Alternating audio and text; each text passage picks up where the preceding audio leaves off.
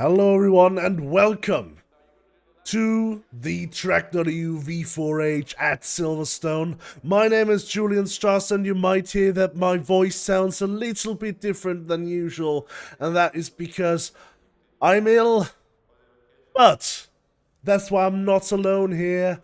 I have help from two good colleagues. One of them is Jordan Brunch. How are you doing today, Jordan? Ow! I'm here now. Ow! I did it. I did it for the meme. I am the Austrian here. I can do that.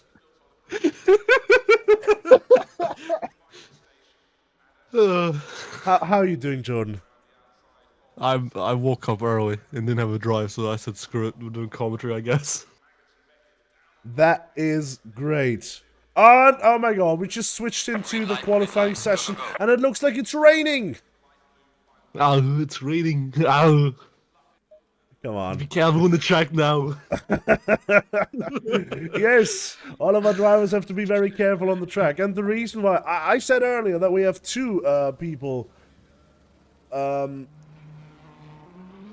We have two people who are co-commentating with me. Unfortunately, the other person is not here at the moment, I think.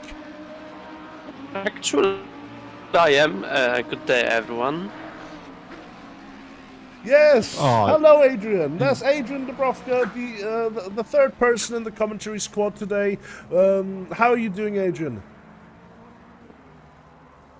I'm having some very good Italian lemon tea right now, so I think It's the Silverstone. day can be better, and hopefully it will be better. Yeah. That sounds amazing. But for Silverstone proper, I have an actual Earl Grey with me as well. I really wanted you to do the Arno voice. I really wanted you to do the fucking Arno voice. So yeah, because of my voice, I'm sorry everyone, but there might be some Arnold impressions coming today. As you have already heard. Anyways, we are here at the V4H at Silverstone. This is a 4-hour race that is coming up, and it's looking like we have a huge grid today. We have 39 cars.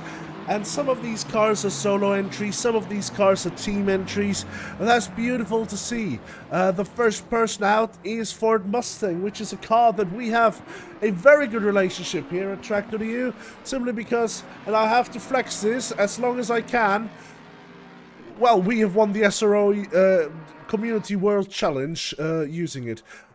So, anyways, Not just that, we got a 1-2 with that car. Both cars. 1-3, if I recall correctly. Both cars on the podium. Yeah. In any case, as you see in the title of the stream, this is the V4H with Slipstream International, because we are co-hosting this with our friends in Australia. Slipstream International is a community part of the Australasian Simsport Alliance. And actually, I need to switch to the qualifying overlay here, so you can see who all of the partners here are. The Australasian Simsport Alliance is one of them, and we just see Lee Perkins, who is a regular, as far as I remember, from Slipstream International, doing the first of the valid laps, being the first to exit, because we're in the qualifying session now, and we have 39 drivers who all want to set a fast lap in the wets. Now, this is the UK, so the wet should be sort of expected. Right? Jordan, you should be the professional in this. Well, I mean, it hasn't been raining much recently, at least for me. So, the rain is kind of the slick tire in the UK. The rain tire and the rain for here is, well, just a slick tire. Okay. Well, you guys are madmen. And as I see, it seems like the Ford is not driven by Lee Perkins right now, but it seems like it's driven by Charles Byrne, who is one of the admins over at Slipstream International, of course. And, well, he is from the UK as well, so he will know how to handle the muscle on this circuit. Definitely, it's I will say the Mustang here, if I remember correctly, is a pretty quick car. So we'll be hoping to see one of the Mustangs that we have today up there in the top 5, top 10. I feel like we'll see one in the top 10. There is definitely a for chance Chloe. for that. If we remember from the last 4-hour event, which was at Bathurst, Charles Byrne was not a slow driver there. I think he did 3 stints. Unfortunately, though, prior to this event, he let me know that he is suffering from a bit of migraine recently. So let's just hope he doesn't get a migraine during the race. And let's see, what will this first lap be? It will be a 2:11.82. This is the first lap that we have set right now. Team 1. Oh. Sliding Perhaps it. he's doing that for the cameras, or perhaps he's just doing it for some style points. Oh, never mind. Maybe. We don't know. A driver who has been very strong, as we see Isaac Umbra is actually one of our locals here at tracc.eu, take provisional pole position with that first flying lap, ahead of Cairo Samuel. But there's so many times now pouring in. We have Breno Ellis and Jan Jachowicz coming in there. They have my number too, and we've got a mismatch of the broadcasting teams. Well, in this car, we've got we've got a Polish driver on my number. That is true. Yeah, I mean, Just need a Bentley and we have your car. this is a combination of Adrian and Jordan, isn't it? Polish person with the number 15. I will say it's great to see a Team Silverstone car currently on provisional pole, as the Aston Martin base, as well, their Formula 1 team is at least based at Silverstone. Konrad Waldeck, another Polish driver in the BMW, has provisionally put himself now on P4 because Mats Petersen from Denmark for Banslow Racing is currently in provisional P2 and very close to that time of Isaac Umbras there. It looks like people are already getting hot and heavy with these first flying laps. Only 16 cars at a clean lap so far, but it'll be interesting to see where the rest slot in. What I like to see is that one of these 16 cars that has put in a valid lap already is the Nissan GTR of Nathan Henderson. Beautiful to see the Nissan racing as well. I love that livery name, 8 laps darn. Going in with much confidence, I see. That sounds a lot. That sounds a lot like a target achieved. Isaac Umbras is now finishing the second lap, improving up to 7/10 up right now. And it looks like Mats Petersen cannot improve of their time at the moment because they invalidated their lap on the back end. Nur... Oh my god. Yasri... I'm sorry, I'm not going to try and pronounce that middle name. Yasri is much up on their time right now. As I say, the Nissan is in the lead! What do you mean 8 laps down? 8 laps ahead, more like! I'll say it's a very good showing from the Datsun there. That's gives me shades of Group A racing from the early 90s in Australia. The Datsun, yes. I remember watching recently, in fact, was it the 1992, I think it was the Bathurst 1000, where a Datsun, well, a Nissan GTR won. And it was, well, it's quite iconic with what happened on the podium. So perhaps we may see something like that again today. A Nissan on the podium. Perhaps. You just don't Now- get the reference, do you? I didn't pay attention. But anyway, Romain Bourbour is currently in P3, the Frenchman in the Ferrari. More of a meta pick we see there. And he's right behind Arzen... Oh my god. Arzen Hovhannisyan, the Armenian, driving the Ford Mustang as well. There's quite a lot of variety today, as Lukyanov is now in P2 provisionally. really looking at. Yeah. Oh god. Yeah, looking off is currently up into P2, just 300ths of a second behind Henderson. Looks like there's this battle brewing, and looking off even is making up some time right now. However, I'm trying to do something else right now. Are there any persons that haven't set a lap yet? Julia Vidal is coming around, and we're actually going to go on board with him for a flying lap. Coming up to T1 Cops right here. Oh, going a bit wide there. That might have invalidated the lap. Actually, it hasn't. Oh, but the... okay. We have to find another car. That was a flying lap. And that was a flying lap of Silverstone. That was a flying lap of Silverstone. As we see Jasper Mikkelsen right now coming into Maggots and Beckets. This is a really technical section. It's about keeping up the pace. And in the wet, it's dangerous going onto the curbs here. We came out of Chapel Curve onto the Hangar Straight right now. Ooh, there was a bit of a lag there. We're coming up, braking for Stowe Corner. On the inside, on the right, actually, there's Stowe Circuit, which you can race, for example, if you want to go to Race Room. Beautiful little circuit for tiny little cars, a testing circuit or training circuit. Now, we're coming into the club section, which is nowadays the last corners before the start-finish line, because we're coming past the new start-finish line now, which has been used for a while now, for example, in MotoGP and Formula 1. Go through Abbey Corner. This is very high speed usually, just a slight lift, but here in the wet it's a bit more dangerous. Coming up into Village Corner and into the infield section. The loop is the next. This is this left-hander here where you really have to get into first gear. Even here we see in the Porsche, maybe not in all cars, but in the Porsche definitely. Through Aintree onto the Wellington Straight. It's important to get a good exit here, because what you'll be looking forward to is to not get overtaken here, or to overtake out of the slipstream into Brooklands. Out of Brooklands, we come immediately into Lovefield, which is a very long right-hander that seems to never stop. But if you get the exit right, it feels oh so beautiful.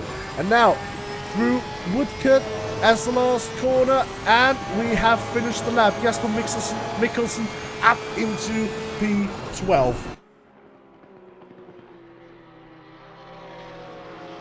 That was a very good lap. In the meantime, though, Breno Ellis has set the current best time with 2:05.760, and it looks like the rain is getting less. However, I don't think it will be late enough for people to get a dry track. We saw someone go off there in the background. I'll say, I'm just looking at the time in an hour, and we've got three tracc.eu. I say that when they just get bumped down, but three tracc.eu regulars in the top 15 that I recognize. Yeah, Xiong. I don't know, how do you pronounce his name? Song KP. Song KP. Song KP in the 650S. That's definitely a privateer entry if I saw one. That is the 650S, you're right. Oh, holy hell. I'm pretty sure he's brought that livery before for a different car, so it's lovely to see an old livery come back for an old car. As well, a fantastic track. As well, this car has a minus 40 kg ballast, so... I believe he recreated this livery from Otter car, which was previously the 720S. That's great to see. I'm not sure how much experience you guys have with the 650S, but I quite enjoyed driving this thing, unironically. But we have its more modern counterpart, the 720S Evo, right behind him. So it'll be interesting to see the passing of the torch, which we just have. The 720S Evo has overtaken the 650S. But it's a shame we don't have a 720S, so we have all three McLarens and GT3s in this race. Yeah, and to finish your thoughts, the other regular here is Zula Kihara. Well, I think it's Zula Kihara that is currently in the car here. Together sharing the car with Isaac Ambres for Technoburst Racing. And then, of course, we have Scott Brewer currently qualifying for Yandere Racing, racing together with Amethyst V2. Oh, it's good to see three. Well, I know that Technoburst car is 2 VTubers, and that Scott Brewer and Amethyst car has got a VTuber in it. So it's good to see some V-Track competitors come out for this race as well. And it looks like Stepan Suslov is challenging for P2 potentially. Let's see where he comes over. It's just behind Nicholas Henderson in the Mustang. That is an Aston on the provisional podium. Porsche, Nissan, Aston. There's a car I've never actually driven in a endurance race before, a Lamborghini, which is in the top 10. I think P9 at the moment. I'd say we've got a good spread in the top 10 for manufacturers. The only one which is a duplicate is the Nissan, which is interesting to see. Actually, Yeah, I think two BMWs. BMW as well. And two Yeah, Astons. BMW. But now we've got a lot of Lamborghini in P6. So we've got, well, the first 6 are all individual manufacturers. Yeah, it might be a first. It's definitely different from what we saw last week, where we had the Track Stars event, which was, of course, a one manufacturer Jaguar event. Unfortunately, we don't have any Jaguars here today, even though one of the stars from that event, Bryce Miller, of course, he was a V4H champion last year. 2023. Yeah, wow, time flies. And he is now participating in his regular car again. And again, solo entry with the Lamborghini Huracan.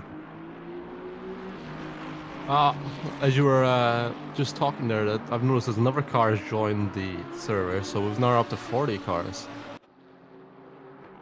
That is correct. 40 cars on Silverstone. The number 22 McLaren. I'm not sure it's a 720S Evo, a 650S, a 720S. That's a 720S Evo. With Declan Swift behind the wheel at the moment. And one of our other regulars, Psycho Kaiser, has managed to sneak up into P4 with their Aston Martin. Quite an iconic car, I'd say, for him.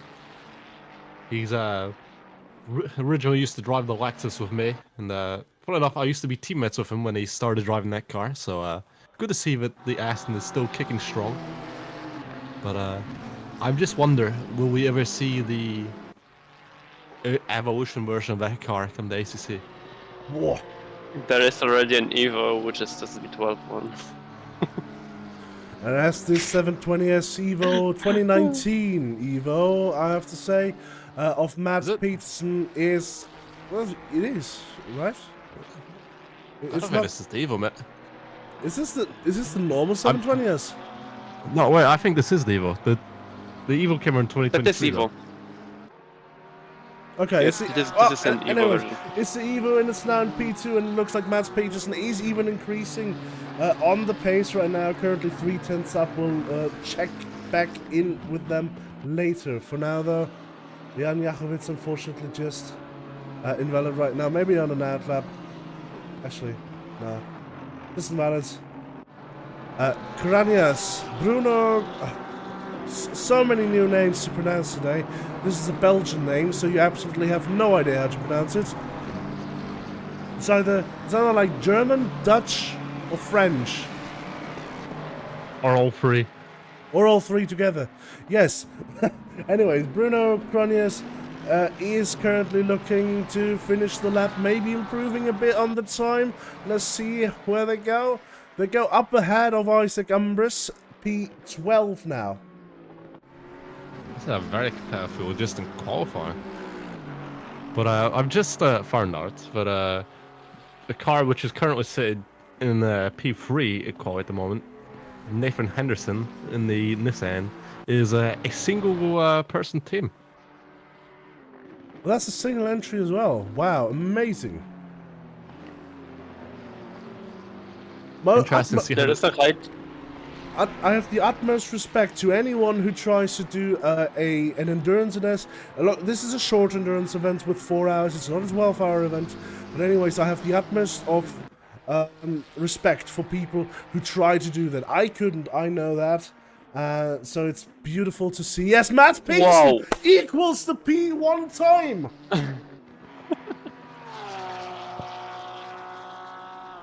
Well done. Well Screenshot then. it.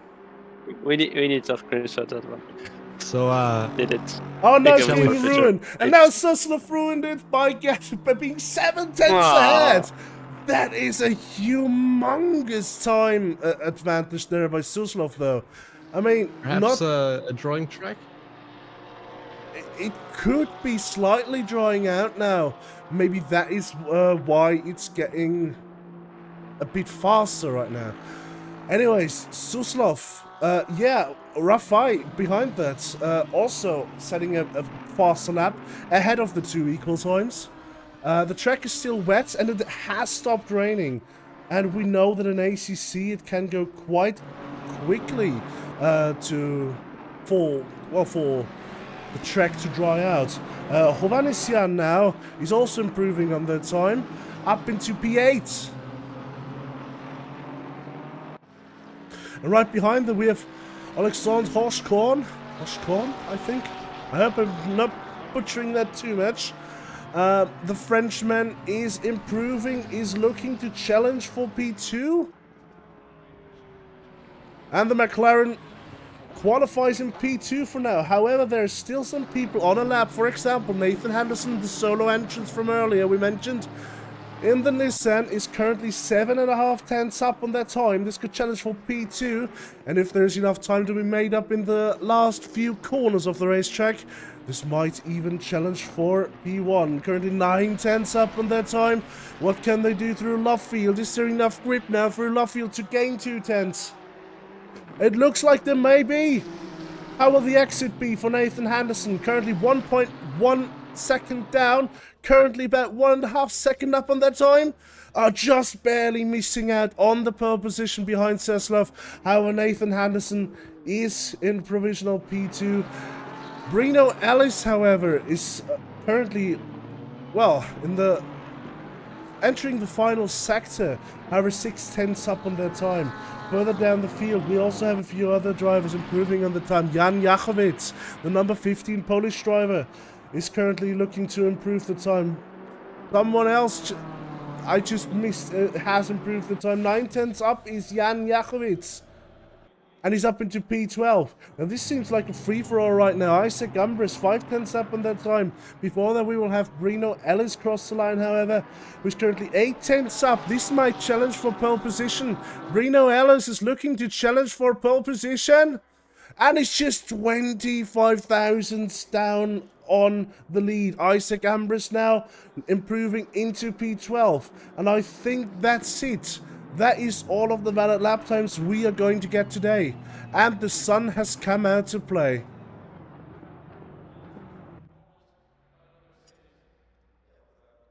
Quite literally, since like the start will be relatively dry. It will be dry entirely. It's not optimal, so they can probably expect some sort of wheel spin happening, so we will see how will they control their starting position. That is a good point. We're starting with a green track today. Obviously, well, it has rained in the last session here. Maybe it rained even before this session. But is it tracc.eu green? Almost. I don't know. We will have to check that out. In the meantime, we will have to check out the starting grid. And for that, we're doing what we like to do. Our grid walk. Now, starting in pole position, we have Suslov, followed by Ellis, then Nathan Henderson, Oshkorn, Yasri, Peterson, Gasolina, Nazran, and Mikkelsen, followed by Lukyanov, Hovhannisyan, and Umbris. Jachowicz and Burris, Waldeck and Apophis, Bubur and Kranias. It seems like the two are from the same team, from the RVR team. Van Serst and Krisai, Sung KP, and is that Ben Collins, the Stig? I don't know. Yes. Mayhaps. Maybe it is. We can ask him. Maybe it is. Then we have Michael Stevens, Amethysta, Robert Lesigne, Kochingan, Vidal, Perkins, Samuel Wong, Breton, Nielsen, Petzold, Bryce Malaire, Ubidius, Udisha, and I'm gonna have to scroll down. Boxington, Norhalim, and Smith. Oh, just made it in time to take a look. It's a huge grid, 40 cars. Some did not qualify as well as we could have expected them. For example, Bryce Miller I expected to qualify quite a bit higher. Maybe the expectation was for a relatively dry qualifying and not have been prepared beforehand for it. Could have probably played a role in it. Perhaps it could be a strategical thing though. There's, I know some people, like myself, try to qualify a little bit more, but if there is any weapon shenanigans, you can just pick a few positions, you know? You can pick them off. I mean, that is definitely something that needs to play into account. Getting a bit of more space, perhaps, in the back of the grid. However, it is a 4-hour race, so there is time enough to make up positions. And Bryce Miller has shown in the past that he knows how to do it. And I don't know if he will be challenging for the win today. He will be challenging for good positions, though. Even starting from P35. Which is my race number, by the way. May my race number bring you luck.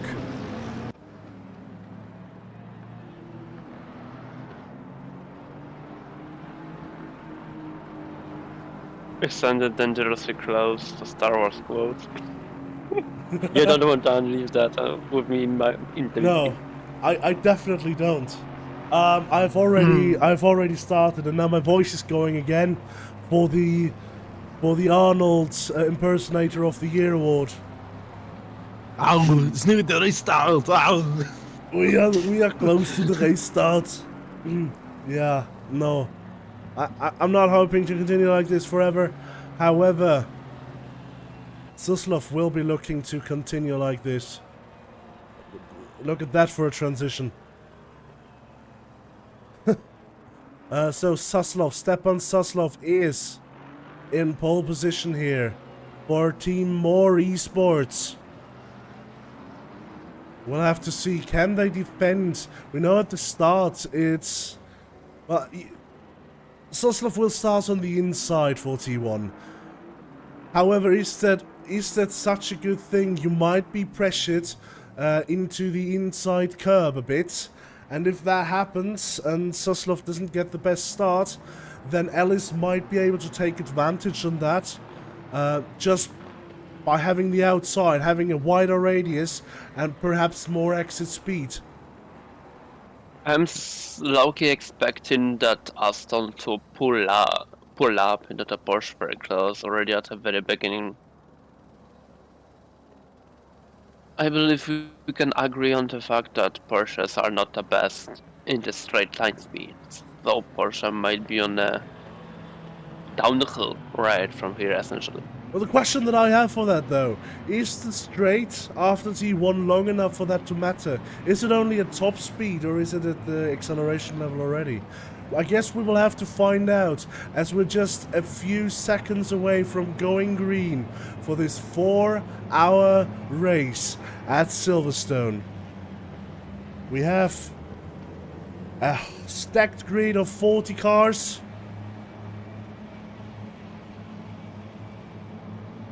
Green light, green light. And we're green, we're racing, and it looks like Ellis had a better start. The Porsche up ahead on the outside now, and it looks like he can stick it side by side. However, the Aston bit of better acceleration out of this first corner and takes the lead back into the Maggots and Beckett's section of the circuit. Further back, there have been a few swatches for position, but it looks like there's a huge gaggle of cars in the rear. So many battles going on right now already on screen. And it looks like Suslov has managed to defend P1 for now. Ellis, however, has to defend now from Hoshkorn. And Henderson is also right behind there with Peterson in tow. Actually, it looks like Peterson might be going for someone. Having a look here as everyone is concertinaing up here on the back part of the circuit.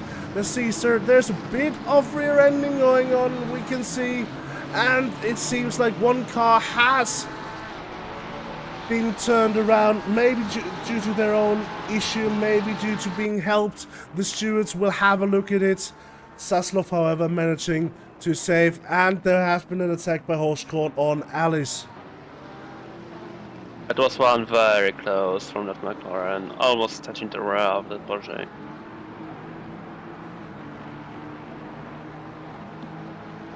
I think now is the point where we can see the GTR fly, most probably, depending on how the car has been set up. It seems like we haven't can even see two of the GTRs be flying on this race. This is correct. 2 GTRs are currently flying in this top 6. It's Henderson and it's Gasolina. I'm worried about them though. GTR isn't known for its tire saving ability, especially all the torque that the car have. Together with its understeer nature, they might be losing quite a lot of speed, especially on the long corners. But maybe they did find something to make the car stable, or at least more stable than usually it is, allowing it to gain that extra speed that they are up and showing right now. Nice side-by-side action here by Hovhannissian and Nasran, who are now side-by-side on the straight as well. Who is the straight line advantage? Usually you would give that to the American muscle car, but it looks like the Aston is holding their own right now. On the inside now, being able to defend still side-by-side. Next corner is a left-hander though, and it looks like the Mustang has the better acceleration. Out of Stowe corner, and it looks like the Mustang has made up the position. Hovhannissian now in B8.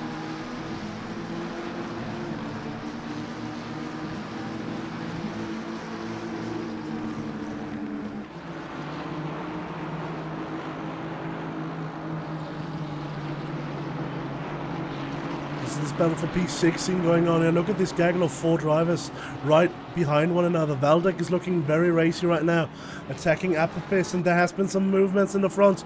Hoshkorn has overtaken, Peterson has overtaken, and the 2 Nissans are now behind one another.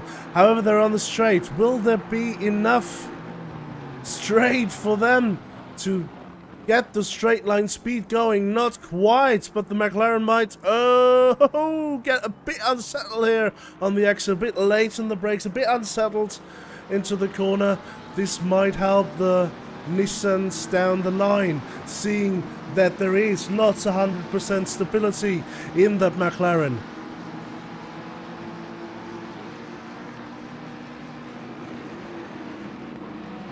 Question might... Oh, go on. The question might be, however, which of the 2 Nissans will be the one attacking Henderson first, because we just saw Gasolina go side by side with Henderson there. Oh, which of the 2 will want to attack Peterson first? Or get the opportunity, rather. That's a good question. We're just going for Chapel Curve. Darn the hanger straight. It's been pretty clean so far. I've always saw 3 cars off so far. But we're seeing a Ferrari try to go around the outside, just coming up the Stowe. Ooh, Aston looks pretty racy too. As we're just coming down to Vale. Past the modern pit straight, but I want to really see a dive into the chicane. Nope. Perhaps run outside of club. Nope.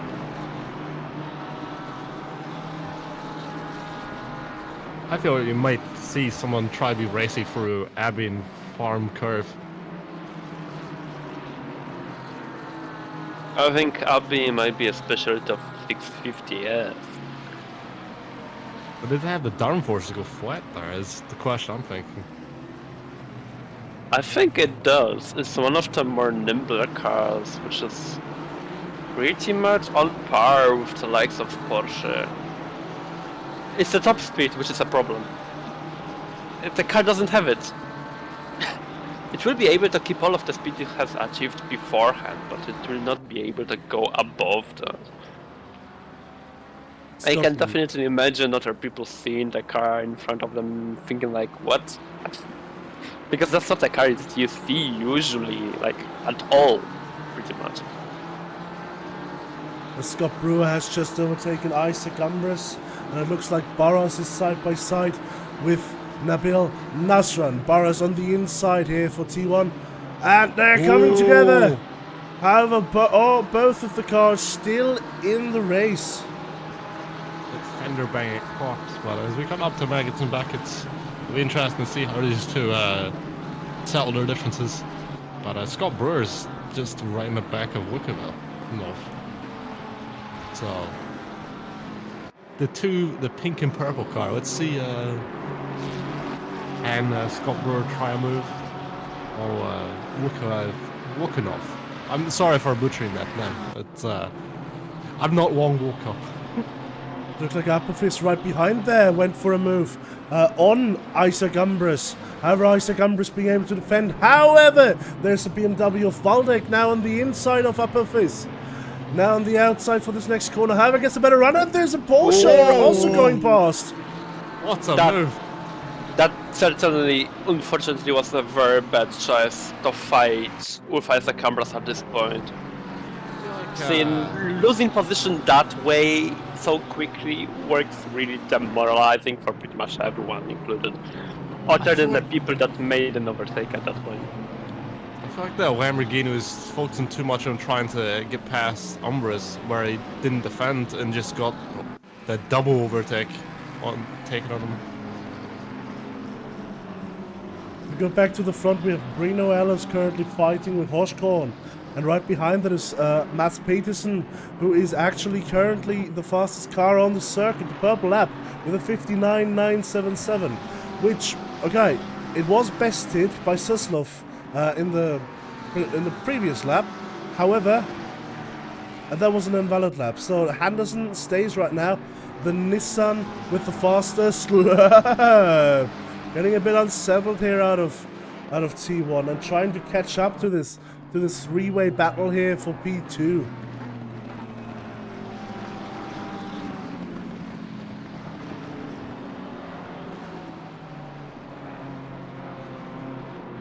We go back to Valentin Lissinier, who did the amazing overtake earlier, squeezing, just squeezing. And this is a huge train here, a huge slipstream train. Everyone will be looking to take advantage. Listen, you're going defensive here from Waldeck. Waldeck going through to the outside of Stowe Corner, however, not being able to capitalize on this position.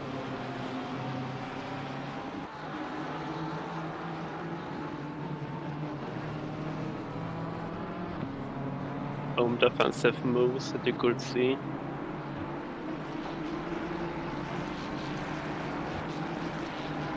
Now both of our tracc.eu Technoburst drivers have a chance of working together as they're relatively close to each other. Let's see if they will have an idea on how to do it though. As since that might be relatively hard to do after the car trains coming up behind them right now. And it looks like everyone wants a piece of them. Now Waldeck is also trying to overtake. And Waldeck is being touched by Apophis right behind that. That collected another Lamborghini, I think. Yeah, that was Raymond van Zerst for racing with the GT3 livery right here. Unfortunately, falling incident to that as well. I think this is the first Mercedes we see on track as well. At least on the broadcast. Right, Motong has just overtaken Van Zerst right there, still trying to improve from the situation. A V-track driver as well. Yeah, true. Further up ahead, I'm wondering. Yeah. Because we are having few like factions from tracc.eu, like Technobest. I'm thinking how many of such things are right now from the Australasian Racing Alliance racing with us. Teams like that. We know that there are teams in name, but are there like any clubs, what I would call them? Is there anybody? Is there anybody maybe on YouTube chat right now who knows this? Whether there are any like particular groups that are worth mentioning? I love Out of curiosity. After you call teams as factions. Yes, my favorite sport, racing, where you have different factions of people fighting against each other for track territory. Oh, almost 3 wide. That's a Ferrari and a McLaren sandwich there. And it Is looks that like the- Sung KP was the one that took the most beating out of this, losing a few positions here. Battling with Smith and Kronias right up ahead. He was definitely the thinner crust in that sandwich. I Okay. thought you would have found that joke funny, but okay. Never mind. Alright. Nielsen, however, Dan Nielsen really taking advantage of Apophis, who's currently falling down the field after that earlier incident we saw. Van Zerst now as well, who was also caught up in that incident, really trying to manifest. What was that manifestation of Unistra there? That was not a move that was on in a million years. We will have to take a look back at that. He just came like a exercise missile right there. If it works. Oh. Oh, there we go. Oh, there we go. Oof. The driver probably thought he still have enough place to move in right after that Lamborghini, but it was not the case this time. This lapse of judgment unfortunately cost him a lot of time, and unfortunately damage to other people. It only begs the question now, how much actual damage this car have? Because seems like there is quite a bit after we saw this corner. Might be a bit of damage, might be just loss of concentration due to the incident as well. However, it's struggling right now. Romain Boubour up ahead though is battling against Lisignier, trying to take the position, and easily takes it, doing pretty much the same move that Lisignier did earlier. But the Porsche is about to grab it back. Side by side. Almost. Ah, very close to the grass.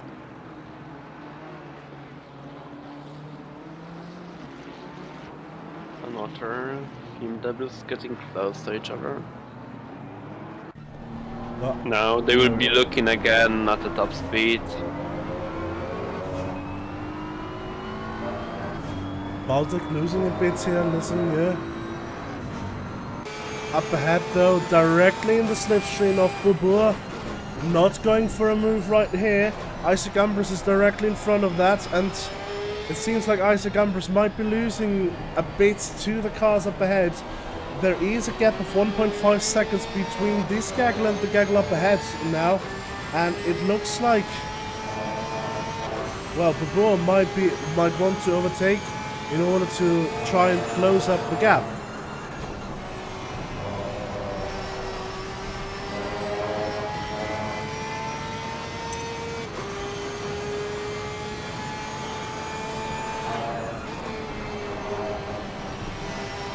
Really coming close there through maggots and packets. Listen, you're not playing around, really trying to get the position from Popo. Maybe feeling that Popo should attack more aggressively on Isaac Umbris. However, that's currently not happening. What is happening, however, is a battle between Nasran and Lukyanov. And Ow. Lukyanov has been taken out. Sent to the Shadow Realm, as some would say! Oh. Oh my goodness gracious me. That was not a lovely rejoin. The stewards will have a look at that, and that is a DSQ for them. Well, DNF for them. That... wow. What we can see, however, up ahead, it seems like this was a stewarding decision. Let's actually see if this was written down anywhere. Let me... It should be, should be. That was, wow.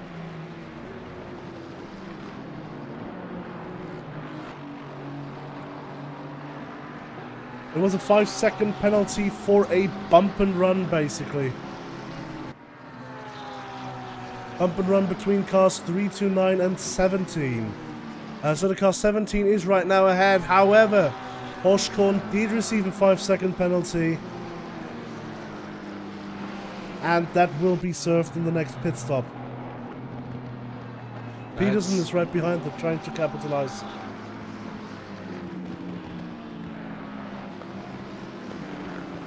I still feel like Nostra probably got a penalty for that, but wow, that rejoin is wow.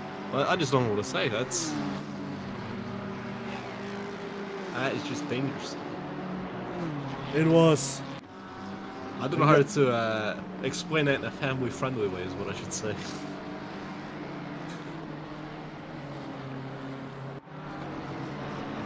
I have no idea what you're getting at. However, Yasri has been able to take the position from Nick Henderson. Nick Henderson? Nathan Henderson. Why Nick?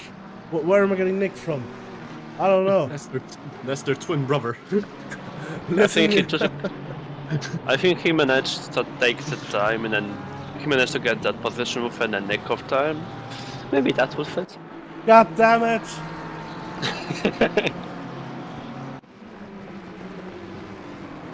Now I was more surprised how before Anderson's GTR lost to McLaren on a straight line.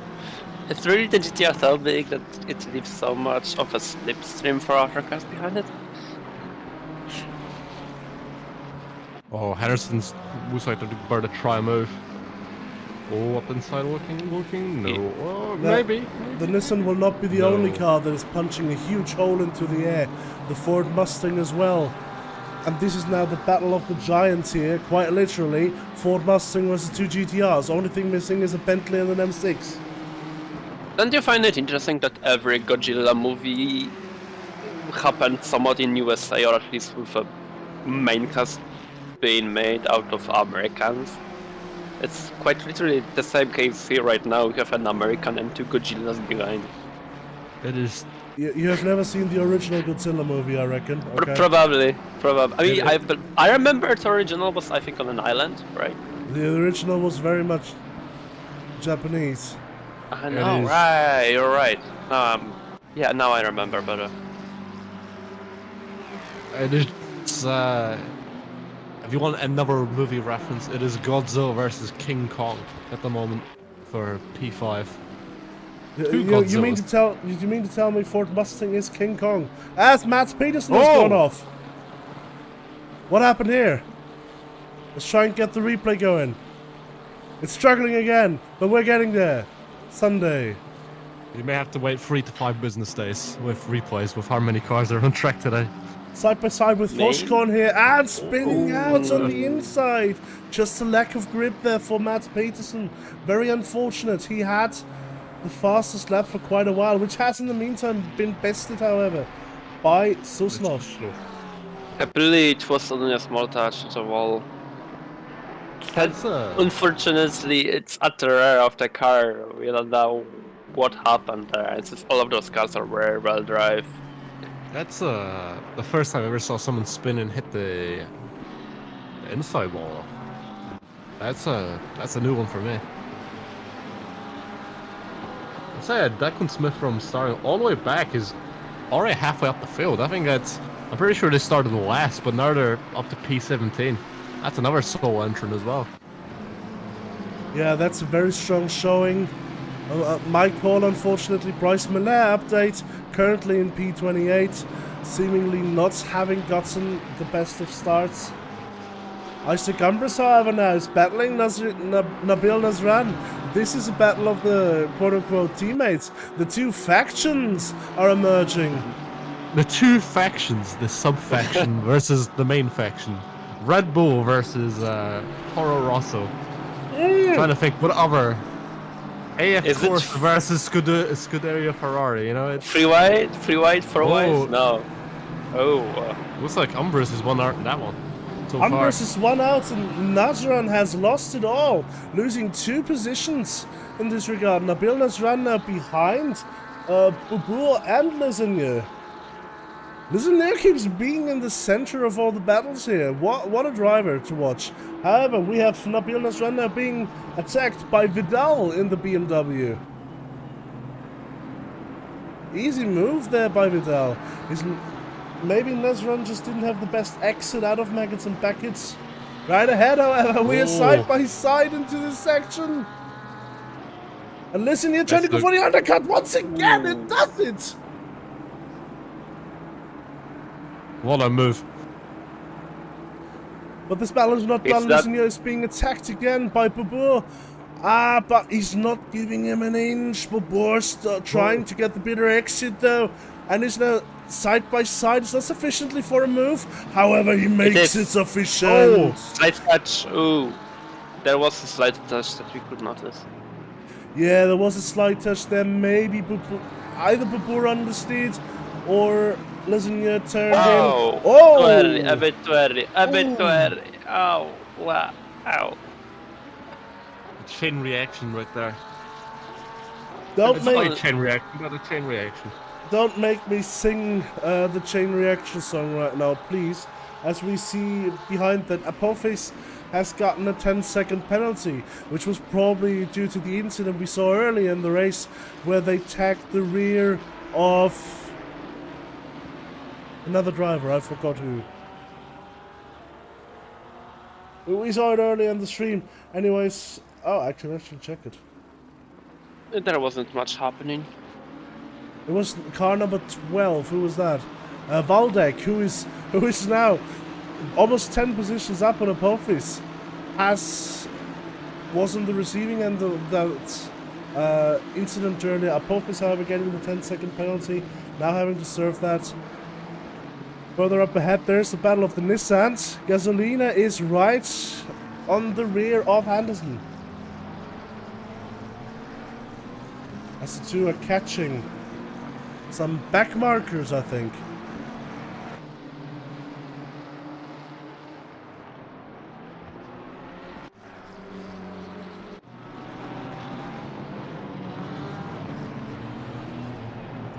I don't know what's happened to Nazran so far, but early in the stint he was quite strong, but he's on quite a few positions in the last few laps. So perhaps an issue, hardware, software, perhaps some nerves are catching up to them.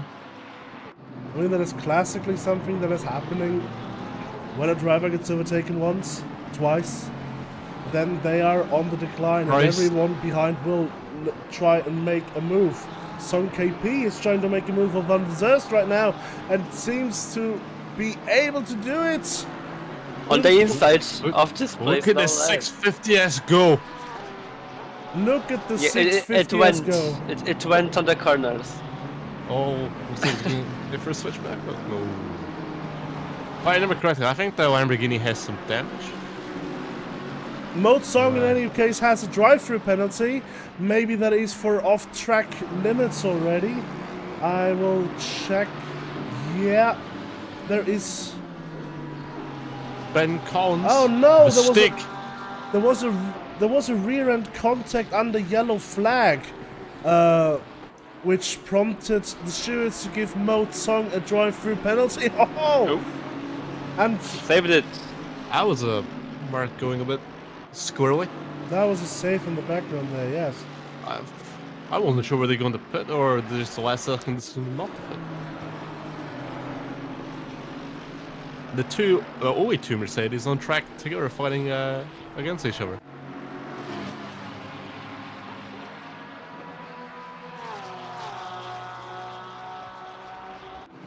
A different battle going on right now. It's Van Zers is trying to take back the position. I won't let that old McLaren overtake me, he says. He tries, and he fails. That 650S going around the outside and still hanging on? Wow. That just shows that the old cars are not to be underestimated. And cars like this will be racing here at tracc.eu next season for our Sunday series, which will be the Old Guard series. All of the old cars racing. If you're interested in that, check out our Simgrid page and you can sign up there. He stole my cutaway. I was going to say that. I was going to say you could perhaps call the 650S the Old Guard when I was going to advertise the series. I'm sorry, I'm the market center here. But Racha Robert is side by side with Kevin Waldeck. Oh, and they touch! That was close, it was just a minor touch though, so it seems like not too much happened. There may be a bit of unsettlement for Waldeck, which allowed Robert to take the position. In the end, those two are very much on pace right now, and Waldeck will try to take back the position. Further up ahead, Le Seigneur has overtaken Isaac Umbras just now. Le Seigneur is really on an upwards battle here. that Porsche is absolutely a weapon on track today. Especially as we're coming up to the bus stop chicane in a few corners time where he's picked off at least 2 cars, which we saw on the broadcast already. Will be interesting to see. Le Seigneur is currently 6 seconds down on Scott Brewer up ahead, also in a Porsche. Will Le Seigneur be able to close that gap down the line?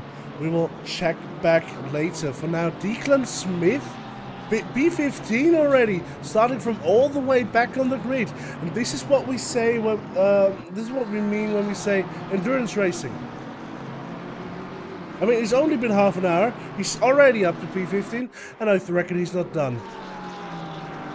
I mean, I know Declan Smith was the last car to join the server, so he was quite naturally at a disadvantage when he joined during qualifying. So perhaps if he had a bit more time qualifying, we'd maybe saw him higher up the grids. Or perhaps, like I said before, some cars may have started near the back as a strategy kind of thing. But anyways, he's definitely picked up many positions so far.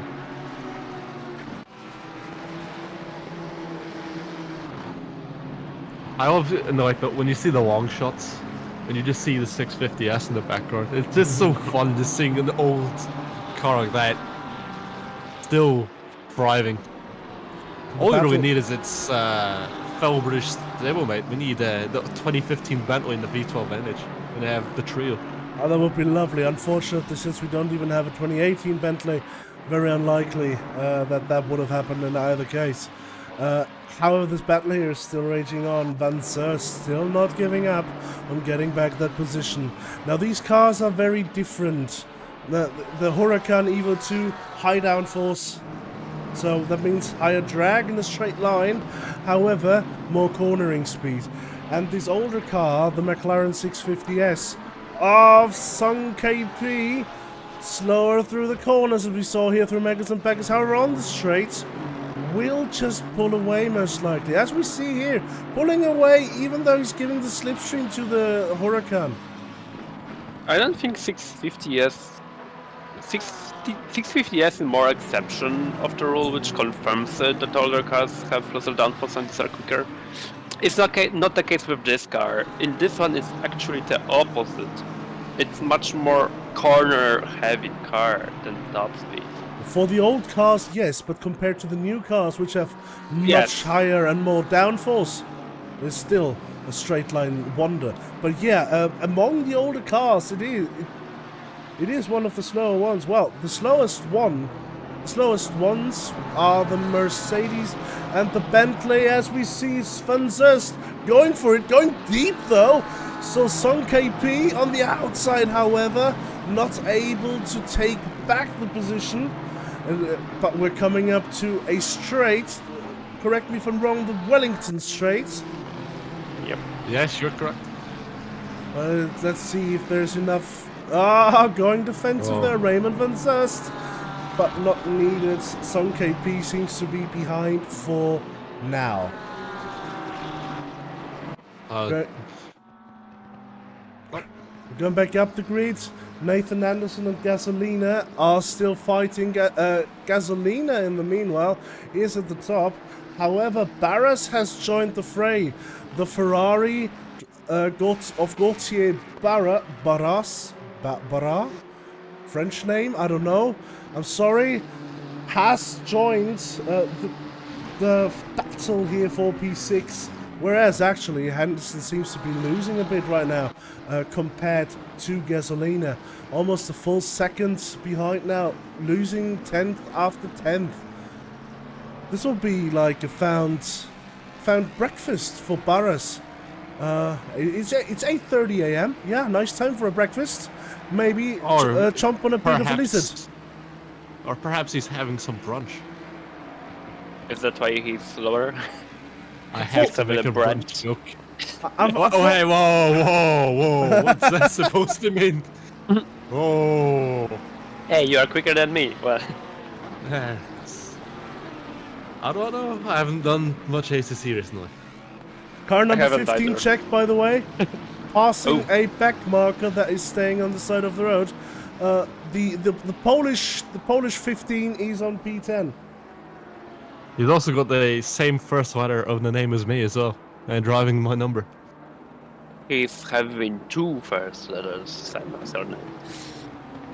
Yes, Jordan's Runch. Yes.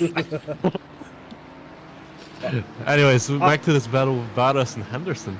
It's good to see, but I don't know, just two very polar opposite cars. A big brick of a Nissan and the sleek 296 GT3.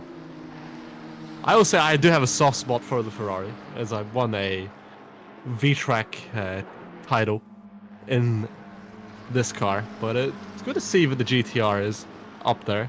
There's Sim 20 Evo. Funny enough, I've driven all three of these cars in track before. I find that very amusing.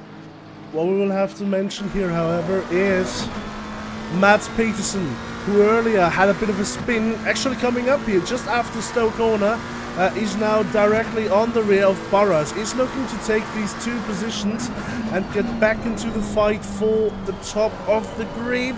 Gets very close to the Ferrari, but keeps safe distance. Well, racing safe anyways.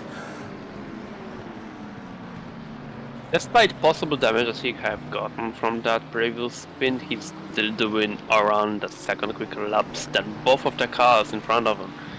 It seems like only a matter of time until he will do an overtake over them. The same goes even for the Gasolina, almost, and Hovhannisyan. Both of them are doing still slower laps than Peterson's McLaren. Look at Peterson, how racy he is right now. This is really looking like he is going to go for a move at any opportunity he's get. He's ready to pounce. Ready to rumble. If he only were driving Jaguar right now, then he would have made joke on the spot without noticing. Alas, he's not in a Jag today.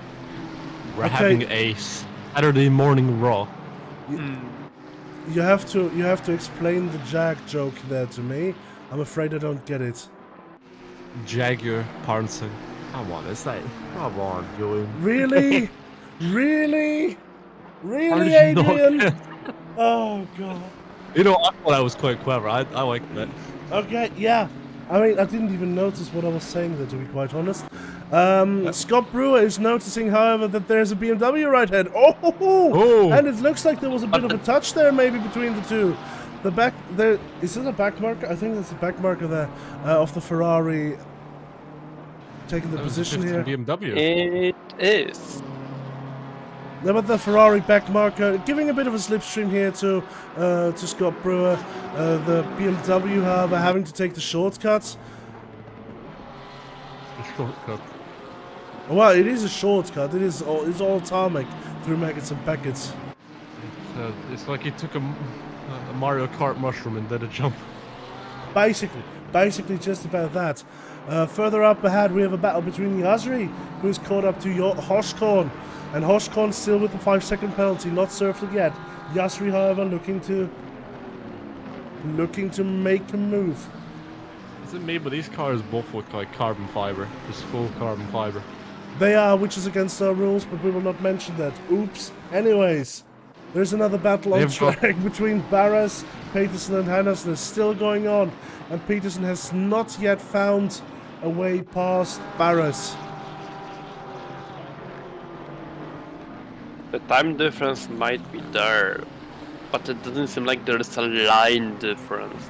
As long as both of them, the GTR and the Ferrari, are keeping their lines clean. Unfortunately, Peterson might be having a trouble finding a spot where he could, in theory, make an overtake on those two. Well, you're talking about lines, but it just looked to me like Mats Peterson had a bit of a trouble keeping his line into Brooklands there. Maybe because of the slipstream of the dirty air coming from Barras right ahead. So maybe that is the issue he's facing right now, dirty air. Either that or that the match that he got previously it did affect him more than we are seeing right now.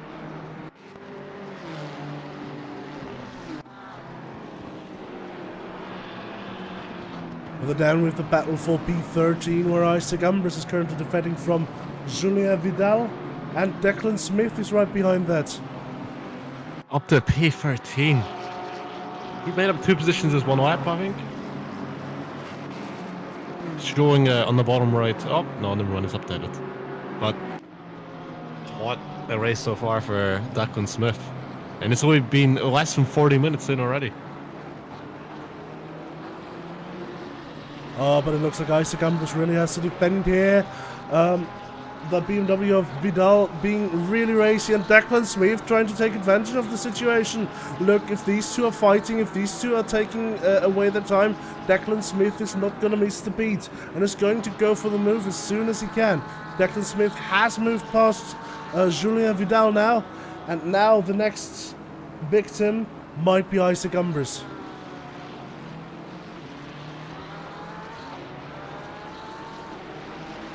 Victim. How ominous. But it is the 2 British manufacturers, McLaren versus Aston Martin, coming down the... You're making me sad by saying that. You know that. The 2 You know, I'm British also sad manufacturers because... And not saying best. That's just sad. Whoa! Oh! A bit too hard, sense. A bit too hard. But I'm in agreement. Out of the 4 British manufacturers that have GT3s, which are eligible to race in this race, we have 2. I'll be honest, I even forgot the existence of Jaguar GT3 for a second there. It's not like we had a spec race of that last weekend. It's not like we had that. In any case, Declan Smith looking really good right now, and I think it might just be a matter of time until the move on Isaac Umbris comes. Maybe here coming out of Maggots and Packets, Isaac Umbris will need a really good exit in order to be able to defend from Declan Smith coming into Stowe Corner. Past the hanger straight. Over the curbs. That was a bit too early out of the slipstream. Declan Smith not able to capitalize this time around. Maybe he is going for a very late send on the brakes here. Another side by side. It looks like he's just up ahead. However, the next corner is a left-hander, and the distance brakes are good. Oh, there's a bit of an unsettled Ford Mustang of Roberts coming into the fray as well. But it looks like Declan Smith has made the move stick. Now he's in P13.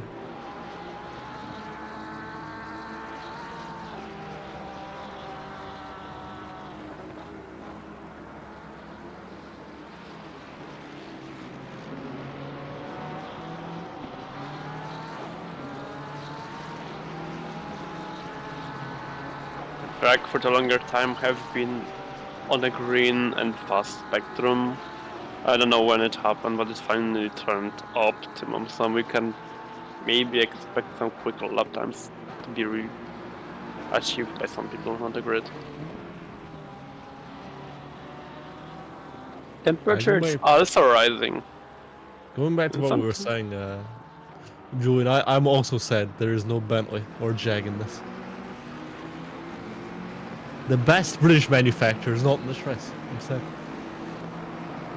The best, yes. Simply the best. As we see Scott Brewer has gotten a 10-second penalty.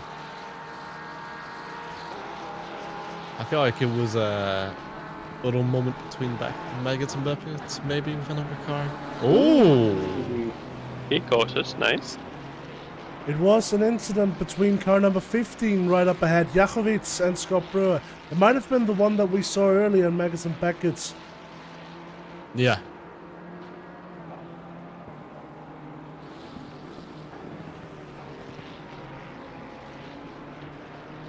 He's trying for the better line, but the BMW is in the way. The same way Isaac Ambras is right now on the way of Smith. Of Robert. As Adrian would put it, one of the tracc.eu factions is battling against the tracc.eu Acerol car. But talking about factions, Technoburst, to my knowledge, actually has 5 drivers in this race.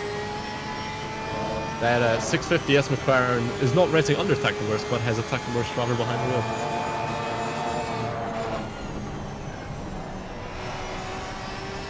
A 650. Ah, right, Sionk is part of the Technoburst. There is a battle for P1 going on now.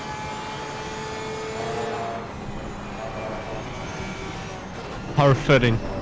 Britain versus Germany.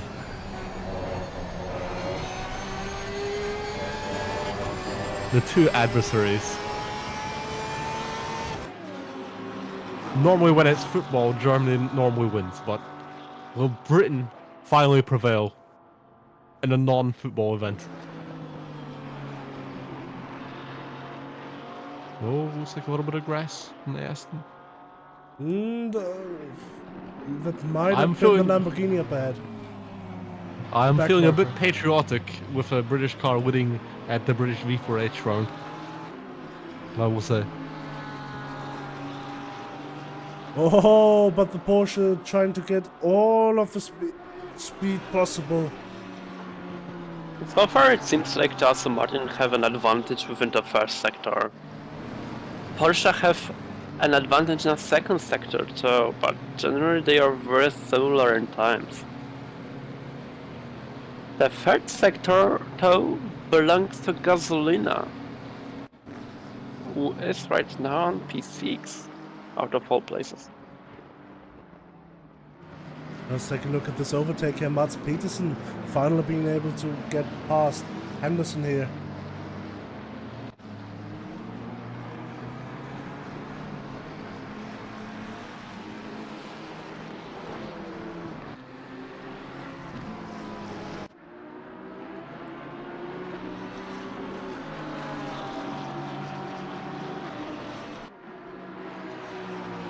Another lap, another chance for Breno Ellis to get that position from Simsport. And with the back markers right in front of them, the situation might turn spicy at any given moment. Oh, this really is a bad position to catch up to a back marker there. Maggots and Beckers, there's no way to let people pass there easily. It is mostly single file through there if you're taking it normally. But now on the hanger straight, letting past the battling duo for the front. And it looks like Declan Smith is coming into the pits for the first scheduled pit stop. As Breno Ellis is now side by side with Suslov. Suslov, however, being able to defend the position coming into club section here. Bruno Ellis, however, not done. Still trying to go for a move, trying to go maybe here into Abbey. It's not going to work. But trying to pressure Suslov, trying to get the position.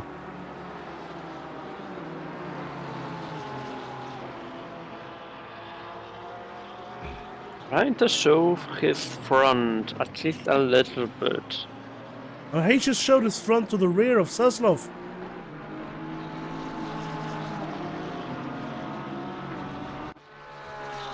That every single subtle movement in the rear mirror, it works. It's going to work someday. Oh, and they're touching! They're touching as the Aston lets itself get carried out there a bit. Breno Ellis, however, prevails, not being taken out by this minor touch between the two cars, which might very easily, in some situations, unsettle a GT3. In this situation, however, stayed cool, calm and collected. Breno Ellis has taken over the lead.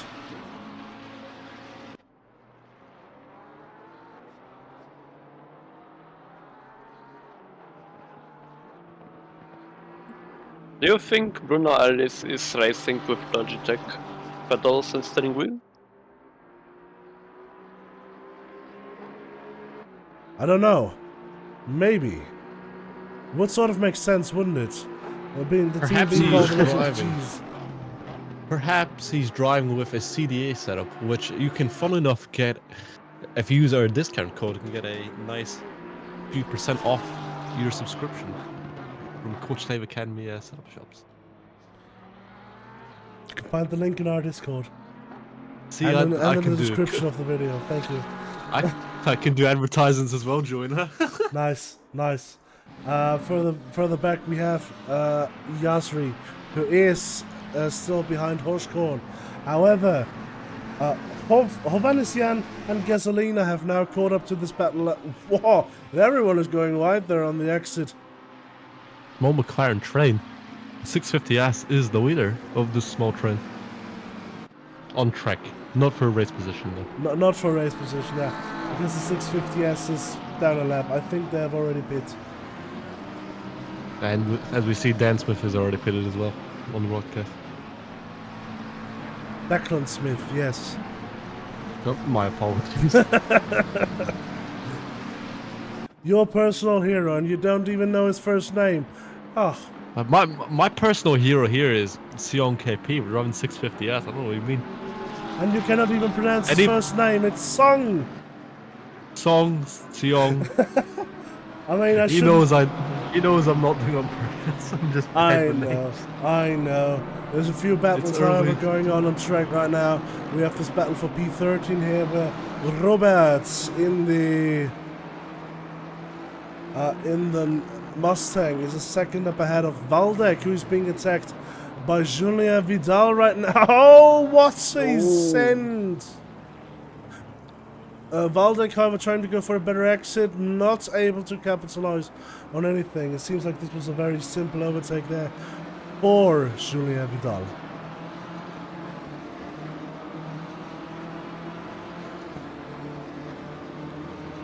That was like one of the Bago racing cars in the pits. Remember, I don't know who else is in the pits. I'm not regretting because I actually did get offered a drive for this race, but I didn't think I'd be awake in time for the race. But I know I know both Bago racing cars this race have 3 drivers each, which is an interesting move to go for.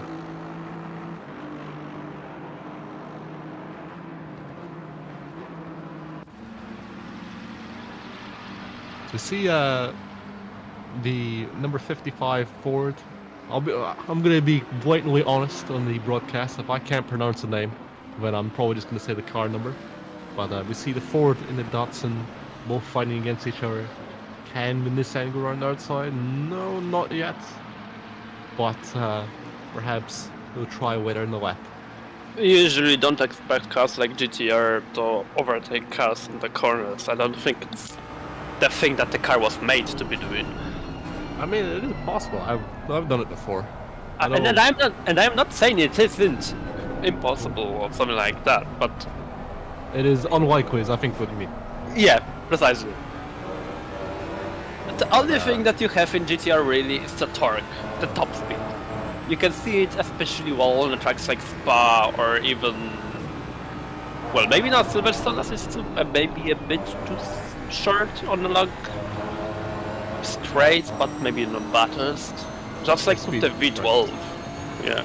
But yeah, both the Mustang and the GTR are quite similar in that aspect. As I know from my short time driving the Mustang, it's got a very high hop speed, but it's for some reason I didn't feel fully comfortable in the corners.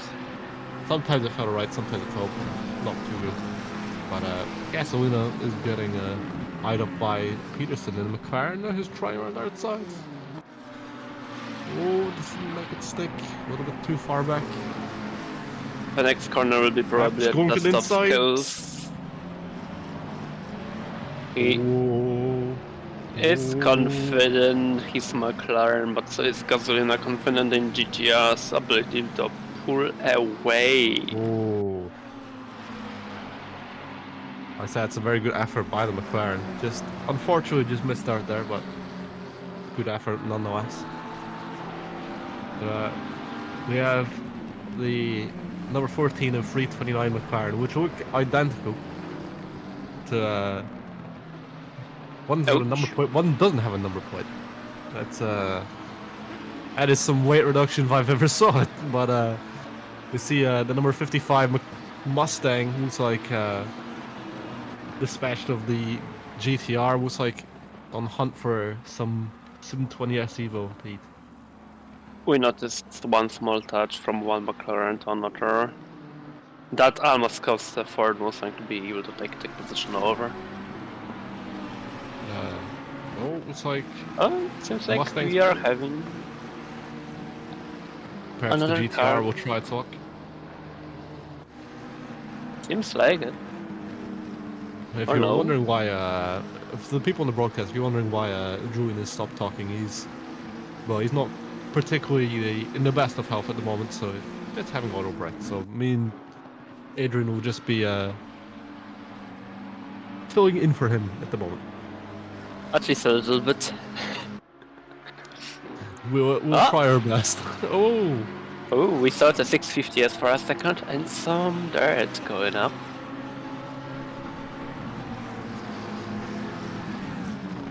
Two short trains.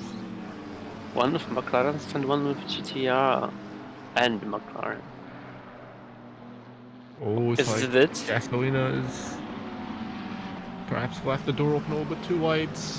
It looks like this is the Peterson's corner. got the move done this lap. Very good effort last lap, but gets the move done this one. The brakes. We're definitely in the pit cycle now. We're getting close to the 1 hour mark so far.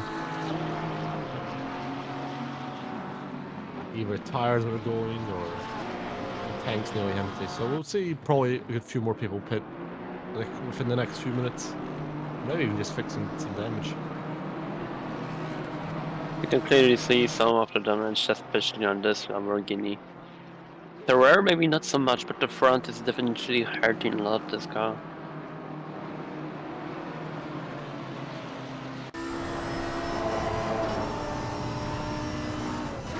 Going into the village. Upcoming to the loop, probably searching for the outside. A bit inside. Very close. Not only in front, but behind as well.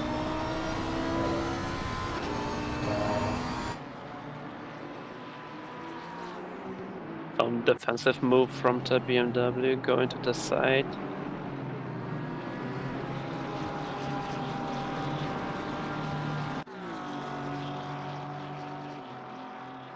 And the top two are still fighting.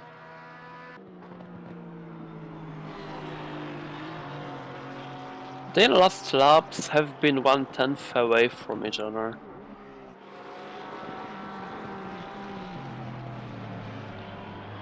But it's the Suslov who is having the official fastest lap of the race, which is 1:59.290. Been 27 laps into the race, and I believe they haven't even done a single pit yet. In fact, the very first 19 people haven't done a pit yet.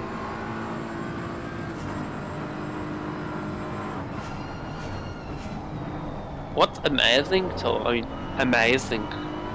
Nurhalim, for example, already did 3 pits, so I presume there was quite a bit of a door banging that caused a lot of damage, requiring him to get the extra pits going. Perhaps a lot of aggressive driving so early on. That's, I wouldn't say that would be my approach for a 4-hour race, but that is definitely a approach. But we're seeing a lot more penalties being handled out than now. So our current P2 has a penalty. Bryce Miller has a drive-through penalty. Number 999. Lamborghini has a 10-second penalty, and Scott Burr has a 10-second penalty as well. So the stewards are definitely having a cracking down on some dangerous driving under safety car conditions or yellow flag conditions, or just mishaps on track.eu. I know Julian probably liked that joke.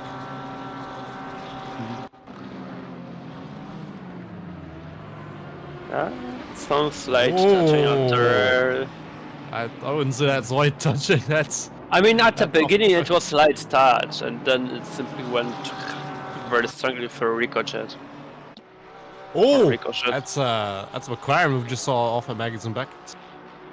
That is. Oh, where did it go? They have just disappeared out of existence. I swear, we just saw McLaren go off. Hogwarts? It was a gold and blue McLaren. Don't tell us you're having another car going to Hogwarts. You got too many of them. Corners 9 3/4. But yeah, we just saw a car go off, but don't know where they went. They have been consumed by the void. Oh boy. Now we are seeing GTR going on another long straight right behind the P3. But I will say it's lovely to see 2 British marks.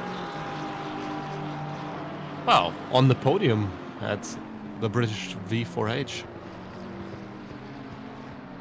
Presented now. by tracc.eu and Slipstream International. There is a slight chance that Hoshikon will be about to go into the pits with additional 5 seconds. Gasoline will take the P3 away. And it indeed happened. Hoshikon went in the pits right now, and that means we are having a GTR in the top 3. I will say it'd be very fitting if a British car wins this race for the last endurance race of the year from tracc.eu.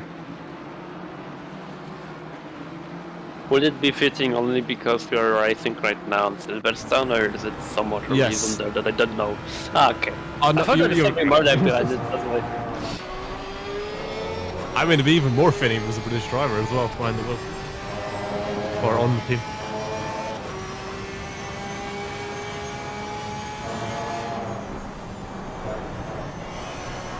Let enough.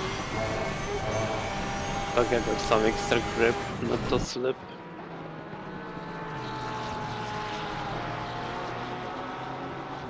I will say, the more I keep seeing cars go around this track, the more I have a craving for a cup of tea. You don't have one with it? No, I have water. My tea is cold now, unfortunately. Funnily enough, I think the last time I commentated a V4H race was at Bathurst with Mentrix ages ago, where I survived the whole 4 hours with 1 bottle of water.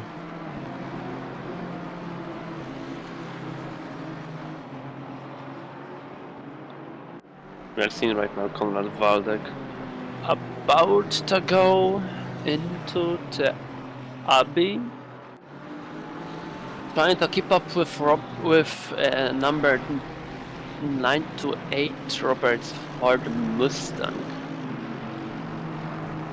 Both the M4 and Mustang being some of the power machines for the straight line, with the BMW's probably possible upside it being a bit better on the corners than Ford Mustang. I'm wondering though, why this movement at the side?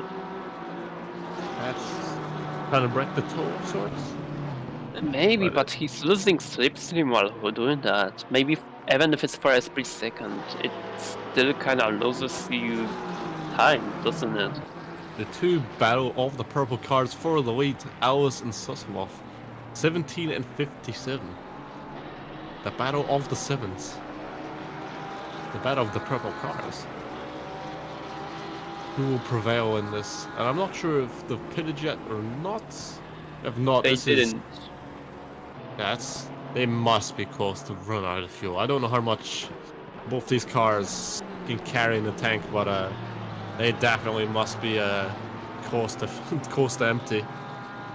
So far, the 9 first people that we are having on the grid did not pit yet, and then there are few singular people down the line which didn't have a pit count yet. For example, number 80, Wending's Porsche did not have a pit yet. Ubidius Lamborghini didn't have a pit either.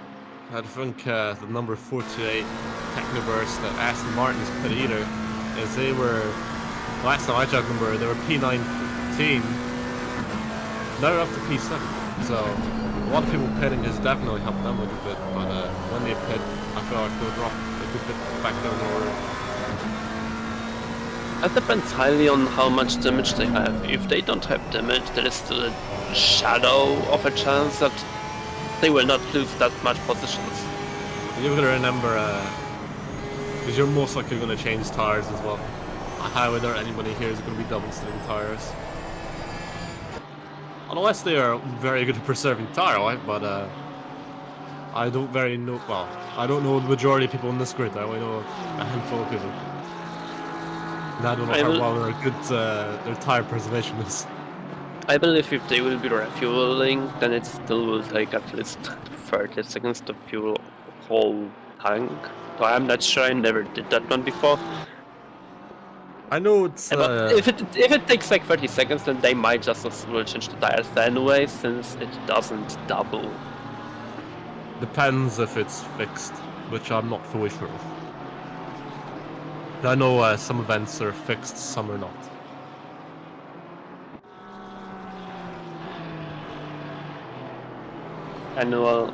Anyways, we are seeing right now Julien Vidal trying to take that P19 of running away, going on the inside. Now on the outside of the loop, probably getting a bit better line, slight touch, Porsche spun. We will see what will happen later. Perhaps a penalty for Vidal, maybe? Might just be seen as a racing incident. From this point of view, it looked much more like racing accident. Both of the drivers misjudging misjudging their own size of the car.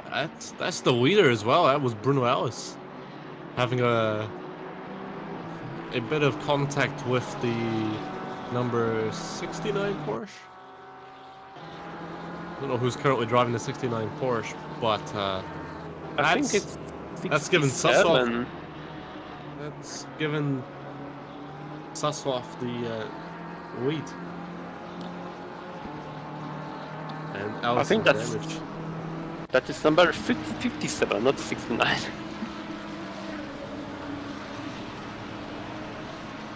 I am surprised that Alice decided to keep on driving with the damage that we saw. Well, he's probably just banking on fixing it when he pits for fuel and tires. Either that, or his damage is not that exhaustive as it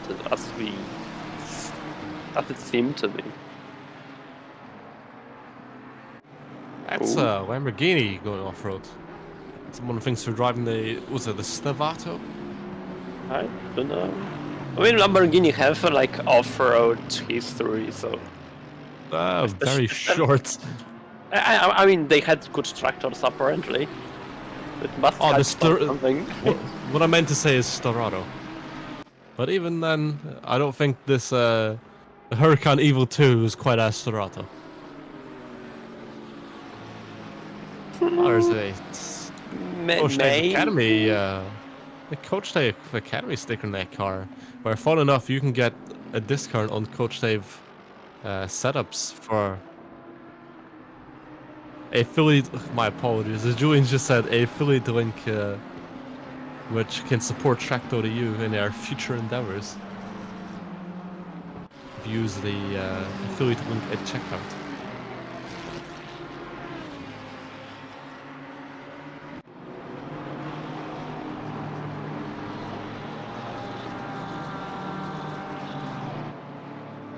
Yuri Brexit seems to be needing to fight off two of the cars away. I think they're making their debut for this race. As that is a new driver in the Kovic 52 Huracan GT3 Evo 2. It looks like Kovic wanted to go inside of the corner. It seems like he is very close of achieving that. That is Nabil Nasran, who's perhaps lost a position to Amethysta. Yeah, they have. Nasran is pitted because they were running 7th just a few laps ago.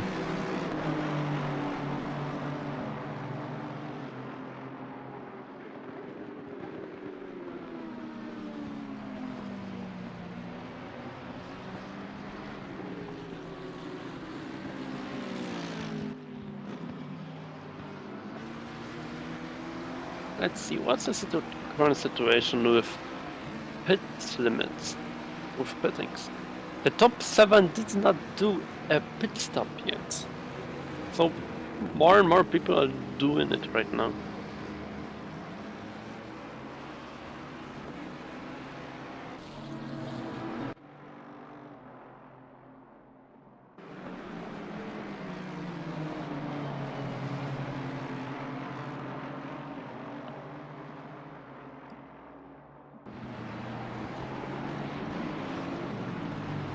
Robert and Waldeck having a fight.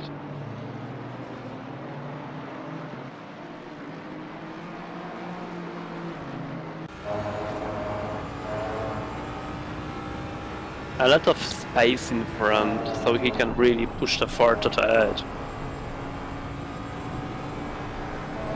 The one thing that he doesn't have, but Waldeck have, is currently the Slipstream. Both cars are huge. Oh, we see Psycho Kaiser's now in the car for the number 428 Aston Martin. Hey, two VTubers battling. It's like V-Track all over again. Amethysta versus Psycho Kaiser. Psycho's up the inside of Maggots and Beckett's. Lovely move. Good to see it. Oh, and Amethysta's off. So is the number 15 BMW. Sorry to cut you off there, but No, don't worry. what of action just there. And it's the 650s that we saw in the background being turned around. That's Henderson and Umbris both pitting now. Robert is doing a pit stop as well. Umbris is definitely flown under the radar here. I didn't even notice he'd climbed up so high.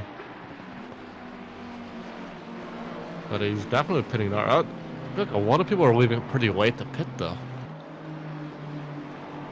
I get it's all about race position and track position, but yeah, it feels like a bit too late to pit, wouldn't it? I don't think there is a limit on how often or how much they have to do the pits. You know what I mean though, it's not that, it's just I feel like it's a bit too late because any gains you would have just got would have just been evaporated. You're getting more short time games than long time games, is what I feel. Unless if you can get the long cut to work. I don't think for hours it's an endurance racing, but I don't think it's so long that you have to think really that much in long term. I think this is one of those cases where I think short-term games might actually be better. But don't quote me to that. I drove like maybe once or twice the 4 hours endurance races, and when I did that, I did it with 1 other person. So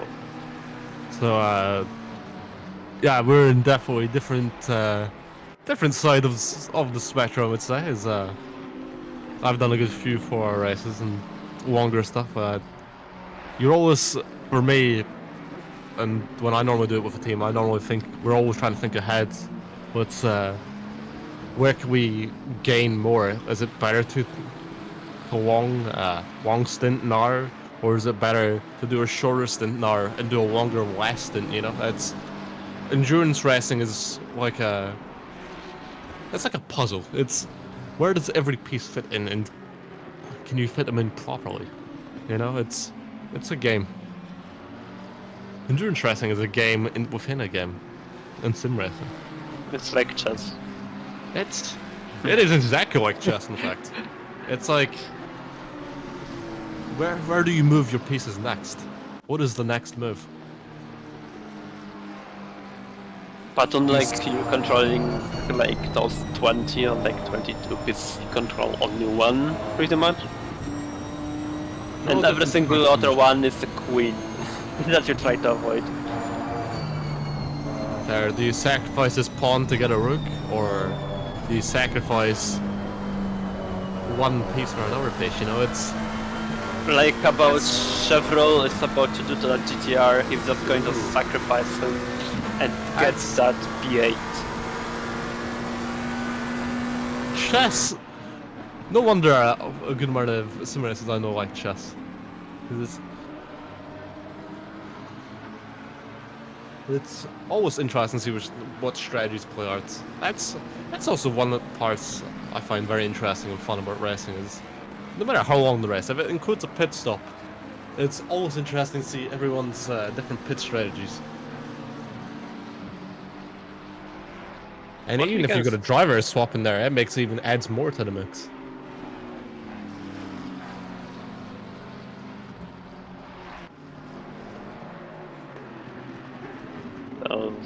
Seems like Love is right now in the pits. Is he about to change the driver? Or is he about to go to double stint or maybe triple stint? But I can find out if he is a single car entrant or not. He isn't. That's the thing.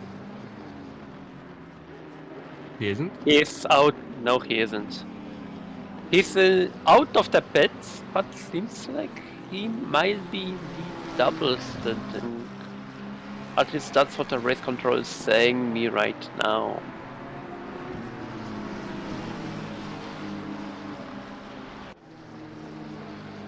Yeah, see now. No, he does have a teammate. Yes, you are right. But I think they're doing the way I would do it is. Oh, did they? They did change. It's updated now. We have Daniel Lagoff in the car now.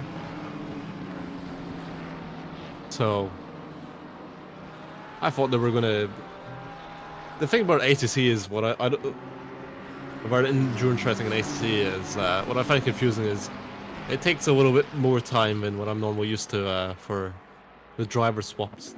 But that's the good thing about having two monitors when you're doing commentary is you can look at the race on one, but you can also pull up stats and other parts on the other monitor. So that's how we find out who's driving for what team, and we could kind of guess what kind of strategy they may be going for. Unfortunately, I have to run to race control and seem to race on the one screen, and another I have the YouTube chat and the corner names just in case I need them. Because I'm not running like two screens, I'm having one screen and one laptop. Mr. Fancy over there with the laptop, the phone, he's got everything for the facts and statistics. all I have to do is slap my phone somewhere on top of it, you know. But I don't know what I would have put on it.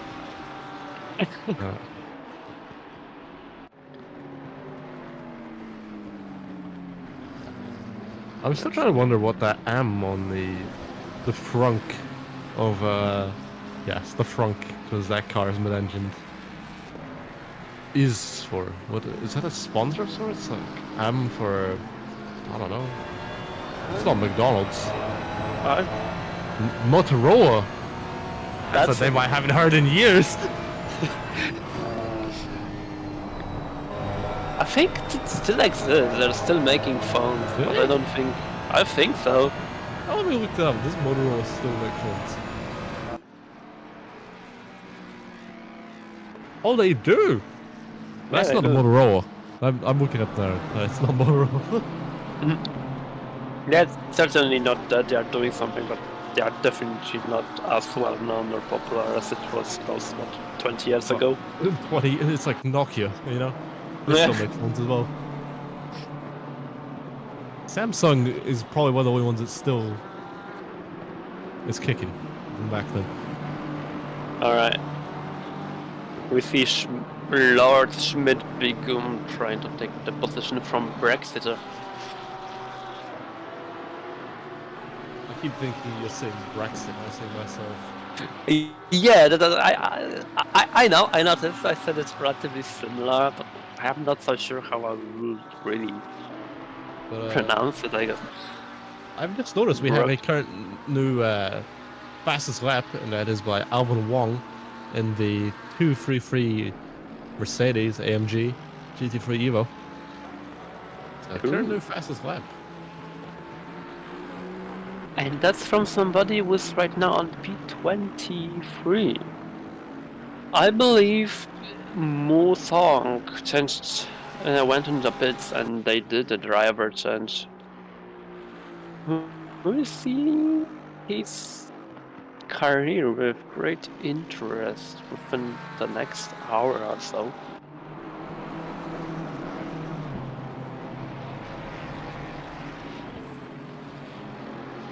So with the race being 38 laps in, we see the current standings being with P1 being owned by Daniel Blagov in number 57 Aston Martin V8 Vantage. P2 Gas Gasolina in a Nissan GTR. On P3 we are seeing right now Jonas. Oh? That was just a Mustang and Porsche.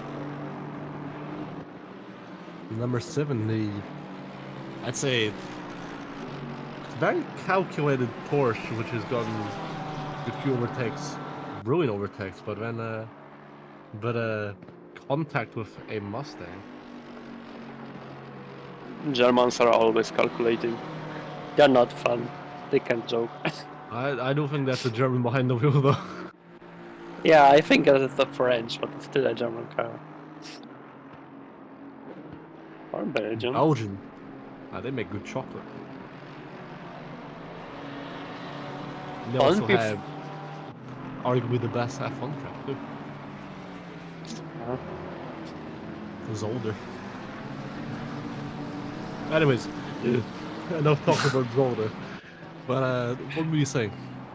So I wanted to go forward with P4 being owned by Arsen Hovhanalisian in a Ford Mustang. P5 owned by Florian Chevreul within McLaren 720S Evo with number 329. Nathan Henderson, and behind him he's been followed by Nur Rifki Yasri. Nur Rafai. P8 Gautier Barras. P9 Glory Bobby. P10 Roman Babur RVR. Followed then by Isaac Ambras on the P11. Gabor Pelek on P12. Julien Vidal P13. Baptiste Peucheux P14.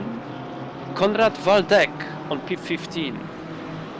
Saiko Kaiser on P16. Jan Jachowicz on P17. Paul Anderson on P18. Yuri Brexiter on P19.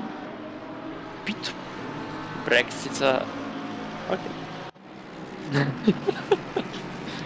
P20. Lauritz Schmidt-Begum. Then 650S, our beloved 650S, number 41, driven by Song MP. P22, Alvin Wong, who gained, I believe, 3 positions since he started driving. Bryce Miller on P23. He gained around 12 positions since the start of the race. Amethysta V-Tube, P24. Bruno Kragnas on P25. Jared Apophis on P26.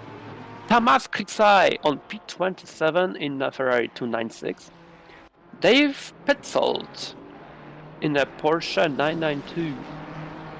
P29 Harrison, I think, in a Mercedes AMG GT3 from 2020. Charles Byrne on P30. Sergei Hakobian on P31. Vozi Tigris on P32. Our Stig on P33. Mike Lowen racing right now on the P34. Ubidius sadly stuck in the pits on P35. And Adam Nurhalin on the P36.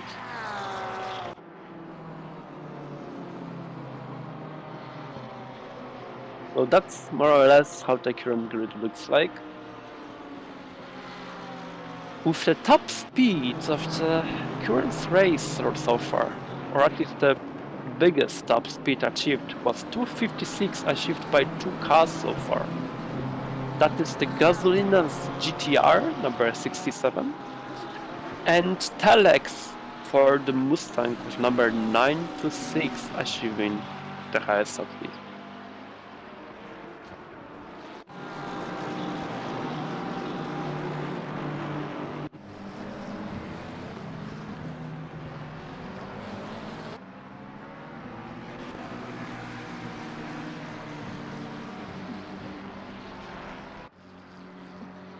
The track is certainly got another.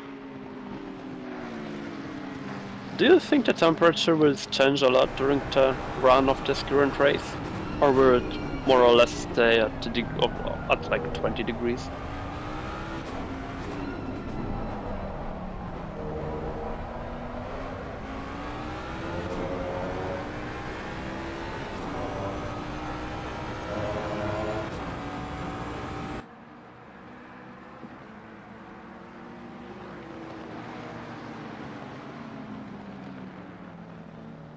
Nathan Henderson and Raphael seems to be fighting for position. They're not close to each other, but knowing how the GTR handles, we can expect the car to be losing a bit on the corners.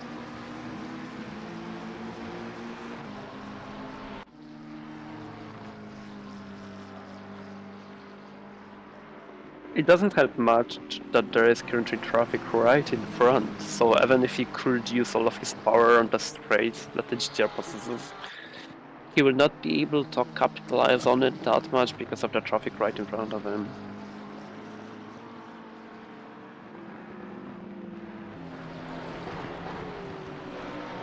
No. Ooh, ouch. That probably hurt his thumb a lot, as we can already see that his position is being swiftly taken away by the person who was driving right behind him. Nura Faye just took P6 away from the GTR.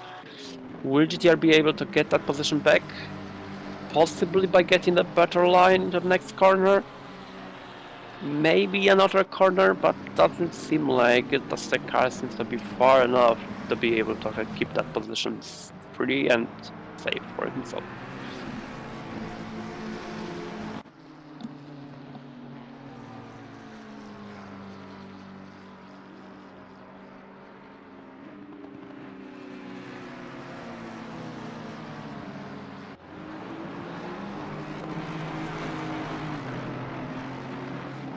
Going back into the village. The loop.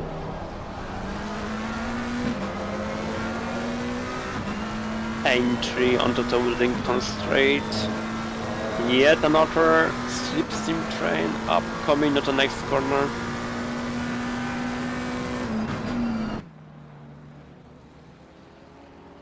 But none of them was close enough to be able to do any actual moves on the one another.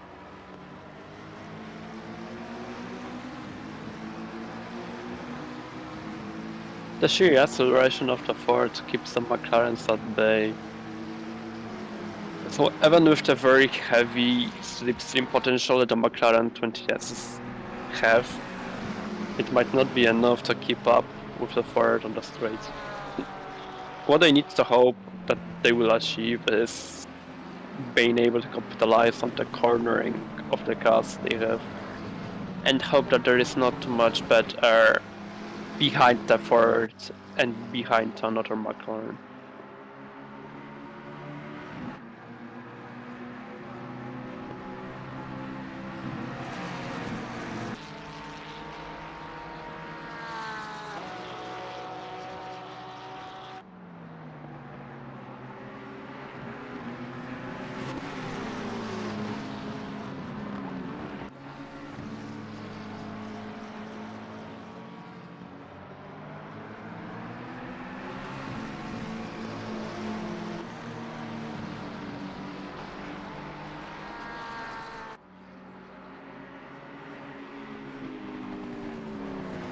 I'm trying to think of fun facts for Silverstone. I Is that can't why think you? of any. Is that why you have been so quiet for so long? No, I had to quickly do a few things. Very hard thinking there. Ah, yes. I was eating something. I was grabbing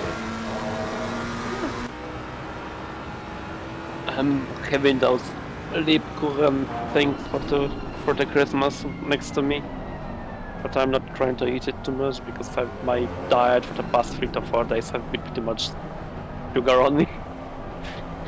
Apart of Polish pierogies, I had pierogi for the Christmas. So. For those who don't know, it is a Polish specialty. We make some sort of dough and we put some sauerkraut into it. Sometimes with some mushrooms and meat. And then we put it on the pan. It's interesting. What else if you want to try this one out?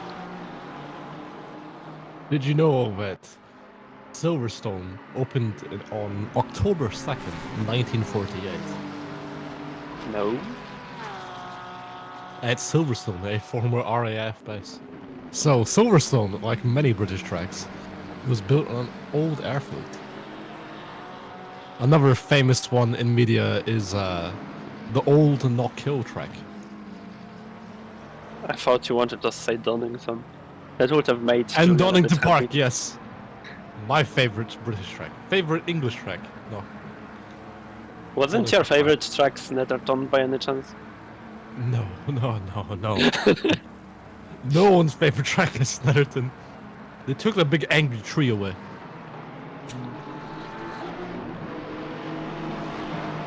Oh. Florence Chevrolet is really trying to get that place. Pressured both from behind and in front.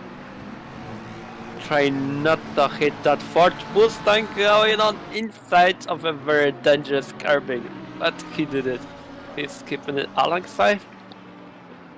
Probably about to dive deep into the corner. He does it pretty well and safely. He took the P4. Yes. Yeah.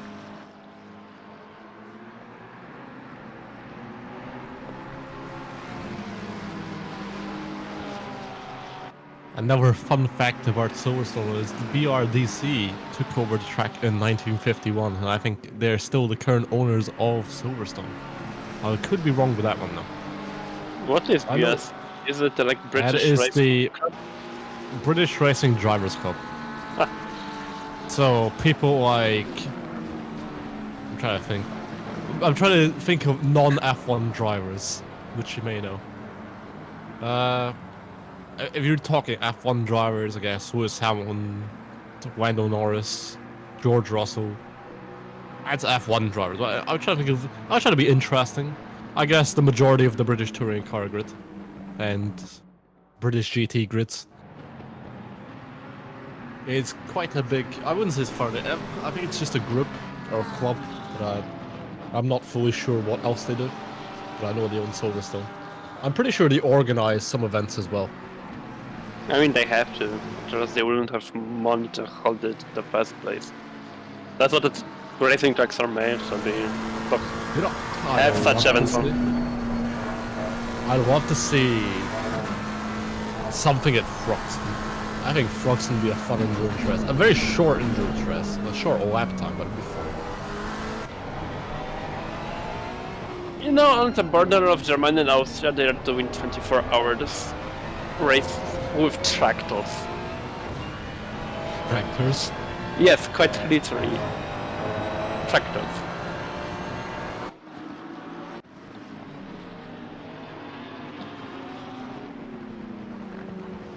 And I am not sure how that works. Are they really like doing pit stops and such? But I know that these 24 hours races with tractors, they are as well. What do you call them? Not cross racing, rallycross. They're doing a bit. Yeah, they are doing rallycross with tractors. Oh, in fact, no, that does remind me. Thank you for reminding me. But the WRC did an event at Silverstone years ago. I remember they did it in Donington Park as well. Let me see, what year was it? So I remember back in the day. I'm not sure they still do, but I remember that the WRC used to do things at Donington Park, part of the British Rally.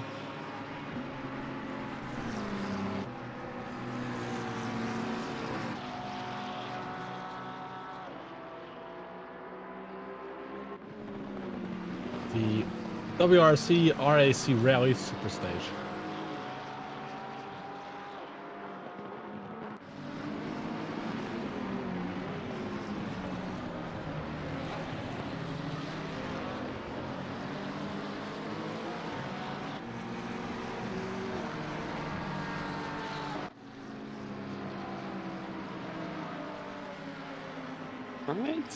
The temperature starts to be creeping up slowly. Silverstone is the most iconic British track. You know, I'd definitely say it's hosted probably the most amount of series. From grassroots stuff like Formula 4. Well, the BRDC C1 Cup, we really want to go grassroots to stuff more higher level, high profile. British F4, Formula 3, British F2, Formula 1, British GT. Formula used to be whack as well, which hopefully will maybe making the turn. British GT, British touring cars. If it's British and races, it most likely will race at Silverstone at some point in part of their calendar. If there is one thing I wish for the British motorsports, is to bring back like the 2000s British GT Cup. You know, bring the TVR back, bring the Morgan. The Marcos. Bring the Marcos, bring the Porsches from that time and just drive again. I know that all the environmentalists will hate me for that, but those cars really should return, at least for a little bit. But the thing is, I also like old race cars, so I'm also in agreement. Bring back those old regulation kind of cars. Bring back stuff like GT1, LP1. Especially GT1. The thing is, I didn't grow up with which GT1, but I love like the old GT1 cars. I didn't grow up with GT1 either. I just know now that there was a class like this. But when you are saying GT1s, which ones do you mean?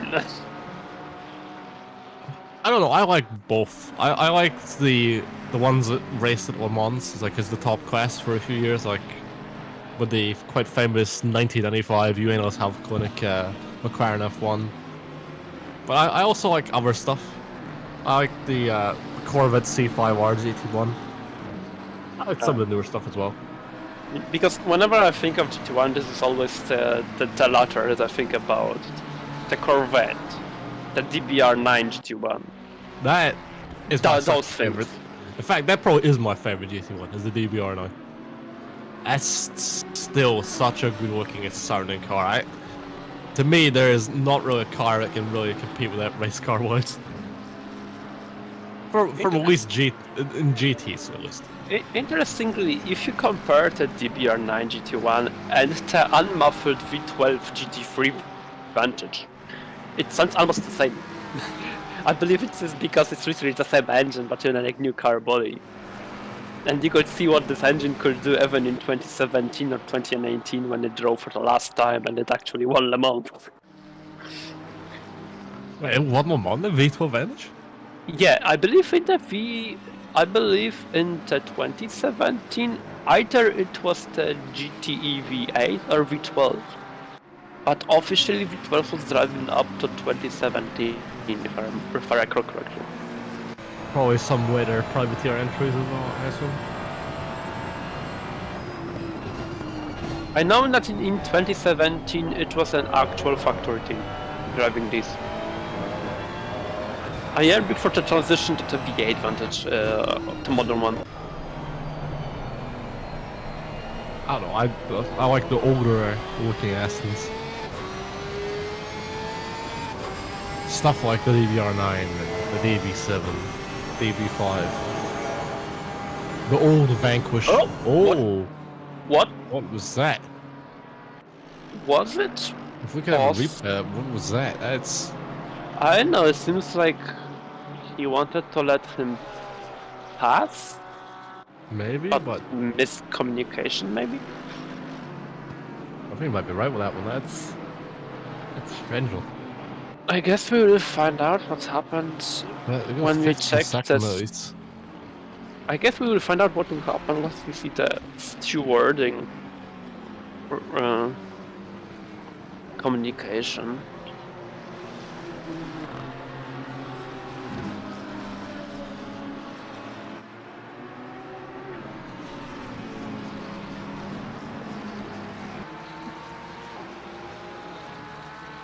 We could see the blue flags flying.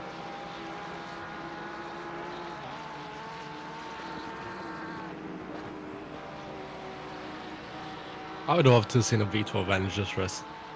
We'd have the 650S and the V12 Vantage. We'd have both McLaren and Aston having their modern and older cars. I could have probably raced this one, but that would mean probably waking up even earlier just to set up my steering wheel. I would have probably driven it with you, to be fair, to be honest. I love the V12 Vantage. I love the way it drives. It's a fun car to drive. V12 with all its torque is supposed to be very oversteer, but from my experience it's the other way around. It's only understeer. Talking about oversteer, I think Nathan Henderson just got a big look of oversteer there. That's given Gabris a good opportunity to get by. Oh, looking around that side. Side by side. That's roughly 30 minutes since the time he switched to some with a GTR. The tire where really bites heavily in.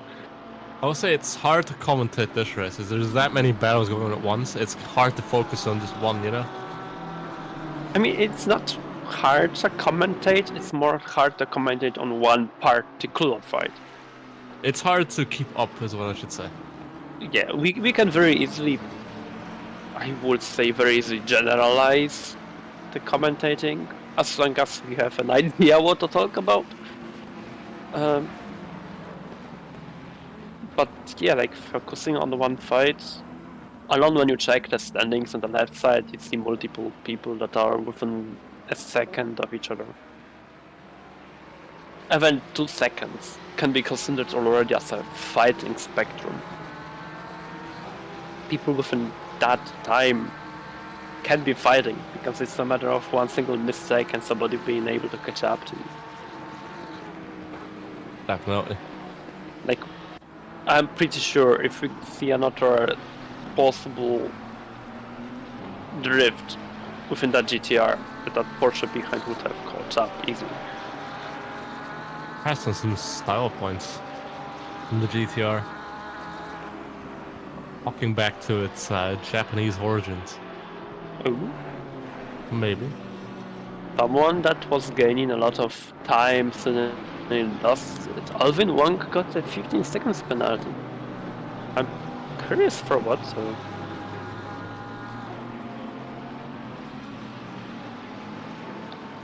I wonder what it says. SR inside that car. What does the SR mean? Oh god. I think I remembered where it comes from, but I don't know right now. Because looking at the livery name, something Academy. So perhaps 2 entrant teams? Or 2 team entries? Maybe. Like attack the worst! What was that? That was 2 wheels. Seems like it. But it didn't seem like there happened a lot of carnage. Seems like the damage has been avoided by everyone included. Other than time being lost, of course. A Porsche and a Ferrari went off. Very colorful Ferrari at that. They have Vidal versus Kaiser. A tracc.eu stalemate and I think a newcomer. Jordan, question. What do you think about Robert Kubica becoming a Polish president? What I think about Robert Kubica becoming the Polish president? that is very out of left field. I didn't expect a question like that. Oh, there's a Lamborghini off. Wonder what's happened there. That's a T1, I think.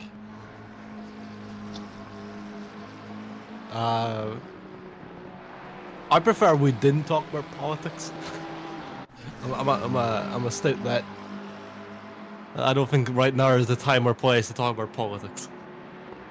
Not Should we even talk when about it's Robert racing? Kubica? Yes. Because I don't know anything about Polish politics, so I'm at no comment. But I'm at comments with Alvin Wong and Kaiser, both battling here side by side. Both Seems like I never corrected. Don't both these cars have the same engine? yes, they are. All I'm The saying difference is for the most part in the suspension and car body and the driver at the moment. and the driver. What I find actually interesting, I think was a comparison between the base models of those cars. And for some reason, the Aston Martin Vantage was slower despite having pretty much everything the same. Perhaps the difference in what was the skill? What was I mean, maybe? when you are testing acceleration on a straight line, Difference in the setup as well, perhaps. Perhaps the number 233 Mercedes has less railway. the thing is I was talking here about the base models, not the GT3s. It's not GT3. I meant about the There's no factory GP. models. I meant about the factory models.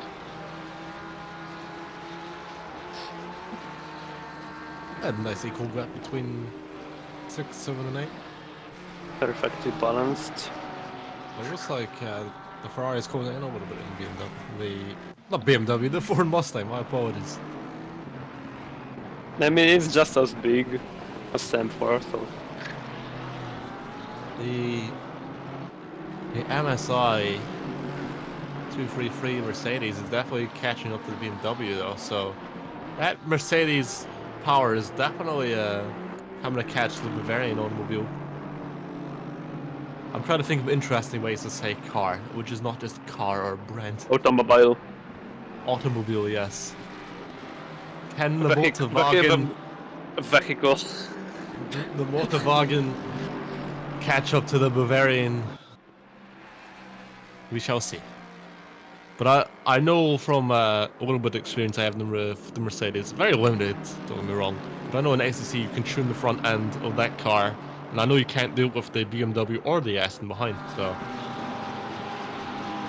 perhaps an ace the Mercedes has up its sleeve. We see the Lamborghini working around up the inside. Gonna get the move done, the BMW.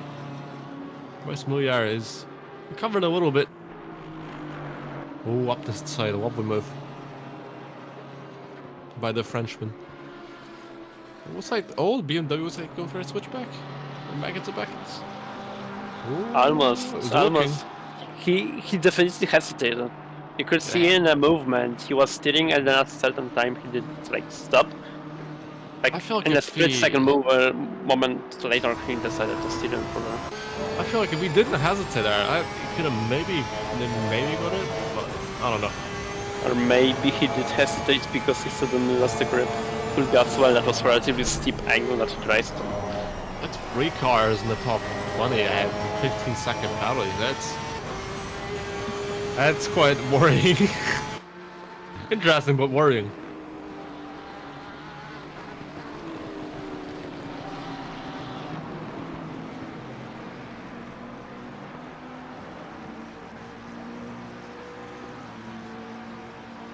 I will say the cameraman does like some wide shots, is what I've noticed. Oh, Porsche looks like it's working. The beautiful landlines of Silverstone. All perfectly Landlines. flat. All perfectly flat. I think you mean landscapes. Landlines more like Landscape, yeah. phones. Ah, yes, the landlines. I mean, somewhere under that track there are landlines for sure covered that they didn't been dug up before, right? Well, talking about landlines, I still think the 650S was being made when landlines were still semi-commonplace in British households. I know for brands that it has a advertisement at ACC, it has an advertisement for a local business which has a fax machine, has a fax number. Considering I it's a think it was common worrying. knowledge, considering it's a common knowledge that British cars come from a shed, it's safe to assume that with a 650S and McLaren and maybe even Astons, you don't have cables inside. You have the landlines. Well, looking at the MTC, I think that's a very fancy shed the McLaren comes out of.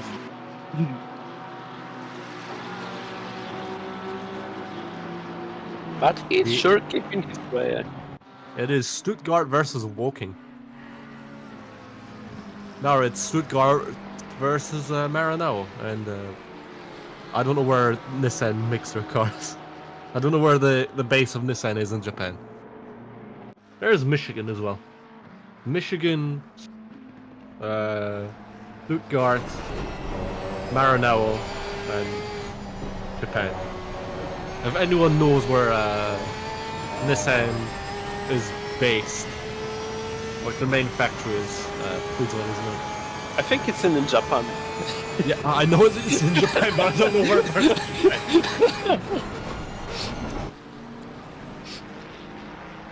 Oh, let me look it up. I don't know where it's based, I just know that it's based. Where is Yeah, their main that- offices? Yokohama. Oh, That's also a tire brand, which may also be from Yokohama in Japan. But when you look on like, yeah, it's okay. I was right. Yeah, Yokohama. It's Woking versus Woking now. Both Aye. cars could have perhaps been made at the same time. I think this is another pair Whoa. of the people that I think are inseparable. It's the McLarens, Nurafei, and Chevrolet. Whenever we Yeah. watch them, we always see them together. There is a quite damaged front end of the Porsche,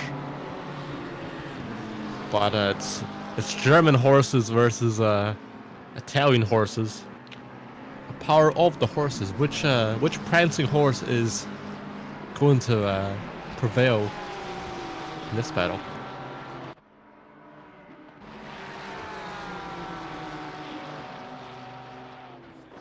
Probably someone who's got better at career driver.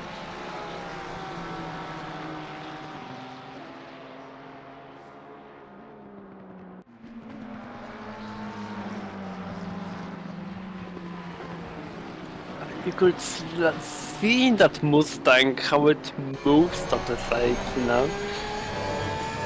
You see the weight transfer from left to right, how it slightly steps out of its position. I will say that one thing about the Mustang is American cars used to have a reputation for being quite boaty in corners. But I will say modern American GT3s definitely have changed that stereotype of sorts, as the Corvette, which isn't an ACC, and the Mustang are definitely not starches in the corners. I don't think that star type changed yet. It's still no. existing, but people are just picking those Just- cars because it's Corvette, you know. I mean, the Corvette, I don't think was ever really a starch in the corners, to be fair. But they are definitely, I'm pretty sure they are probably still jumping around it. Maybe not during the race, but I'm pretty certain they still do. On the road, yes. Especially on the road. I will say I love the look of the Mustang, though. This thing is such a... I would like to apologize, I'm about to swear it. It's such a badass looking car, you know? This thing as a blank canvas is so good. It can just... I don't know, you can make some really nice looking liveries. Fun enough, the Mustang is sort of special to me, as I made a livery for it last season, my first ever one for ACC, fully by myself, which I found quite interesting, having to use wireframes myself. So the Mustang, I guess it's interesting. It's a learning experience, isn't it? It was a learning experience for me, and I spent way too long trying to make that livery, or what people might see as quite a simple livery. I think my first livery took me like 6 hours. Oh, this took me like a good few days. To be fair, I wasn't working on it like every hour I had free in the day, though. To be fair. Yeah, I didn't either. Like I started it and then continued like 2 days after. Keep in mind though, I use some of the older wireframes, so they are a bit easier sometimes. The B12 advantage. Yeah, the modern cars, well, the cars which are more aggressive looking, definitely have normally more, how should I put it, complicated wireframes. Yeah, that's a good way to describe it, complicated. I also this little train has all horses, as the Mustang does have a horse as its emblem, as its logo. It's literally a power horse. It is a machine, a power machine, all that thumping horsepower. I'm pretty sure that the Mustang, you could correct me if I'm wrong, but I'm pretty sure it's based off the Dark Horse. I think this Or is it the base model? I think this is the Dark Horse. No, wait, I think it's the base model. Dark Horse, I believe, is a limited edition. Ooh, ooh. Ooh. Good save, good save. The Porsche was showing his fangs. I believe this is really base Mustang. It's I guess that's what I think. I'm not fully sure, but I'd love to see the GT4 version on track at some point.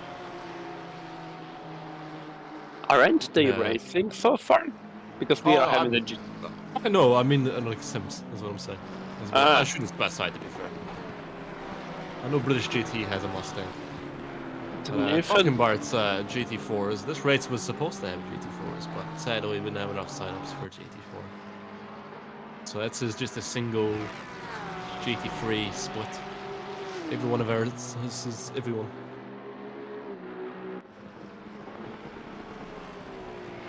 Go back to what you were saying. I think that may be the Dark Horse. Maybe. All I know is it's running P6 in this race and it's doing pretty well. But that Porsche is looking up to get the position. Good move by the Porsche there. Up inside. I think the Ferrari might also have a look. I don't think it's close enough. The Mustang at the moment seems a little bit uncomposed. Yeah, Ferrari, it's just like I said, go up the inside. And that would be... Oh, Mustang looking for a switchback, though. He surely is looking for a better access speed. Oh, I know out of these 3 cars, which car is probably the quickest in the straight line, so... I think it was just Mustang. about enough to go side by side. Oh, I'm pretty sure that the Ferrari kind of closed the door on the Mustang there.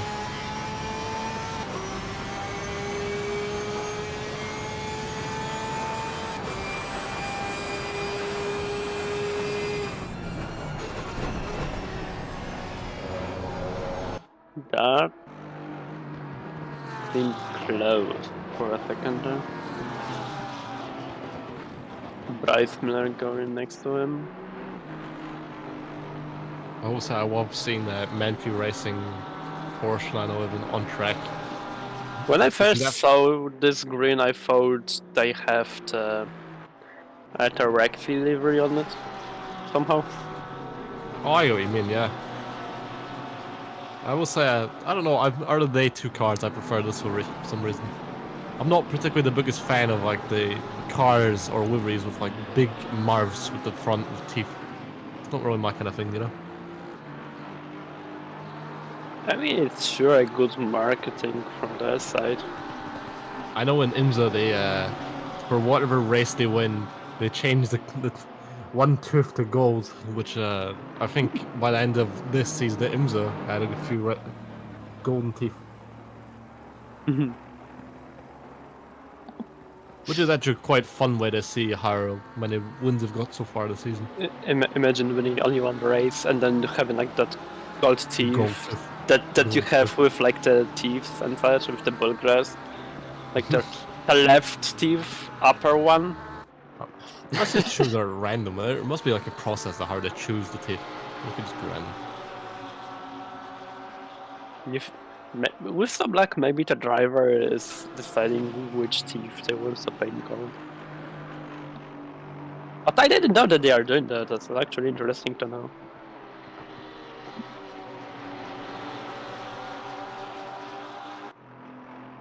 Okay, let's see. What will happen on that straight? Will it be enough to do any move? Bryce Miller is certainly looking to the outside of the corner to maybe get it with some slipstream. As some would say, the Lamborghini is right there. It's the bull versus the horse. Ha! You said the writer. Another car which we sadly don't have. But it's great! Oh! That's what happens when you mess up your braking, but good thing no contact. That's just probably gave the number 7 Porsche a bit of a scare, but it's definitely given the Lamborghini some Room to breathe. not room to breathe. It's definitely given them a chance to get an overtake. And probably a second one as well. Oh, that's a very What amazing corner that he took there. What a move That by the was- Lamborghini. That was actually beautiful. Love to see it. But now the tables have turned. What will the Porsche do? What will he do? The baptism of fire by Baptist Porsche will it happen within the next lap? Or maybe it did already happen. Oh, look at that. We see a advertisement in the background for an Audi Sport R8. Which And amusingly there's not a No. single Audi in this race. And I don't even think you can buy them from Audi anymore, as they have shut their There is no Renault here either. Wait, there's Renault adverts here? Yeah. 2 corners ago, you could see actually Renault advertisements as well. Sadly, we don't have an Alpine GT4 running. I remember there was before this project made by Renault, probably heard of it, the Renault RS01 GT. Yes. It was made as it is, I don't think it's racing currently, but it had before its own racing series.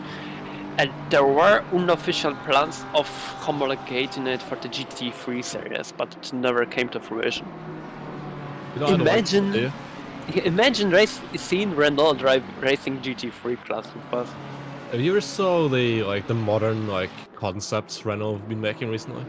Mm-mm. I am not up to date with such things, so. Have you saw at least the Renault 5 one? Renault 5. You mean the boxy one? Yes. Cold one? The Yeah, I hatchback. don't know. Yeah. I'd love to see that as a GT3, or at least a GT4. Oh god. That thing is a GT4 might actually be possible, but that thing is a GT3 would be mental. If anything, that would be closer to the South American Super Touring Series, where they are currently selling SUVs. Yeah. That would be closer it, or TCR, but GT3. TCR3. To be fair, yeah, that might work. That might work. That might work. But they are not producing parts of it anymore. Oh whoa. But they are not producing any more of the Renault parts for this car, so I don't think it would be a good idea to make TCR out of it. I know for Renault definitely do have a history with endurance racing though, as they used to, fun enough, run the old Renault 4 in the early 80s in the SCCA, and I'm pretty sure they also ran it in IMSA as well. Which, fun enough, is actually a very important car, is they ran a Renault 5 Turbo, which had a Renault 5 Turbo engine, which they didn't use in America, which you couldn't actually buy in America. But, unironically... You can buy it, but you can't use it? But, at the time for IMSA, it's like, I don't remember the exact regulations, but they used the Renault 5 Turbo engine in this IMSA car. Because at the time they sold the Renault 4 as the Renault Le Car in the 80s.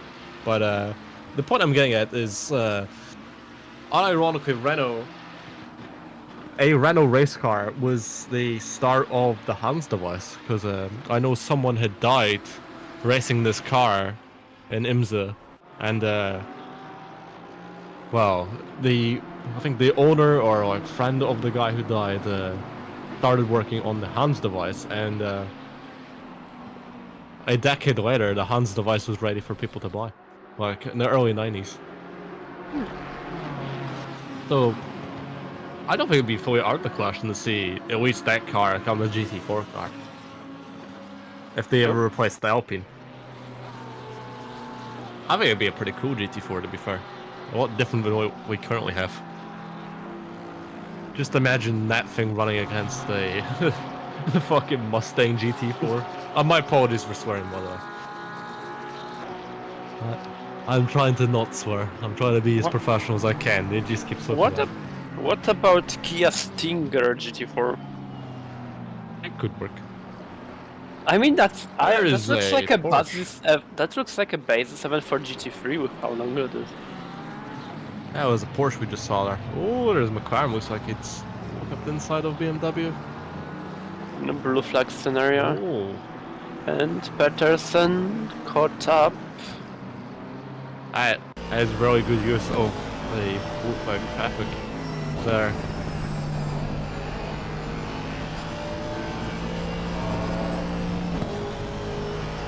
It is Aston Martin versus McLaren. Walking versus Silverstone. Both manufacturers have a very rich history in racing, especially at Silverstone. But it'll be interesting to see how this battle prevails. But Umbras has just got taken over by two McLarens. So Team Woking has overtaken Team Silverstone at the moment.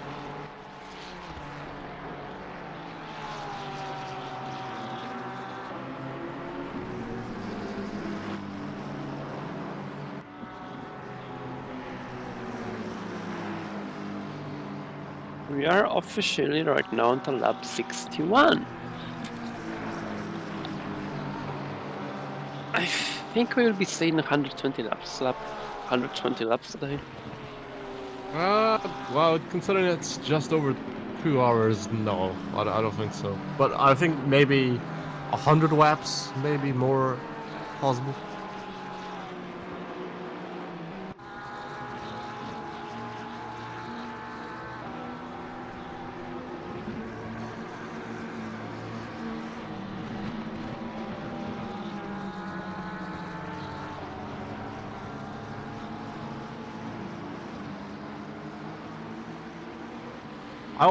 The good thing about commentating endurance races is when there's no battles on track, you can just ramble around. It's so good. You can totally just talk about other racing related things.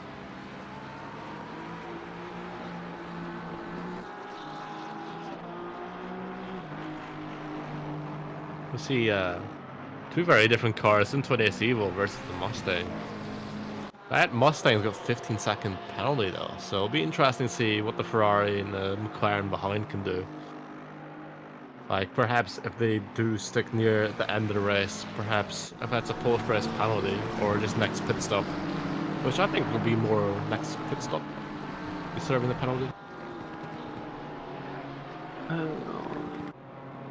But Alvin Wong had a 15-second penalty, may have pitted, so Yeah, that Mustang is relatively close to pitting himself. They're already 56 minutes into the stint, so there is a chance that they might actually do it soon. definitely.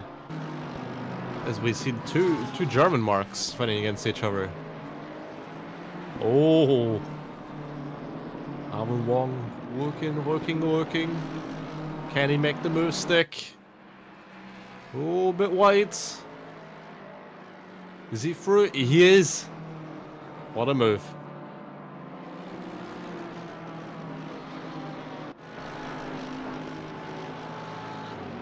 That was a lovely overtake by Alvin Wong there. If they didn't go off track, I think they would be a contender for overtaking the race.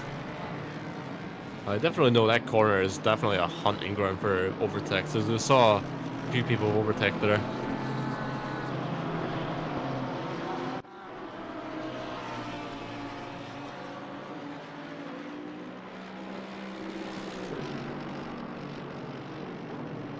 Is that a blue flag?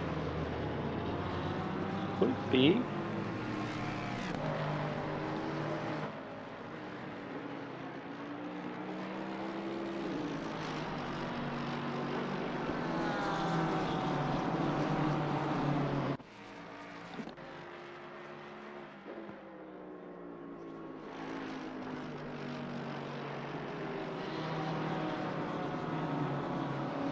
Conrad Motorsport Academy. That must be their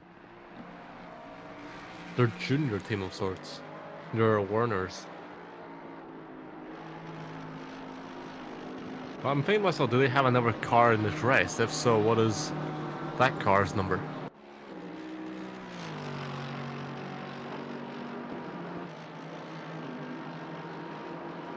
I think it's just the same car as the B12 being driven right now by Conrad Walder. At least that's the feeling I have. Yeah. It is. Yes, you were right. Honda I don't know. Motorsport. I don't see the team name on the race control, so I can say for sure. Oh no, I'm working on Simgrid now. But It is Conrad yeah. Motorsport. Seems like it's a Polish team, by the way, because all of them seems to be Polish. I say it's very ironic that we have a Polish person in the commentary booth who's called Adrian. And then we And have there is a Polish driver, team, which funny enough has my number. and the team that we are seeing right now have a second driver who is named Adrian. Adrian Bernard, yes. So we might see for the next stint my possible alter ego maybe driving. But, Whoever that alter ego is will probably be quicker than I ever am. So. Oh, that's the oversteer.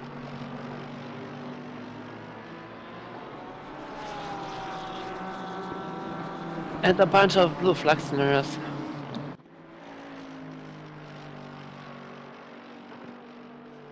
yeah, I'd say it's definitely that's quite an interesting one to know. It's We have 2 junior teams and we have 2 main teams. Blacknaburs and Conrad Motorsports both have 2 teams. And I'm also looking at Redline, also Redline Racing Team Officiale, number 50 and number 60 Ferrari. Are both also got 2 cars, and that's the number 30 Ferrari off. I'm just getting a replay an hour of that. Let's wait a few seconds for the replay. Let's see. That seems like. Seems like I'm touching McLaren. Yeah. Ooh. Oh. The race stewards are definitely not gonna like that one. That's. Either there was really huge speed difference under braking between these two, or maybe there even was some sort of internet latency in play. That's definitely a bit. How should I put it? Definitely a bit. That was definitely a shunt. Aggressive.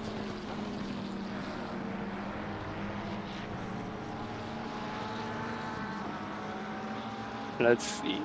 The best Malaysian team so far is driving on the P5. One of our hopefully fan favorites is right now on the P19. The 650S. I love her as a 650S. This is so nice to see.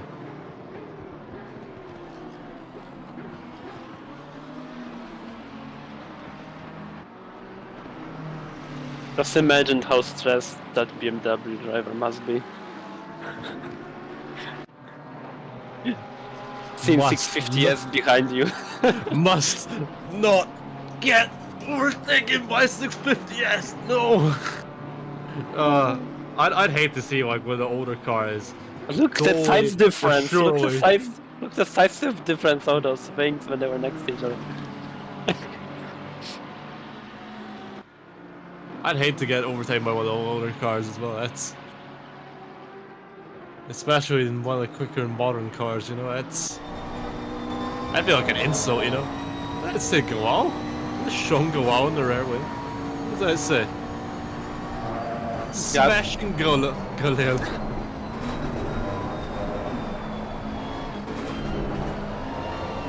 Thank you, cameraman, for showing us the rear wing there.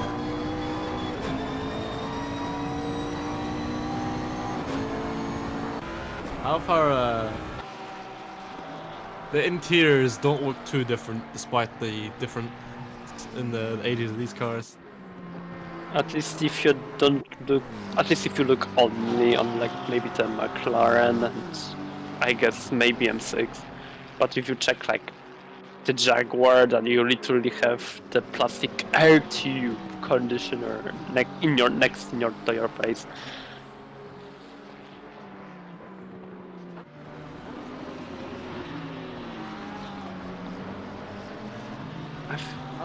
There's a GTR performing so well. There's both GTRs in the top 6.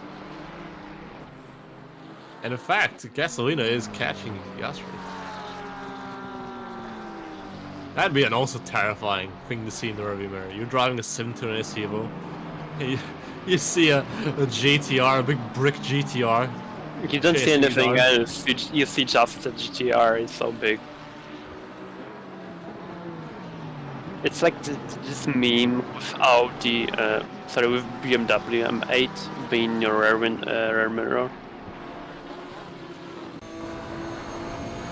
Nissan. Never. Is that what is that? Kind of looks like a seatbelt thing. You see that above the race logic timer? What is that? It looks like a bit you put like his seatbelt in. That's the safety net right to the driver. Ah, I see. I see it now. It's a bit of the light. I thought it was a thing you put a seatbelt on. It kinda is, though. It kinda does look like it. You see what I mean? I mean, it kinda is. It's next to the driver so that you get caught in case if something happens. At least that's what it looks like. I'm not really knowledgeable what all those things are supposed to do, other than like the speedometer and such. There's too many buttons and switches for us to know. Plus, that's just for one car. If we knew all the things for different cars, it'd maybe be a bit more interesting for this stream, but I feel like it'd be very nerdy, very geeky thing to know. Which some people may like, to be fair.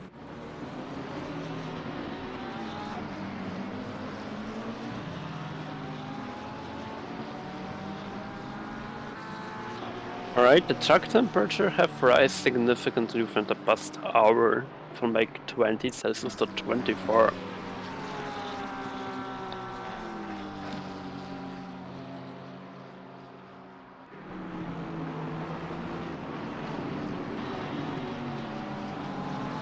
Bryce Miller scored 15 seconds.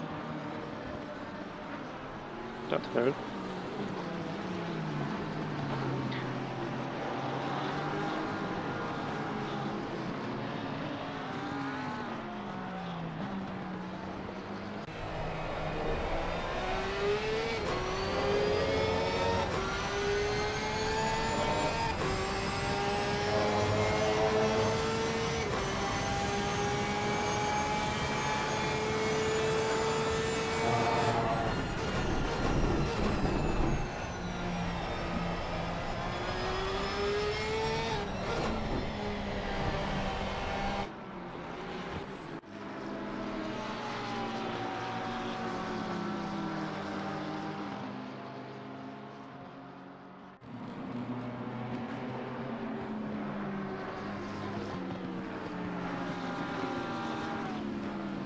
Oh, happened something right in front of them. Probably spin or crash of two cars, and one of them seems to be one of the Conrad teams.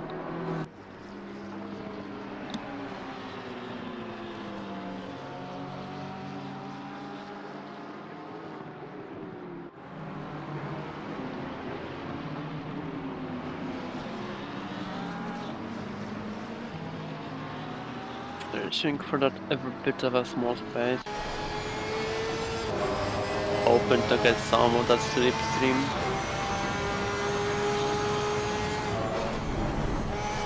And hoping that the handling characteristics of the Lamborghini Huracan will help the Porsche driver to overtake.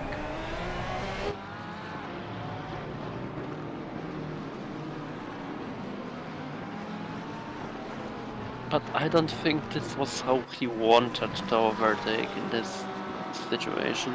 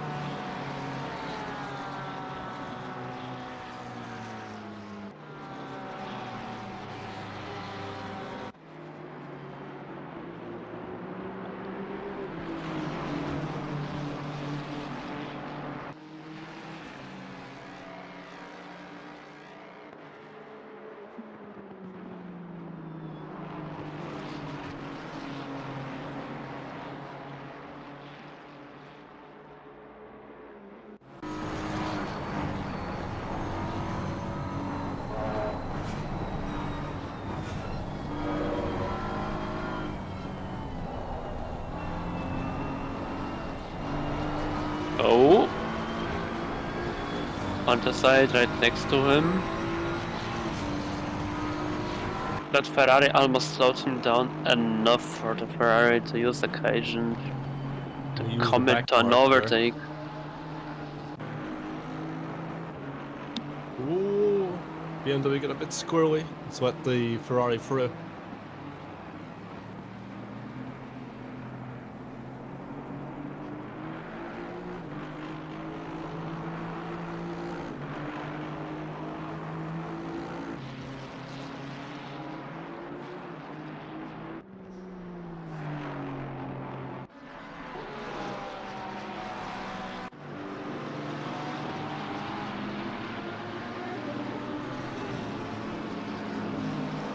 Lars Apophis seems to be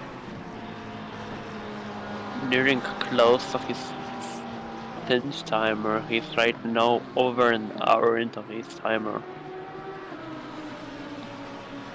He might be pitting within the span of the next 3 to 4 laps.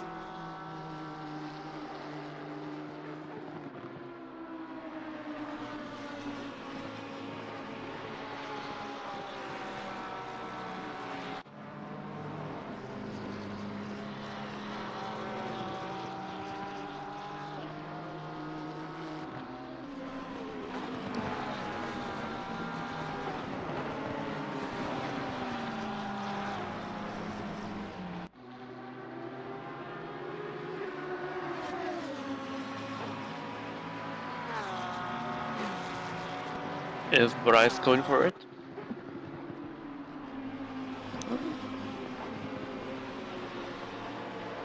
That seems simple. I guess the buff is deemed it's not really worth to fight for the position, considering that Bryce will probably be bidding soon. And considering that he has another 15 seconds on top of it, due to penalties that he have received before.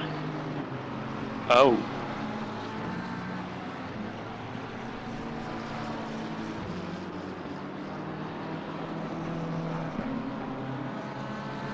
That was interesting.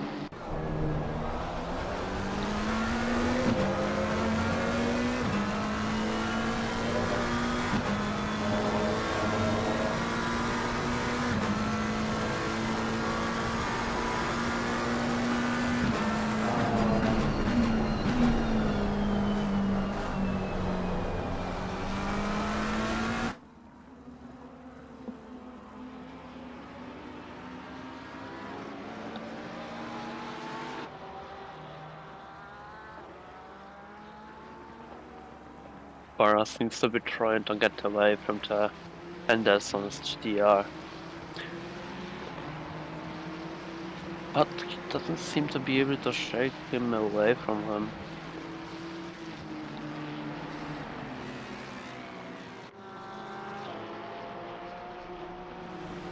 You don't see much, if any damage on the car side, so it seems like, yeah, doing relatively well as well.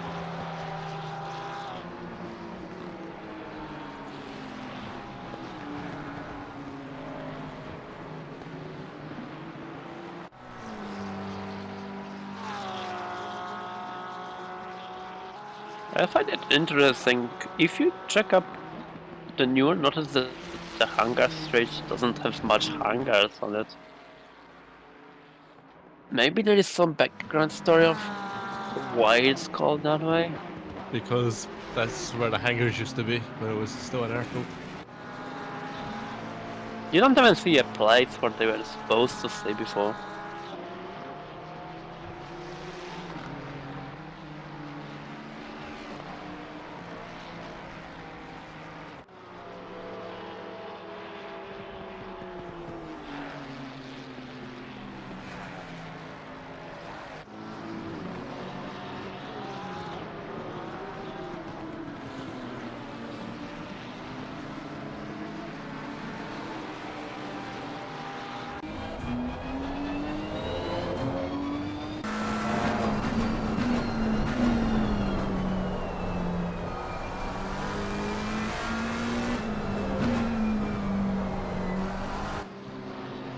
It seems like a very severe punishment for what happened those laps ago.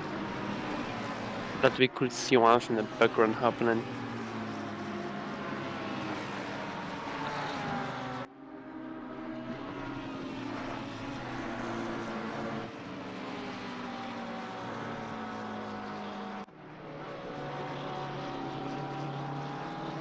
Oh.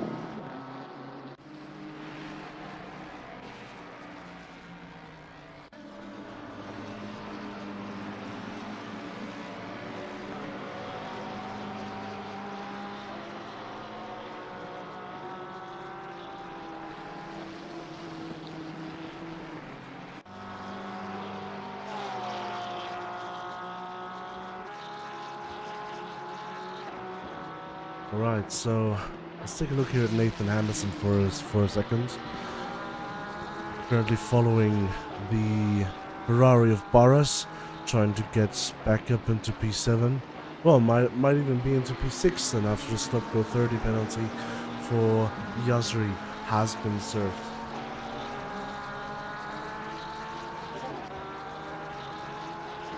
That Yasri is certainly close enough that once he decides to take his punishment, he will certainly lose not just 1 or 2 positions, but many more seems to be in range of that top go 30.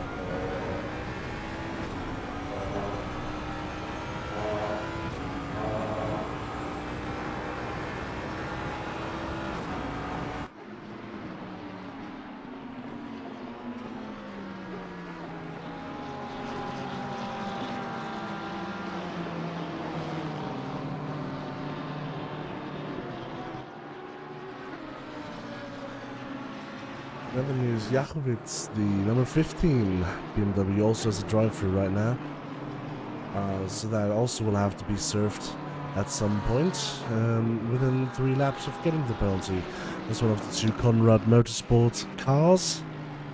Currently running P23. We're back up ahead because we have the battle still going on between Henderson and Barras. It's just the closest battle we currently have on the track.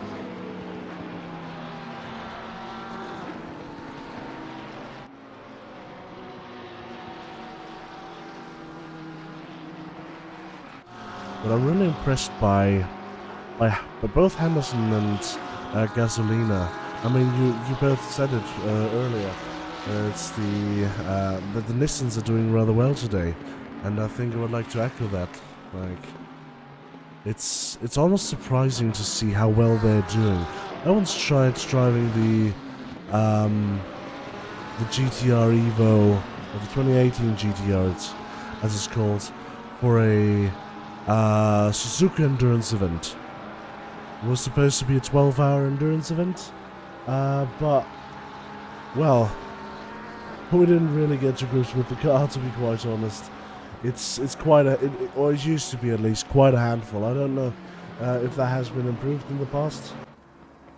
I think this car has been quite a bit to handle, much always, because it was quite a very specific style of driving. Like, I like to drive heavy cars, like V12 already been said probably a few times.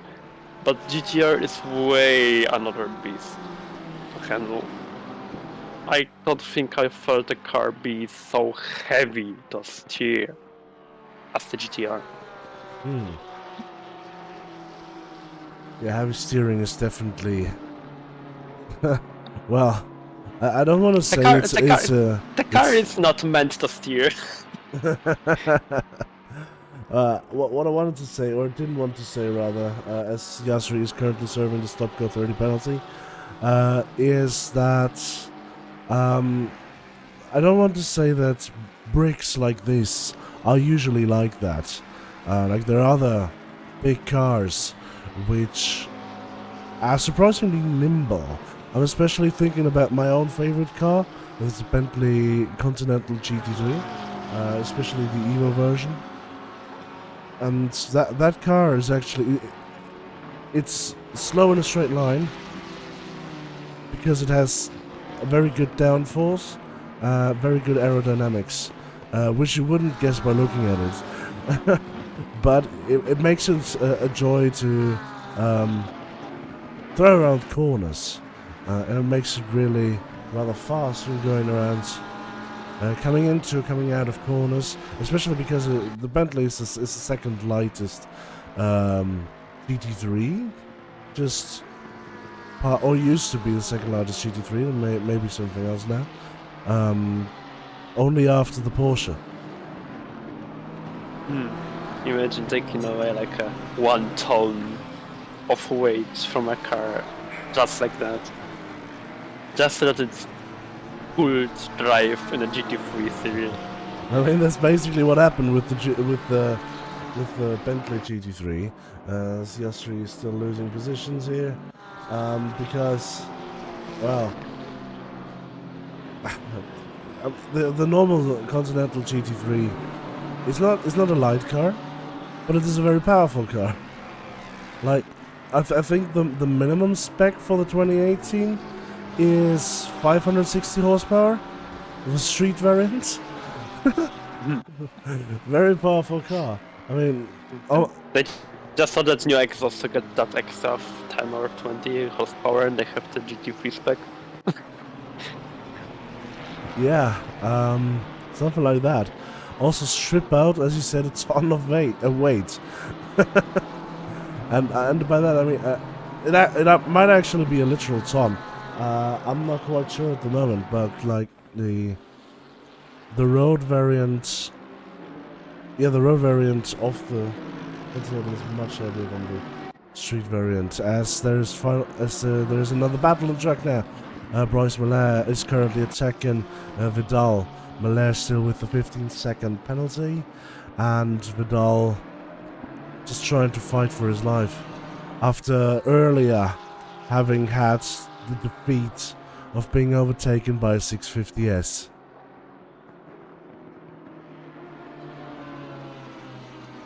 That big GS is right now on P15. It is. It looks very good on the way to get like P20 finish actually. Yeah, I think it's the only old car on the grid, if I'm correct. It is. It is. So that's amazing. Here's the thing, we did an extended BoP for this, which basically means all of the old cars as well, which do not have the LFM based BoP. By the way, thanks LFM for helping us with providing their BoP. But yeah, we extended it for older cars. So most of the older cars have minus 40 kg, which is the maximum negative ballast you can give a car. And I think that is the case for the 650S. I would have to check. But taking full usage of that, I think, because the minus 40 kg, it really helps in endurance events with saving tires, saving fuel. So I think there's also something that will really help them, as we see Bryce Miller always getting into the back of Vidal there. It seems a bit like Vidal almost lost control of his rear. Oh, no, side by side.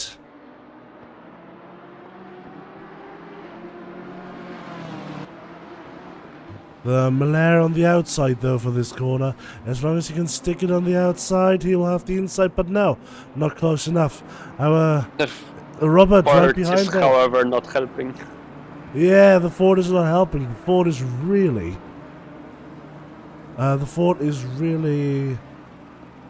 well, crashing the party here. He had the opportunity, so he took it. He's not the only one that did it. Oh no. There have been already a few instances of it. Made by other drivers. Really quick, Adrian, I'm gonna give that over to you, because someone in the comments just said pronounce P13, car number 12, the name of the driver. Oh, what is that? That is too much of a dive. Yeah, that was never on.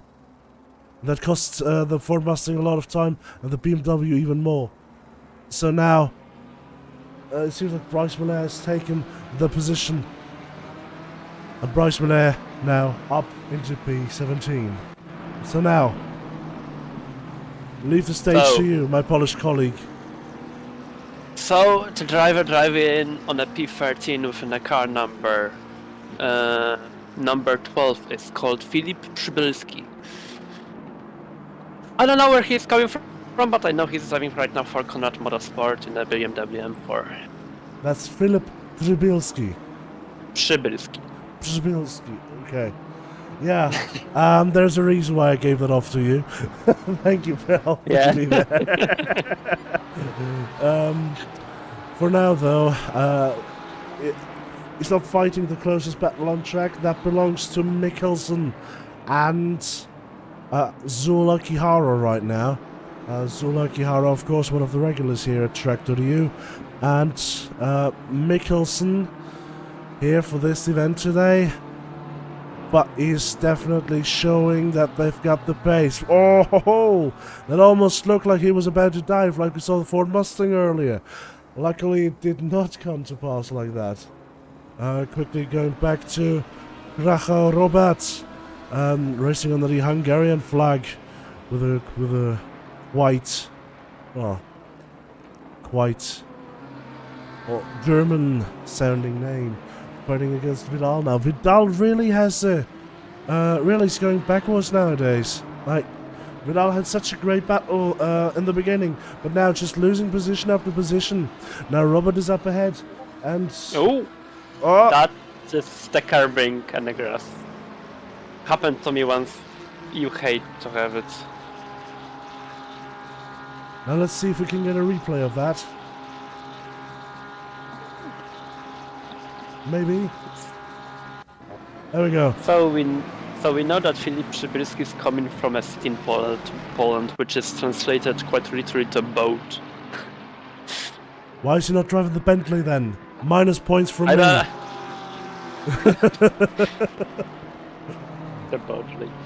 I'm sorry, but Well, you forgot one thing. Boatley is not a boat; it's a Titanic. But another question: as Mikkelsen is looking to take advantage there of Zola Kihara going off the circuit, easily done at this point of the circuit. How do you pronounce the city? Łódź. Łódź. Yeah, almost. So that is like a W. The L with the strike through is like a W. Ły. Where? Łódź. Where? All right. I'm probably never gonna get this right. Imagine saying wow. You know, Wow. it's literally this. Wow. Wow. Łódź. Wow. Yeah. Łódź. Wow. Łódź. Zola Hey, now Kihara. you did it almost correctly. Thank you.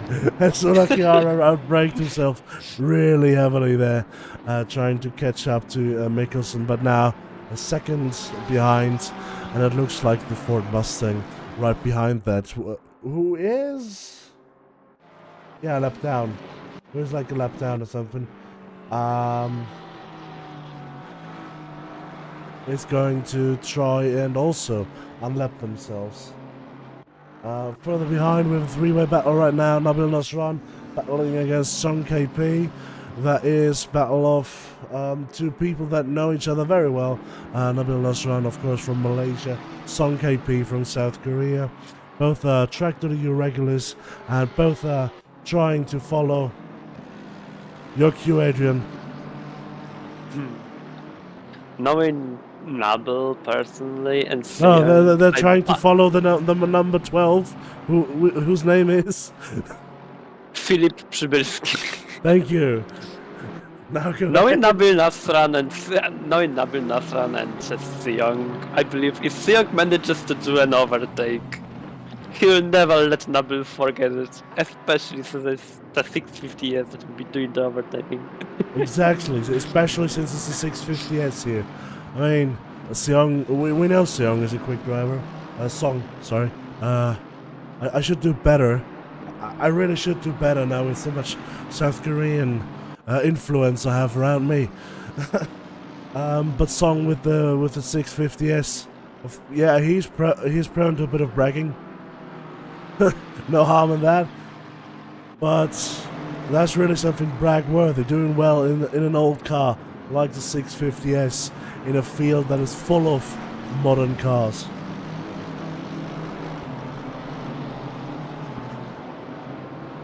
When I look at 650S, it looks entirely like modern cars. It's only the technology, I think, for this one. Yeah, And things that you don't see, like the suspension maybe. yeah, or the underfloor design, you know, because these cars through the diffusers produce quite a lot of downforce, and Maybe that has changed in the past. There's Sung KP really now on the rear of Nabil Nasran. And, It is. oh, Two Technoburst drivers against each other. yeah, as we said before, even though Sung KP currently not racing here under the Technoburst colours. You see that? No, at the bottom is rear wing. It's the full caps. You won't. You won't what? Wait a second. There, you see it. Wait. Wait. See it? Wait. We can do that better. You won't. My apologies. My apologies. I think if you check the E from front, then you will see something more, like you want to overtake me or something like that. The real drivers. Bit of fender. You won't. I just you want eat or die. Eat or Eat or die. dies. First way only. This is a meme livery of the highest caliber. Swag. Please be patient. I have 48 mental illnesses. Broad trademark. Even answering his own. If you check front, statement there. if you check the front front diffuser. What is this Oh logo? my This is not an official logo. This is not an official tracc.eu logo. No, Is this is that a- getting a cease and desist letter. Is that a blue archive logo? I don't know. It is I think it's Blue Archive, but with the tracc.eu. is. Under the front winglets on the right, you can see as well some another logo. What The is Walt. it? The wall. The wall. The wall. Oh yeah, it God. looks like it hit the wall. The wall. Yeah. Hi, Swag Hoyer. Oh my god. Wait, he did it! During all of that, he did the overtake! He did the Haramco. overtake. He did the overtake Run. with the meme livery. Truly Haramco. beautiful. Truly beautiful. As Mikkelsen is going into the pits, Barras is still battling here with Oscorn and Henderson in tow. Babur as well is right on the tail of Sarksayan. We're getting ready to the final. Well, some of the cars will be getting ready for the final pit stops. But what did I want to say? I don't know. Some of the cars are getting ready for the final pit stops, so it's heating up now once again. Some of the cars very close to one another on the circuit. We have Nabil Nasran still following Sun KP, Babur just behind Sarksian, and Henderson and Barras following Hushkorn. Lagov in the Aston currently looks to easily stay in front, 23 seconds ahead of Peterson, who had quite a bit of a big scare in the first stint. So good for them that they managed to get back up into P2 now, and judging by the lap times, however, it doesn't seem like they are currently catching. Gasolina currently in P3 in the Nissan, which, as I said before, commendable effort for the car. Truly a wonder. I will never understand how you can drive this.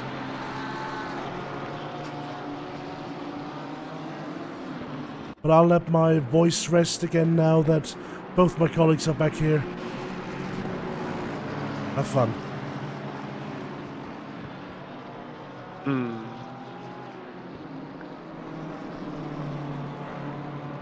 The temperatures are rising even more, and so the tires will be dying even quicker. I will say I do love some of the meme sponsors on that 650S. Haramco, Swag Hoyer, tracc.eu, that is Blue Who? Archive. Somebody off track? Oh, I think they're pitting. I don't think that was pitting. I think that was way too slow for pitting.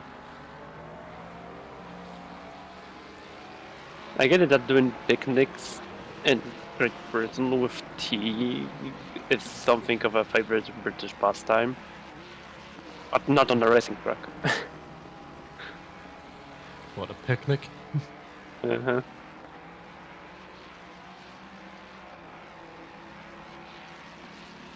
Let's see. We're seeing Zora Saxion go through maggots and Beckett's.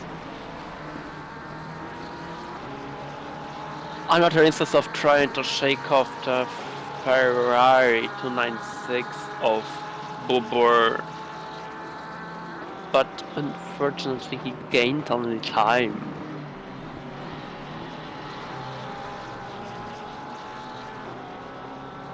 With such a distance, he is in theory able to do an overtaking move, albeit a risky one. We see as well the blue flag.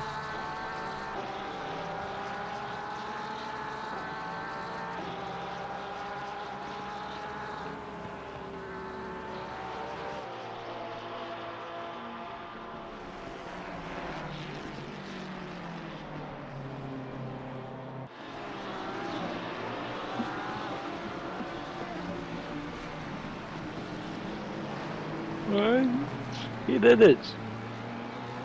Oh! That sadly did not end well.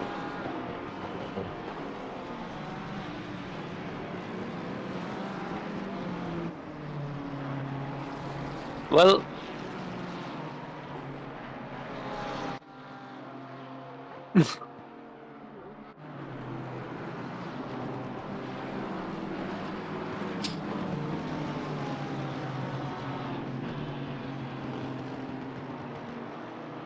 we are getting we are getting pretty much a whole ASA storyline there slowly.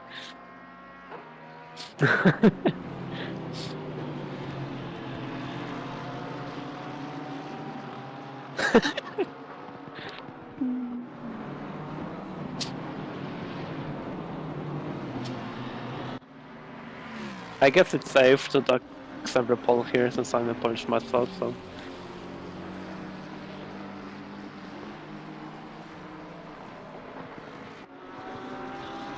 Maybe it's a similar case like it is, for example, with Nabel and Blakey on our Discord, and Psycho that I know personally.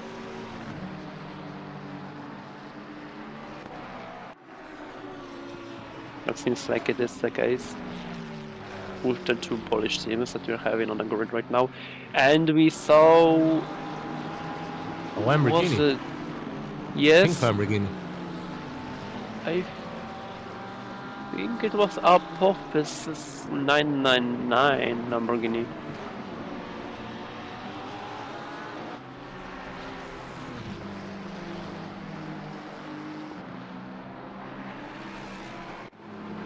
We're almost 1 hour and 10 minutes until the end of the race. Temperature's rising, stress is taking its toll, and so the same with exhaustion.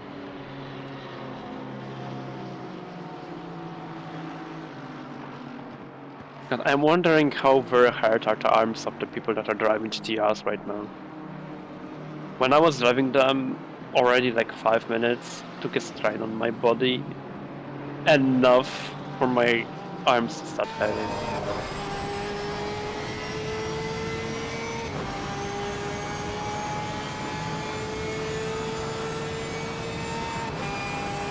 Will that be an overtake? Will that be an overtake? He's shoving his nose a bit into the corner that I covered the position from the BMW for well done.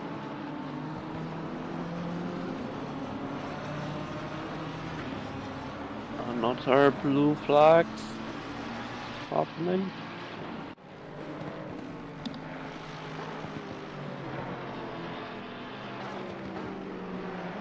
Saxion have a chance now to hopefully catch up with the Ferrari in front. Raymond Van Celest is taking, hopefully, maybe the position from Vidal. What will prevail? The handling of Lamborghini or of the BMW? Seems like the Lamborghini got way better off exit speed, but M4 got a bit more of a powertrain to keep driving on the straight. and for close to doors. For the first part of the corner, they are next to each other, and the Lamborghini managed to take the corner better and enter the corner way better than the fellow BMW driver, and that allowed him to take the P20.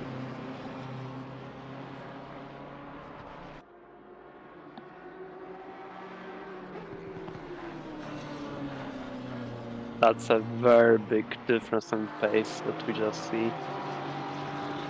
They are already will be around a second of difference after maybe 3-4 corners.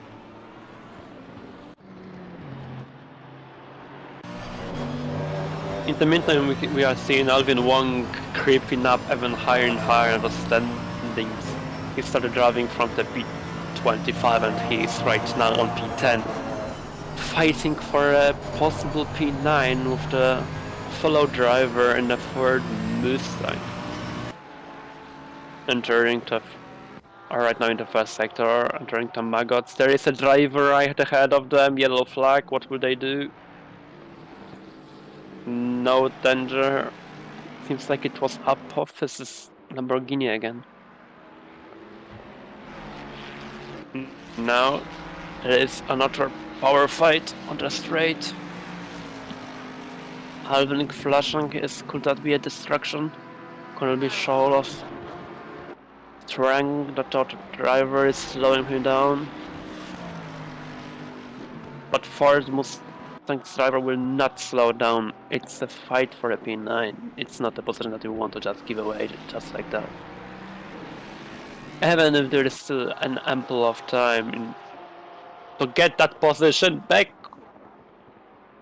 That was very close. I assume Ford characteristics let them know about it.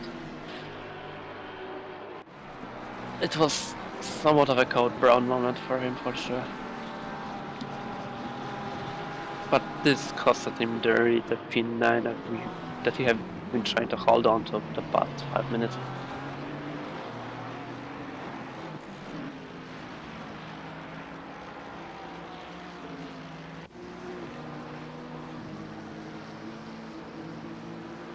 In the meantime, we see Alexander Hushkon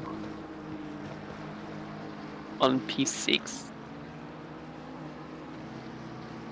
who started his another lap 2 corners ago. Some people entering the grass right in front of him, entering onto the Hangar straight.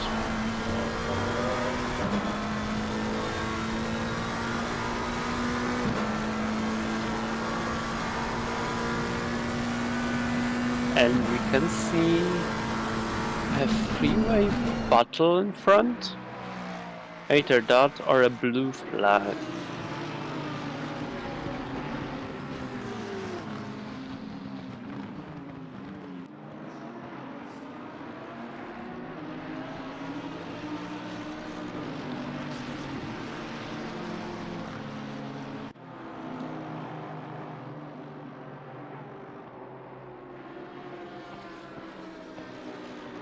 Everyone will can tries to catch the slipstream of another person in the hope that they will gain some time from it. A dangerous curbing, as always.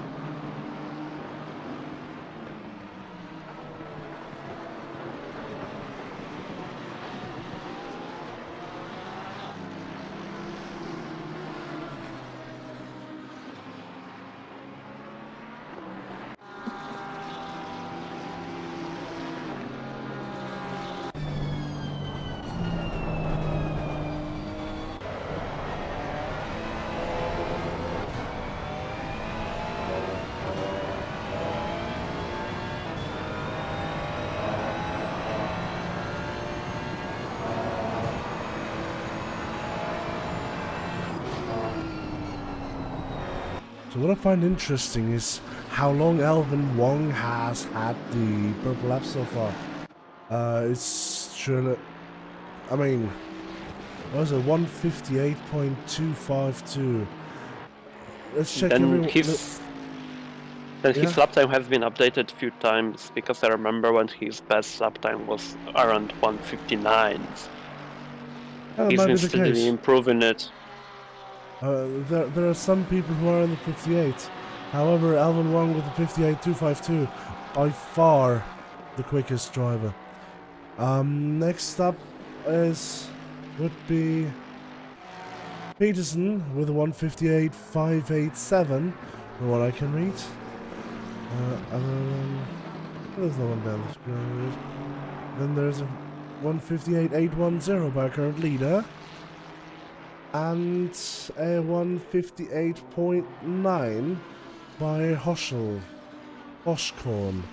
That's 4 cars that we have that are in the 58s, or have had at least one lap on the 58s. Alvin Wong seems to not be done yet, closing in on Bubur right now. And even flashing. Wow.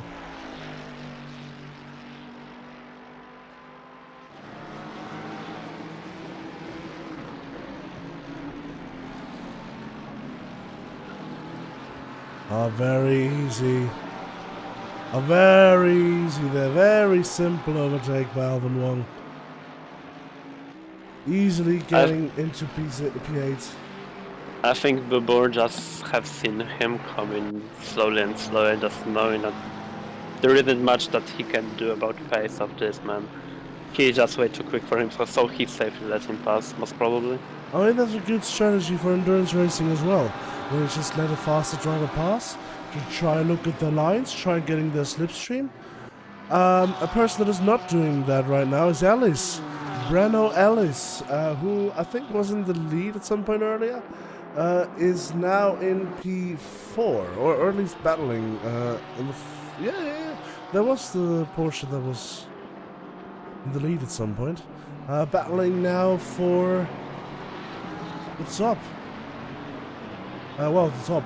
For P3 with Gasolina in the Nissan.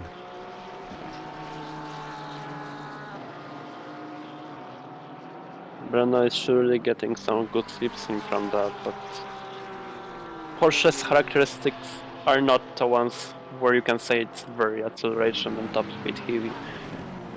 He might be able to keep up, but he will not be able to overtake, even with heavy slipstream.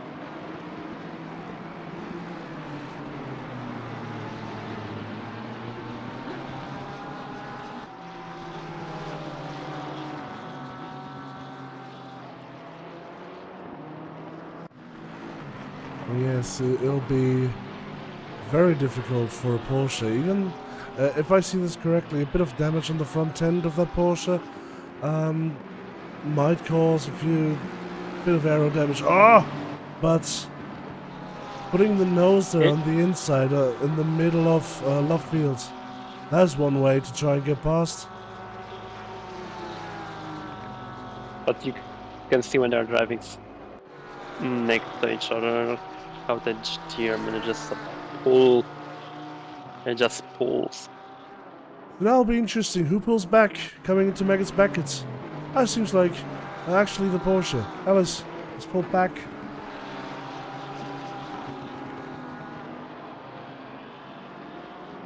If You know- the GTR had the line, that was the Porsche, I would have backed out as well.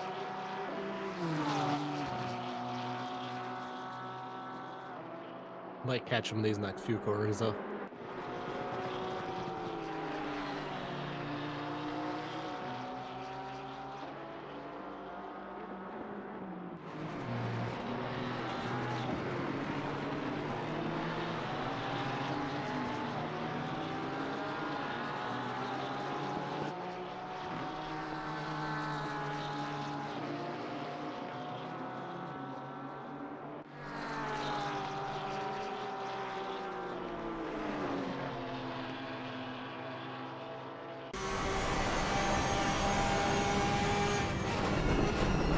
That seems like a very ambitious dive into the corner and hope to get that extra space for him. Will it be possible to go sideways and get a better racing line? Doesn't seem like it. He's having a good speed, but like mentioned a few times, he can't really match the GTRs. Well, that's a 650S going through the grass.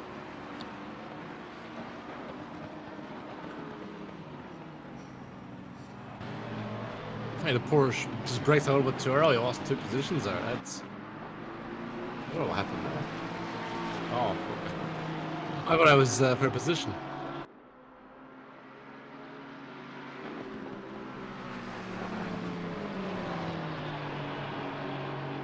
The most modern GT4, well, GT3, I should, not GT4, most modern GT3 versus one of the oldest ones in ACC, battling against each other.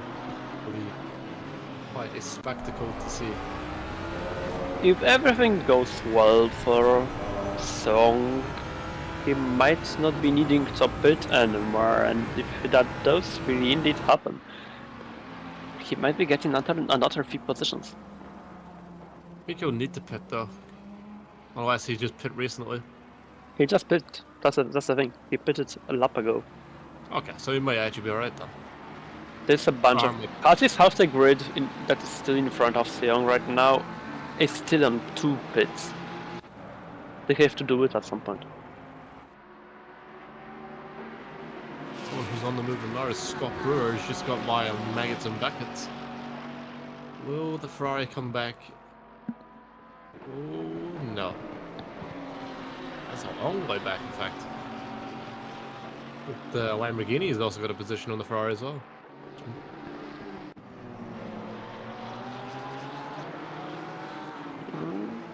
They certainly are fighting. The heading of Porsche prevailed on this one. Porsche go back through, but the GTR is a bit quicker in the straight, so we'll use it to his advantage. We'll have a work on the outside, work up the inside. Ooh, not close enough. It's close enough to be dangerous. It's close enough for a dive though. Well, you can see that Gasolino is fighting the steering wheel in the GTR. You can see a bit of correction there on the exit of the corner. I think the Porsche might be able to pull away a little bit if the GTR is having this much trouble. Porsche also gets wide though.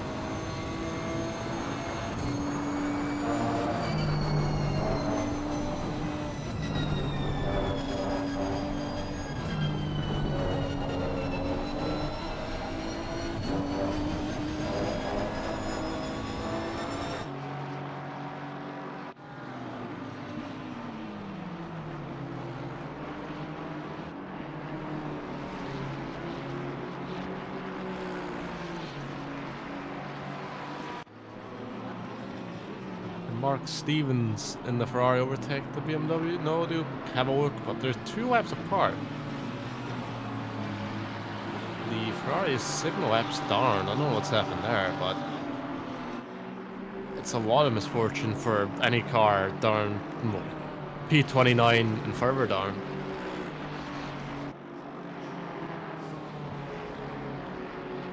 The leaders in this race are just in a different league. They're in a league of their own, if you want a television reference. Ooh. That's a very tight place. They'll be trying to fight that way. He had it, then he didn't have it. I wonder, is that a Mustang for position as well?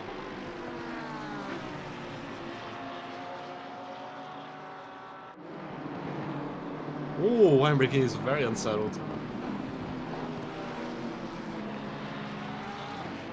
I believe it is the exhaustion taking this place. We've seen Apophis within the past hour to lose control over the car multiple times, be that 2 cabs, contact, or similar instances. Is Apophis by chance the only driver in this car? He is. So that's double so for the exhaustion. And there is the lap intake concentration.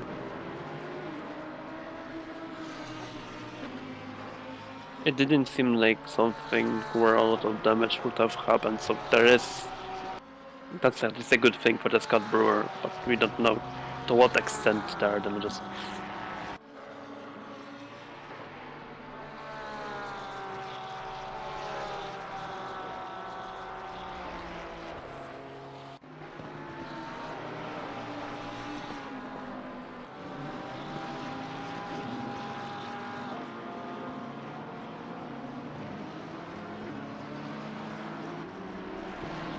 There is Jan Jachowicz hoping to keep Biller at bay.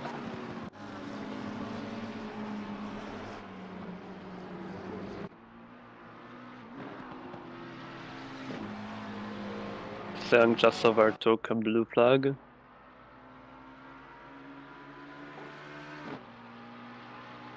Unfortunately, he's almost a minute behind P14 at this moment. So now we are heading to a fight for P19 between Jan Jachowicz and Bryce Miller.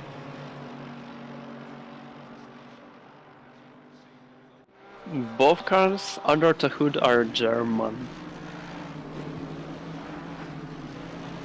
Let's see which one will make use of that German power better.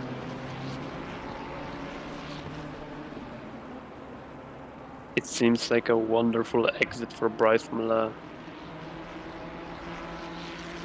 But BMW have that extra torque so needed when you're exiting the slipstream of the other car. Unfortunately, Bryce will have to look for another chance to overtake, and maybe that will be right now as the BMW driver went way too far into the corner, giving way too much space to be overtaken.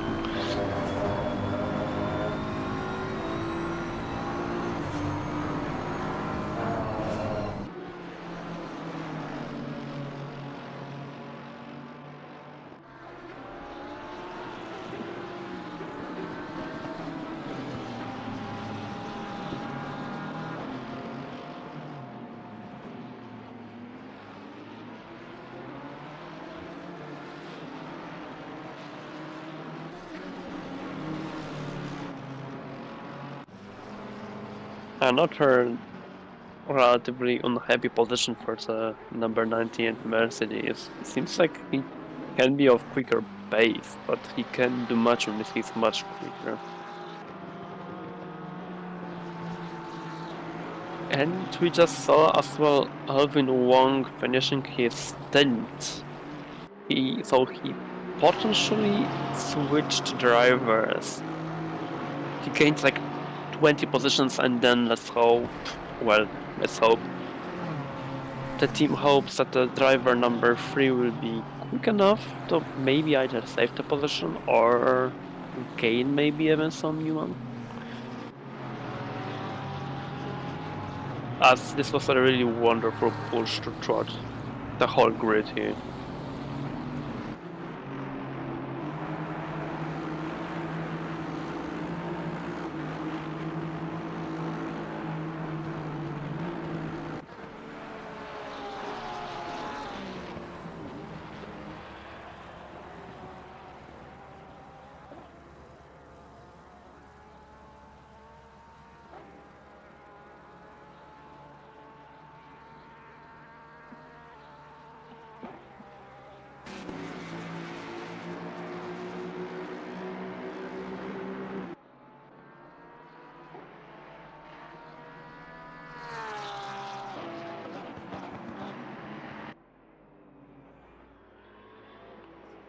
Alice seems to be in a no man's land, literally driving alone right now. In my experience, it's always a bit the worst place to be racing on, because having other people around you that are actually actively racing you force you to be focused, but when you are driving alone, the exhaustion quite literally sips onto you slowly, and you don't even notice at some point, and you just lose control of the car because you allowed yourself to be way too comfortable.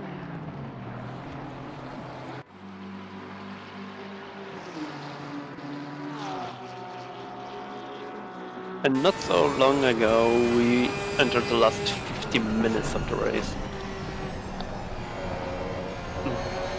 Not only the exhaustion probably slips into some people, but right now the adrenaline starts to jump in as well. People will be trying to get those last microseconds, to get those last positions.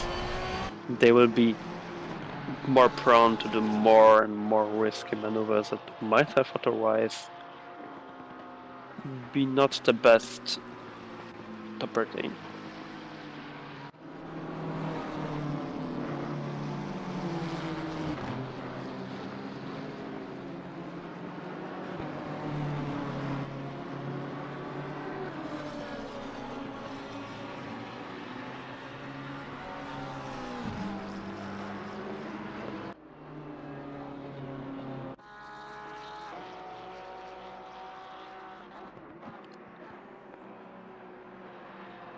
Still in the no man's land.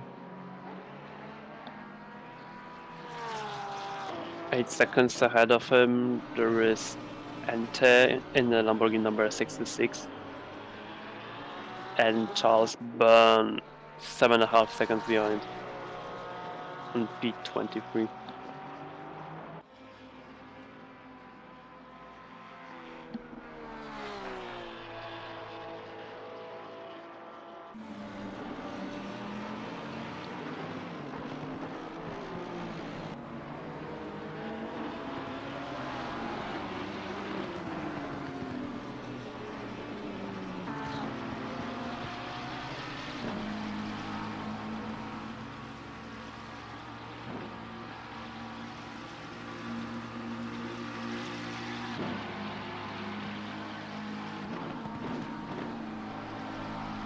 Gasolina just came out of the pits earlier, and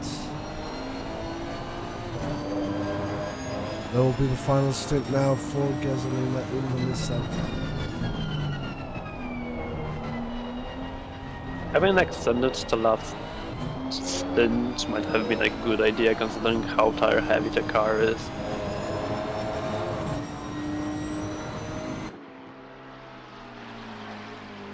But then that meant losing. But then that meant losing a bit of a time in the previous stints.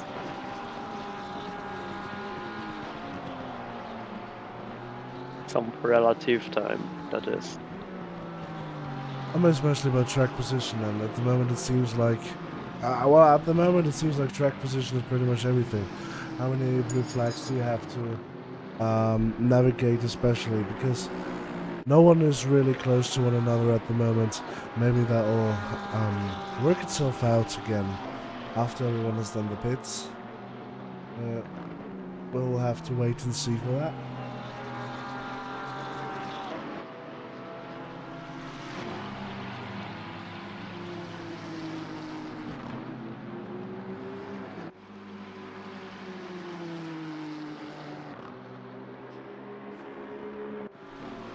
Lap number 95. It'll be interesting because there was supposed to be a 95-minute pit, well, not pit, a stint timer for this event, which due to technical difficulties couldn't have been enforced.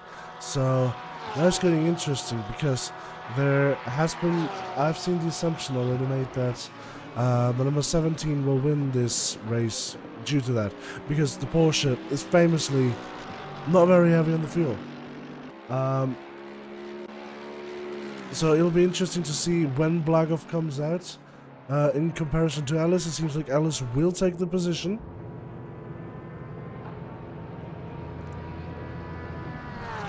Yeah, Right about now. Ellis just went past. Ellis is now passed into T1. However, the car has been swapped over to Suslov once again. We know that Suslov is a very quick driver. He set the fastest lap in the beginning. And now he's about 14 and a half seconds behind the Porsche.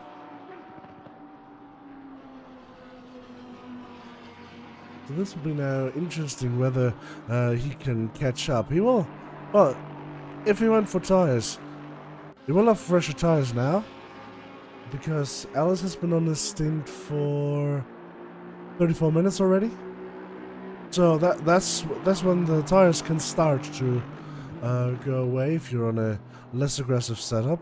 And then that's when you can really feel them getting used and worn.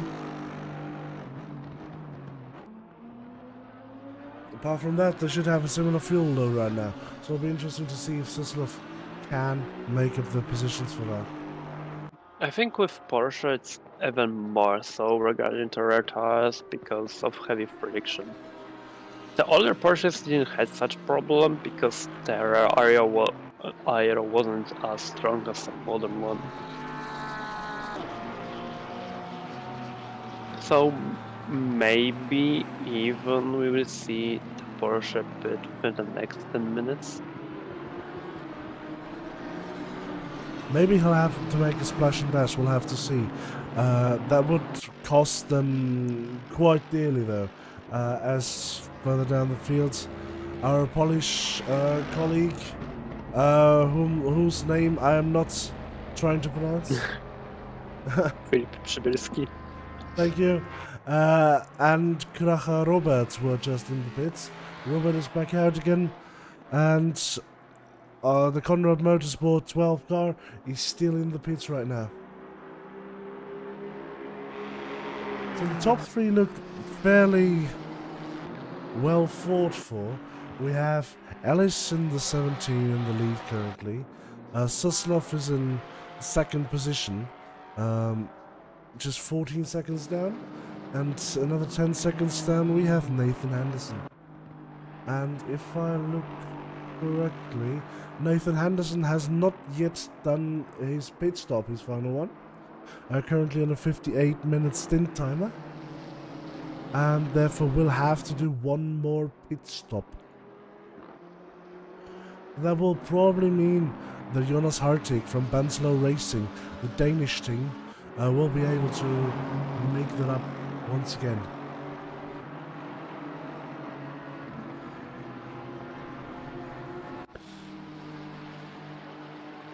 Further down the field we have Palle Andersen, followed by Psycho Kaiser. Yes, the Martin of Psycho Kaiser is really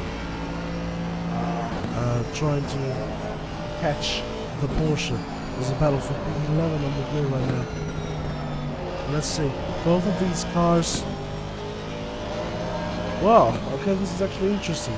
Palle Andersen is on a 35-minute stint timer currently, which is 2 minutes less than the leader, Ellis. So, if that were to be fully extended, it would be about a 77-minute stint till the end of the race. Now keep in mind, it could be a full 2 minutes longer, depending on when the current leader goes over the start-finish line, yeah? That will then make it more interesting because the current leader has 2 more minutes on the current stint timer, so they would have to extend to 81 minutes.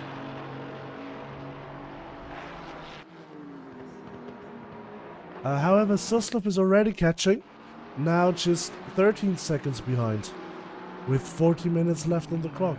12.5 seconds, I meant. Starting out with 14.5. If you count one lap in 1 second, then that means simply that you will catch up in around 12 laps. Since each lap is around 2 minutes, Yeah. you can assume that within 20 minutes we might end up having a fatal battle between P1 and P2. Yeah, I mean last lap it was 1.3 seconds between the laps of Ellis and Suslov. So Suslov was 1.3 seconds quicker last time around. There are a few people that are currently doing 59s. Chevrolet in P7 just did a 59. Shu, right behind that, did a 59 last time around, this time 2 minutes. But it seems like Suslov, who is currently in P2, is the only driver who's doing 58s. for Team More Esports.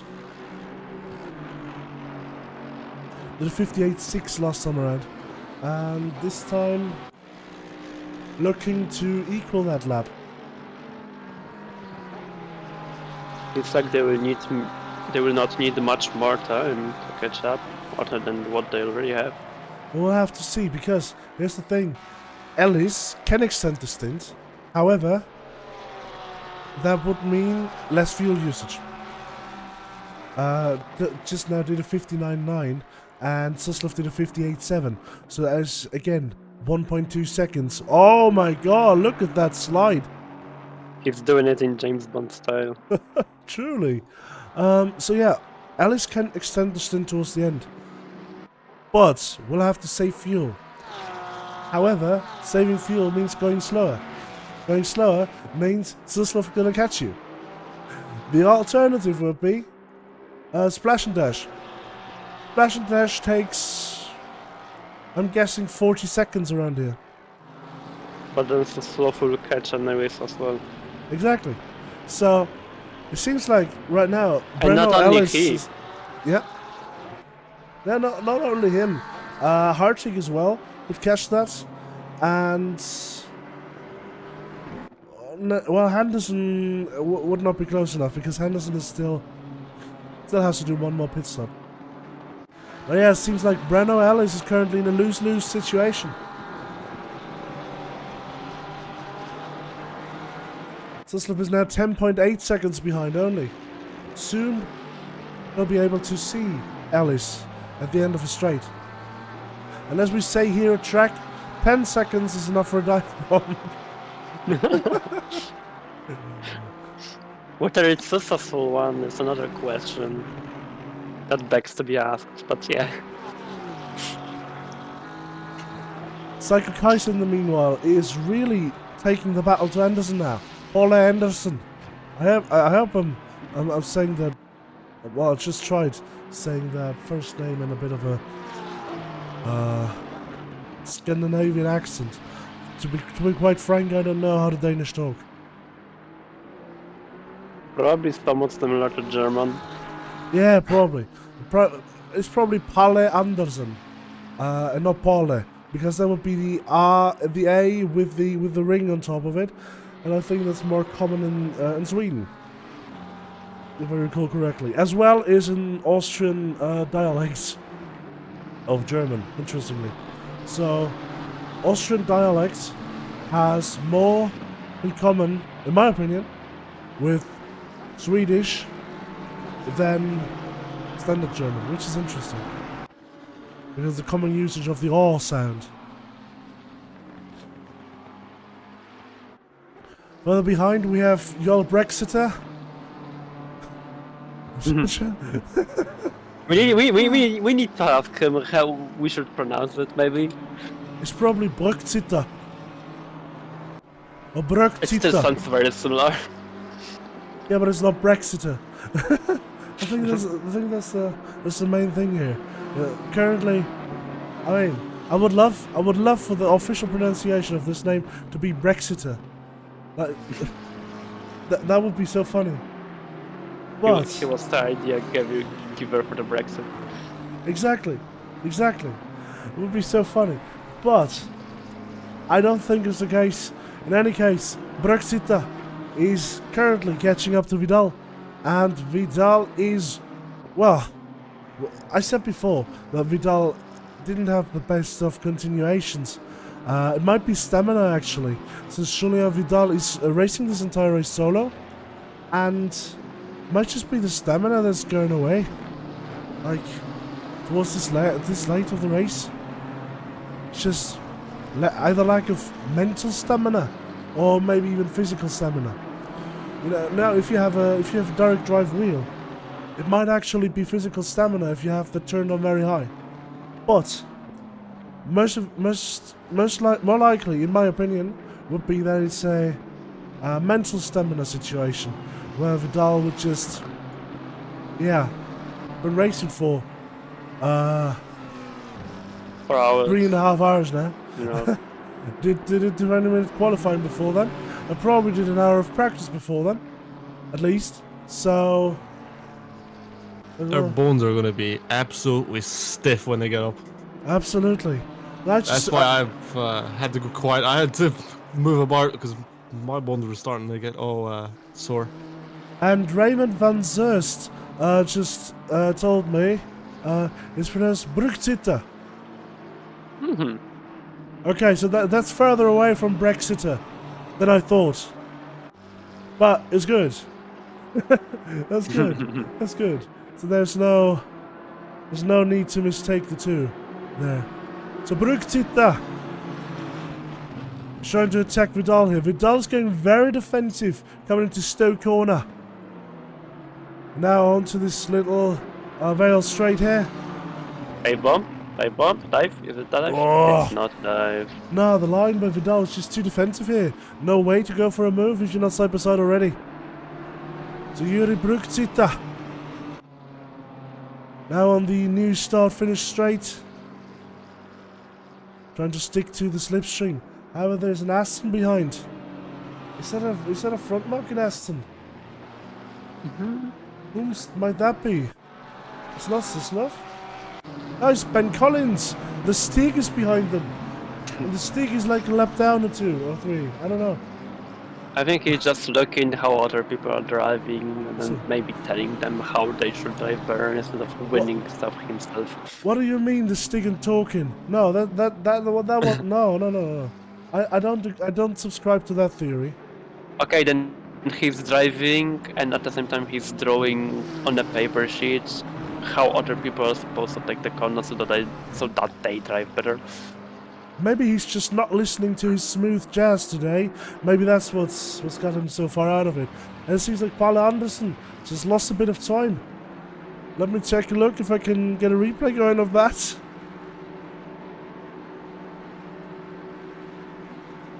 Maybe. Yeah, there we go. Really? There we go. Trying to overtake Psycho Kaiser. Even ahead already. Just breaking A a bit little bit too tonight. quick. A bit too quick into the corner and it gave him enough time for a maneuver. So back to Brugzita. Brugzita is now going for a move. Is it going to be enough though? Now it looks like Vidal is on the defensive line and has more straight line speed. Brugzita not able to get the Lamborghini up to the pace that it would need. Maybe they have a higher downforce setup, who knows? In any way, Brugzita not able to make the overtake yet. This battle for P19, this is just a battle for P19. Look at the skill of both of these drivers. This is a great grid we have here today with Brugzita and Vidal battling for P19 like they are here. And Brugzita about to go for a move here maybe? No, too far back. But definitely likes to show themselves in the mirror of Vidal. I think he might be showing himself up in more than just mirror. What do you mean? I have a feeling right now he will jump in right in front of that BMW. Well, there we go. It just happened. Brugzita went for the overtake there into Brooklands? I think it was Brooklands. Yes. And he's now in P19. Nice overtake. Now, it's just a matter of question whether Brugzita is actually quicker than Vidal. Because Vidal, I mean, catching a bit, quite a bit here. And the Stig right behind that, still looking on. What's going on up ahead? Looks like a fun battle. Oh, the BMW lost a lot of time there for some reason. And just enough time for our Stig to catch some of that sweet slipstream. Yeah, but don't forget that the Stig is 2 laps down in this battle. So there's actually, let's see, Ben Collins, yeah, he's 13 seconds down. Well, But a lot more less down now, because Oh. it seems like Florian Christian Selles just had a bit of an incident. Let's take a look at the replay. The GOAT himself is racing. I didn't even know he was racing today. I was racing together with his Hungarian teammate Tamás Krisai. Oh yeah, just getting a bit of unsettlement there on the exit of club section. Yeah. Health and safety warning as on the side of his car. You see that? The yellow bike next to the V4H sticker. Warning, dangerous driver. Dangerous driver. Alright, next to V4H, a very dirty tracc.eu Windows 95 logo. Okay, That's Window- an interesting sponsor. it's Classic. sponsored by Windows 95. Warning, dangerous driver here on the rear as well. Let's see over here. Oh, there we go. Yeah, actually. Oh, there's a Steam Awards thing. I think, yeah, there could be Steam Awards. What does it say on top? Yeah. Firefox 3, download now. Oh my. Warning. It Yeah, is- that, really warning. That software is very much out of date. As Florian Christian Selles is now being overtaken by the Stig. The Stig in the slipstream of the BMW. Overtaking Florian Christian Selles there. Do you think And the Collins. driver? Oh. It's made up a position. Oh, I think the Microsoft, the Firefox one. Do you think? The driver, dangerous driver, thing is referring to the driver of the car, or perhaps the drivers on the computer? might be the drivers on the Windows 95 machine that their car is running on. As Gothia Barras very sideways there on the entry into Maggots.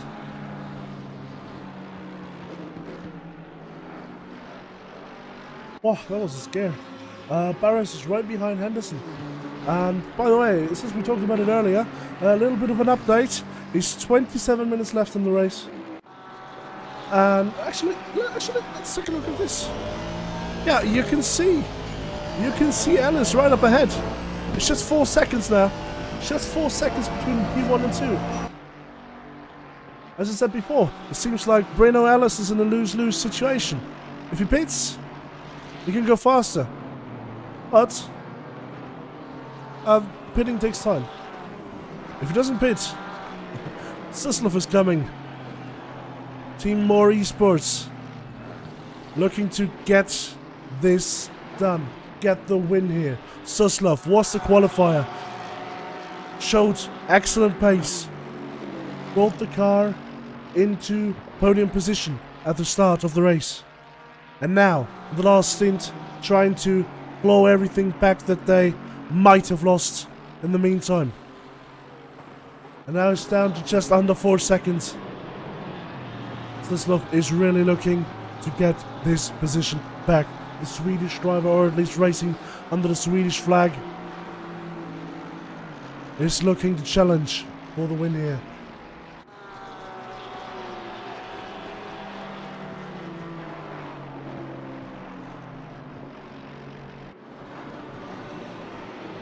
So, one thing I would like to look at. Do we have any things here? I don't think there is much.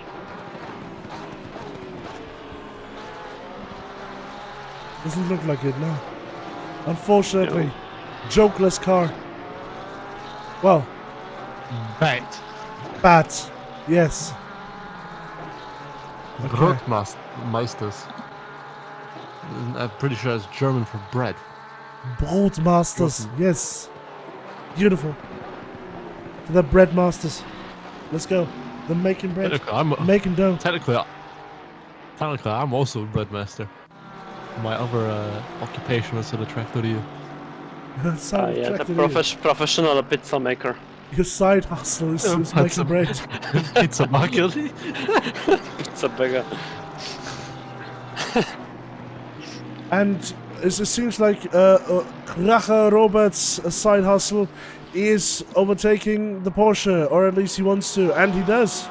Well, This is a battle for We'll position. excite Why us. are you just letting him pass?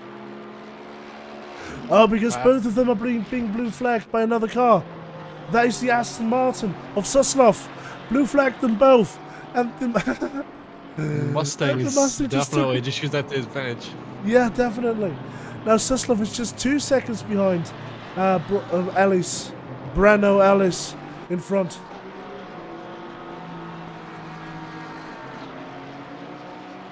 I think sparks are gonna be flying at the end of this race. There might be. Well, now, What that M in the front is. actually, since we've done it for other cars as well now. Whoops! I didn't want to save a screenshot.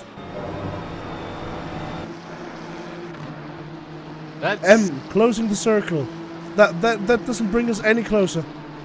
I think this is the base game livery. does not close the. I love how that comes up on the broadcast. He saved the screenshot. I didn't know I actually did that. It's funny. No, I just pressed the wrong button. Don't worry about it. Lawrence Schmidt Bigum, however. What? There was just a car in the gravel. Okay. Lawrence Schmidt Bigum is now on the tail of Zola Kihara. This is the battle for P12 on the grid right now. Zola Kihara is really looking to defend this position from Lawrence Schmidt Bigum. However, the Porsche looks quicker at this stage of the race. Yeah, says he's jokingly said he's my nephew, so sort of family obligations here. As soon as your nephew.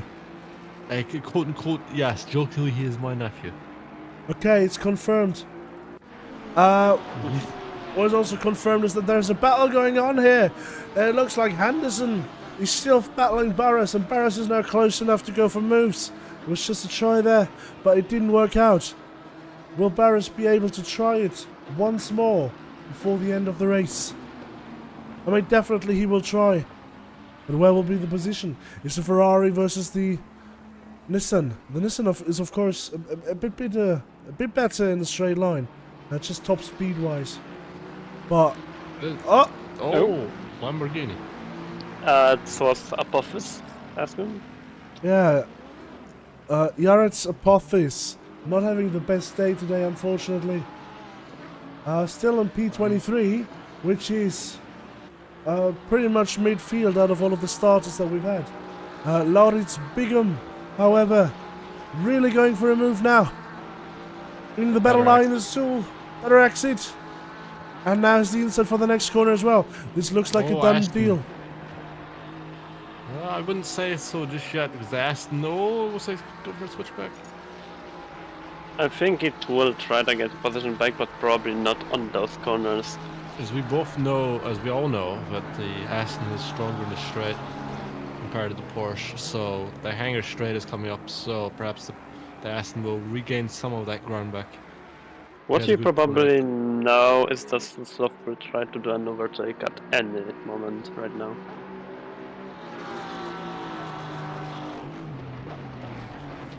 You can see Akiara is gained a little bit.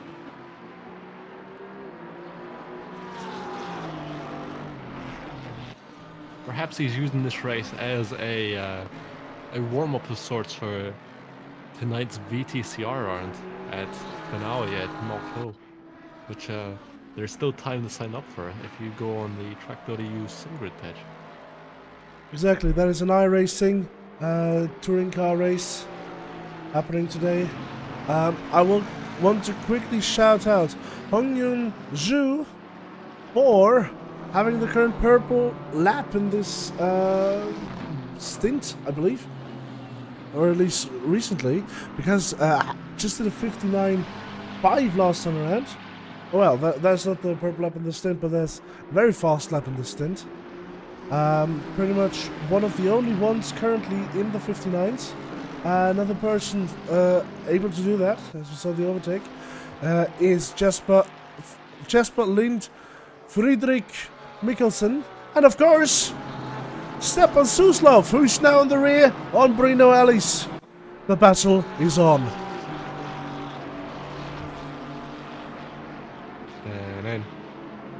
Dun, dun, I was hoping one of you had your keyboards connected so you could play a quick jingle, but it doesn't matter. I don't have keyboards. I had only keyboards on my computer. Not a musical one. That's unfortunate. Anyways, Stepan Suslov is really piling on the Factory pressure used. here. It is required to be a commentator, but you have a keyboard Yes. alongside a microphone. Either a keyboard or a set of drums. Yeah, I know. But it must be a Yamaha keyboard. Well, why not a KTM keyboard? Because that doesn't exist. It exists in our hearts. Exactly. But not for long.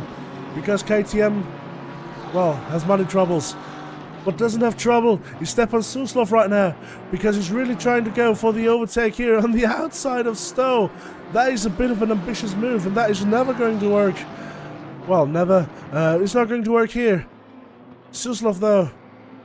I mean, it's just a matter of time at this moment.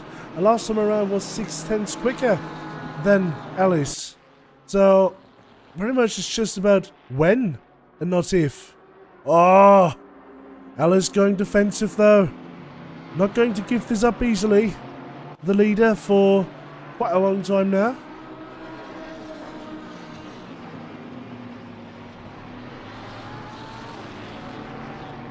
Stepan Suslov. When will he get the opportunity? It's always a question. I think the Aston is quicker in a straight line. I'm not sure about this in this situation, because the 992 is not as bad in a straight line as the 991s were. Where will be the chance? Where would be the best chance? I think the Aston is very good on the brakes, but there are there are not the biggest huge braking zones around here.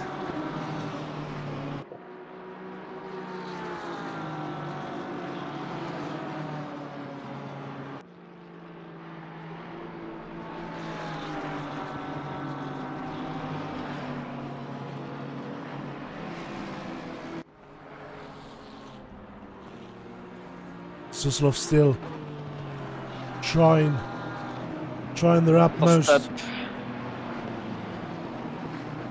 He's trying to step on him to find that one correct step. Yeah, but Alice is going way too defensive. The one correct step is definitely not possible into Stowe corner. Maybe out of Stowe corner, because Suslov got a way better line now. But Alice is going to go defensive now. Middle of the road. Oh, but Suslov tries it on the outside. Not side by side enough to make it stick for the next right-hander into club. Out of club, however. Oh, lag. Out of club, however. Now there's a bit of a gap between the two again. Both of them have not gotten quicker thanks to this battling. But Alice has not gotten much slower either. The problem is, though, that Suslov was 1.3 seconds up per lap, like 15 minutes ago. 15-20 minutes ago. Last time, before catching Alice, it was only 6/10. Is that enough on a flowing circuit such as Silverstone to make a difference, make enough of a difference to overtake? Or is it just now about oh my god. It's just now about Breno Ellis. That's that's such a weird first name. I've never heard that name. Keeping their composure. Being able to defend this for their life.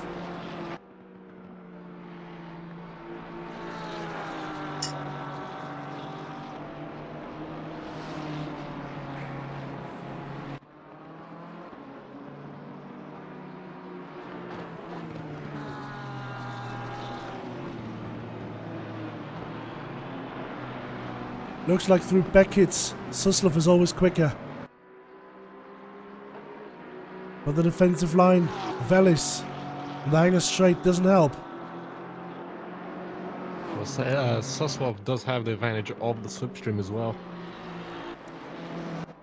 It's definitely going to play a bit of a factor in the straights, I feel.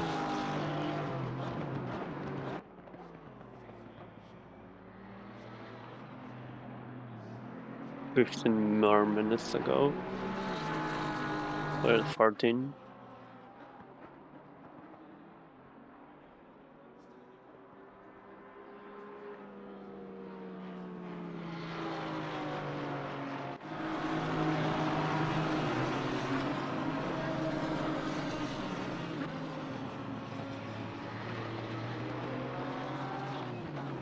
The problem is, how do you find a way past an opponent like this?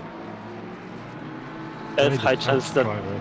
there is high chance that he will not need to find a way, as the Porsche is now an hour and 5 minutes into the stint.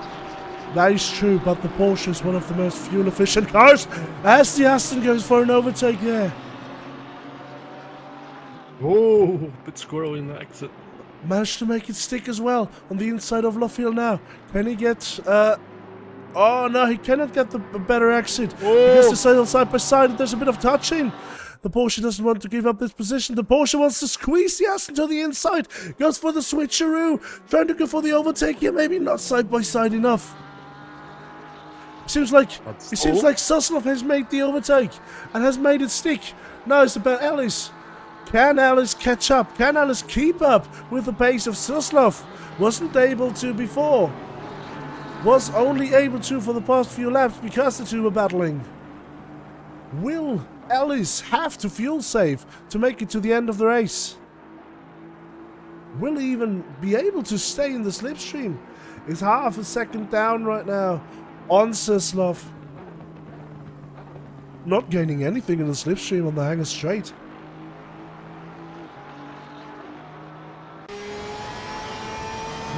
Let's go on board with him. See what he sees. See what Breno Ellis does.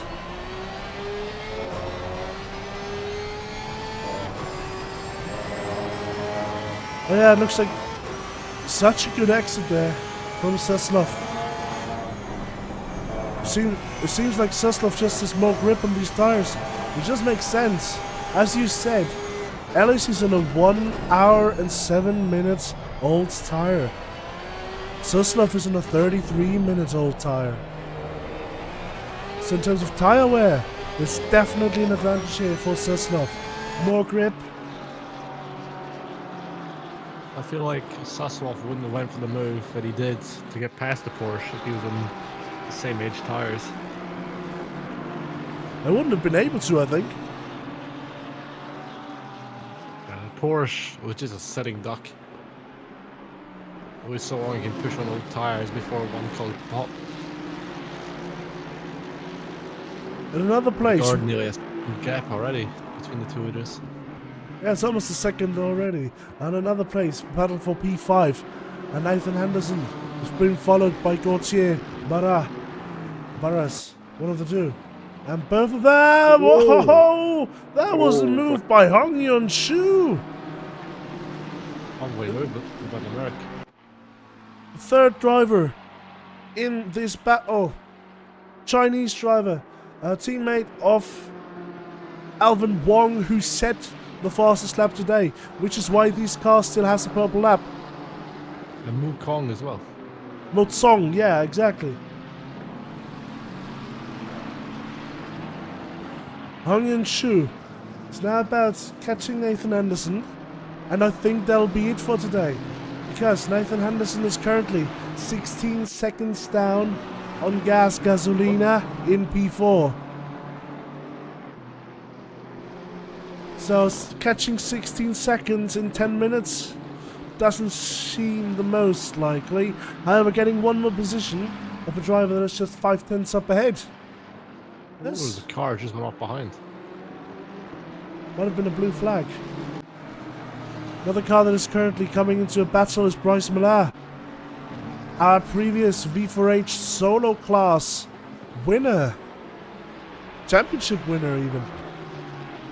He's now attacking Sula Kihara.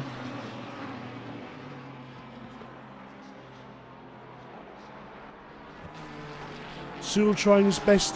I think it's fair to say in the lineup that Sul is racing with. I think with Psycho. He's racing with Isaac Umbris. Racing with Isaac Umbris. Yeah, we saw Isaac Umbris and what exceptional pace he had, especially in the wet qualifying early on. Quite an adaptive driver, very quick. And I think it's fair to say that Sul Akihara in this lineup is like the AM driver in the Pro-Am. So, Sul... Wow. Yeah. Well, to go on to your point, don't forget Zo Akihara is a champion in tracc.eu. He is 24 S2 AM class champion. We have two champions battling against each other for this P13 spot. That's correct. Sul Akihara is an AM class champion.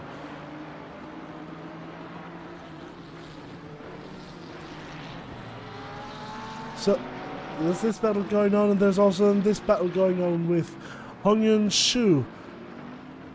Currently a bit falling back, maybe into the grasps of Barras. Update on the leaders though. Brano Ellis is now 2 seconds behind Suslov. So it does not look likely that Ellis will be able to catch Suslov on pace. This three-way battle though for P5. Nissan, Mercedes and Ferrari. What an interesting combo. All three manufacturers have quite the racing past. All of them raced at Le Mans. All of them have raced in Super GT. So it's interesting to see a Japanese car come over to Europe to do some racing as well. It is interesting indeed to see that. All of them here together on the island. The island. Well, Great Britain is an island. Well, yeah. Yes. It's an amalgamation of islands, okay? It's an archipelago. Amalgamation. Archipelago of islands. The Great British Archipelago. Night boat to Great Britain. Hong Yun Shun is now really close up on Henderson. It seems like Henderson is struggling a bit, maybe through this technical chicane there in the Vale Club. However, in a straight line, there's no faltering the Nissan. Ooh. Hong Yun Shun really aggressive now. Last few minutes of race. Tempers are flaring, but I think Nathan Henderson might be getting tired because they're a single driver entrant, while that Mercedes got 3 drivers, so equally split, just slightly over an hour each for everyone in the Merc. So it'll be, well, I'm not sure how tired Nathan Henderson will be behind the wheel, but I imagine getting pretty sweaty, pretty hot. Probably a bit tired as well, so. It was a 4-hour race. Yep, 4 hours by yourself. Even 2 hours sometimes can be quite tiring. So 4 hours is definitely tiring. Yeah. As has been mentioned, actually, Mikkelsen is attacking Robert right now. This is a battle for P15. Third battle on the grid that is currently going on. And Mikkelsen, oh! Does the Porsche have the straight line advantage here? No. But the acceleration out of the corner was just better. And the braking into the corner as well. Can he park it on the apex? Beautifully done. Not a chance for Robert to retaliate. Ooh, I think there's a little bump there as well. Slight little up tip. It's okay, isn't it? Seeing this race, I really wish I'd raced in this. I just didn't have a drive saddle. I would love to driven the Bentley here. The Bentley's a fun car to drive here. It is. I'm not being biased as the last time I drove Silverstone was in a Bentley. Yeah, as I wanted to say earlier, not the best day for BMW today.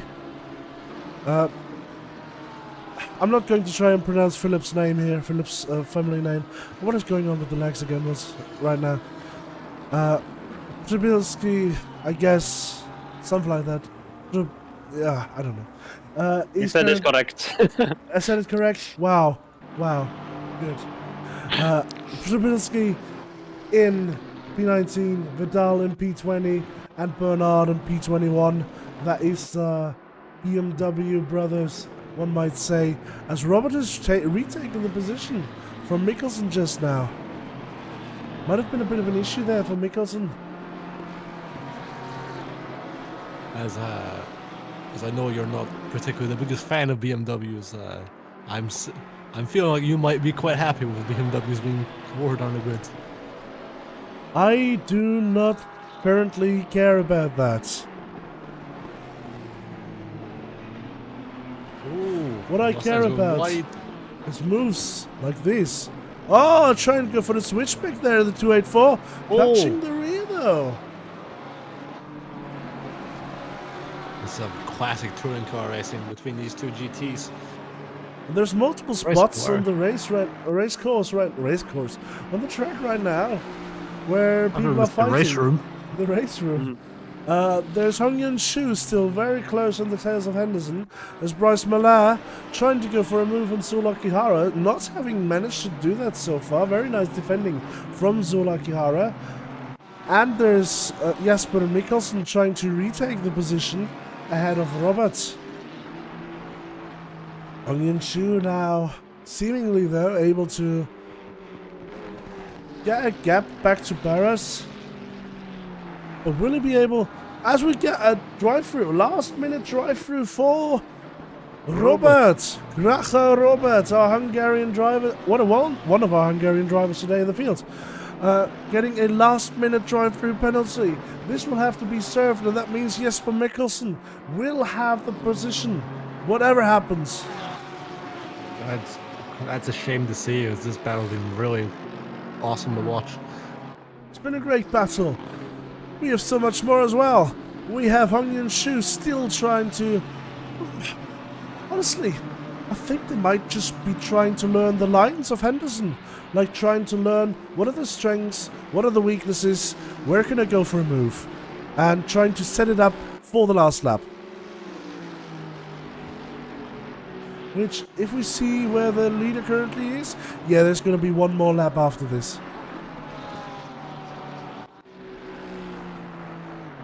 Right, now I think about it, Adrian, your prediction earlier might actually be quite close. Not 120 laps, but only a few laps off it. Leaders on lap 117, and as Nissan's going white. That's given P5. the position. Yeah. Final lap, give it all you can. The Hong Yun Shu, the car with the purple lap now in P5. Of course, purple lap was done, as said before, by Alvin Wong, teammate of Hong Yun Shu. But Hong Yun Shu, very good showing here today. And there's still another battle behind, because Nathan Henderson is right behind that. And, not Anderson, well, there's another Anderson in the field. And Barras Anderson is not racing today. Not that Anderson. We have, I think we have an Anderson in the grid, but currently not out on the field. Out on the field. What am I talking about? Out on the track. Or on the race room, as you said. Out on the race room. And Bryce Millar is going for an overtake now on Zula Kihara. I think I'll have to watch that back. Let's go and try to find the replay. I feel like we just may have missed something there, because I think it may have been some using blue flag to advantage. It does look like it. Oh, no. There is No, a bit in of blue fact, flag no. here. But they Blue flag touched. already happened. It was just a bit of context there. Switcheroo. Beautiful I move thought for Bryce Millar. I thought the Bryce Millar was gonna hit the Aston there. The purple one. Oh, there's still this Very battle quick on the going brakes. on there. Sulakihara still staying on the back here because the Aston in front. That's actually the leader. That's our leader, Stepan Suslov.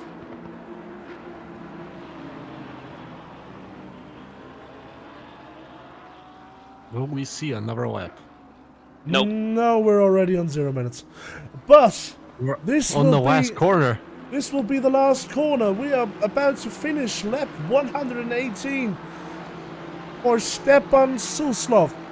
Team More Esports to win the race. Beautiful showing by Suslov and his teammate. Who was his teammate? Daniel Blagov. Beautiful showing by the two, showing that they're a force to be reckoned with. True esports. In P2, we have Breno Ellis and Glory Bobby. Beautiful for them showing that they can finish in P2. And in P3, we have the team of Bunslow Racing between Mats Peterson and Jonas Hartig. Gas Gasolina is our first of the solo drivers, looking to finish in P4.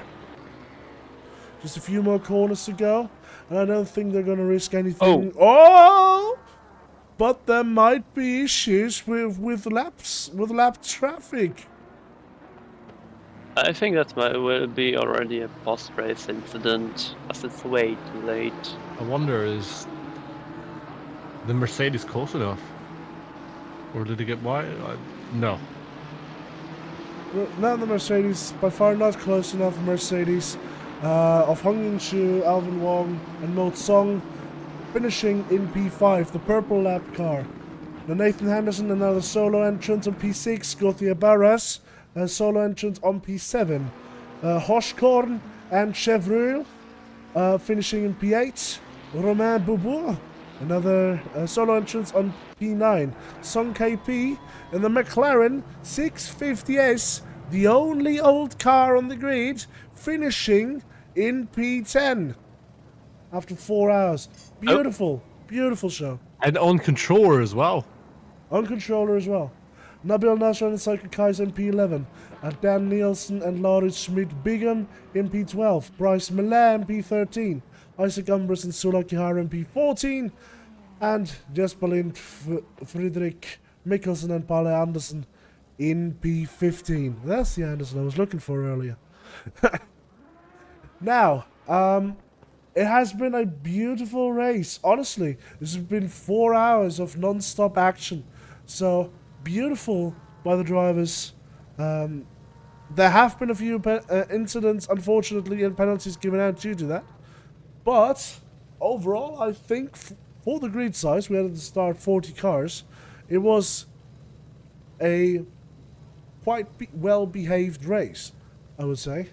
So, I'm very proud of having been able to commentate this and, well, most of the time do just the cameras though, because as you can hear from my voice, this is not how I'm supposed to sound. And also I want to thank both Jordan and Adrian Dubrovka, Jordan Brunch and Adrian Dubrovka for helping me out with the commentary today. Thanks for Slipstream International for hosting this event together with us, for sponsoring shooting, and SA International as well for co-hosting. Thanks, of course, to all of the drivers who participated today and everyone else who did not drive and still watched. You all are awesome people, and yeah. Honestly, do you guys have any thoughts on this race that you want to share now as some final words? Not really in the words. I just enjoyed watching people drive. I'm happy to see a 650S, the only 650S I think we've ever had in V4H, finish in the top 10 at the British V4H round. I think that is just cherry on top for me.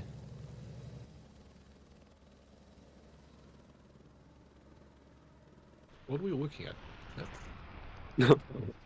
What?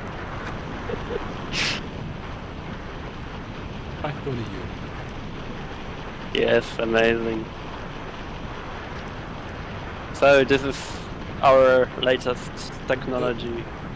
This Our- is Are you track. guys still streaming? So, I- in that case, if there is nothing else to be said, I want to again thank everyone for being here. We have a whole new season of races coming up. There will be some endurance events. There will also be some normal sprint events. We have a few championships. All of that can be found on our Simgrid page. So be sure to check that out and join our Discord if you want to race with us as well. Thank you all so much for being part of this, and see you on the racetrack.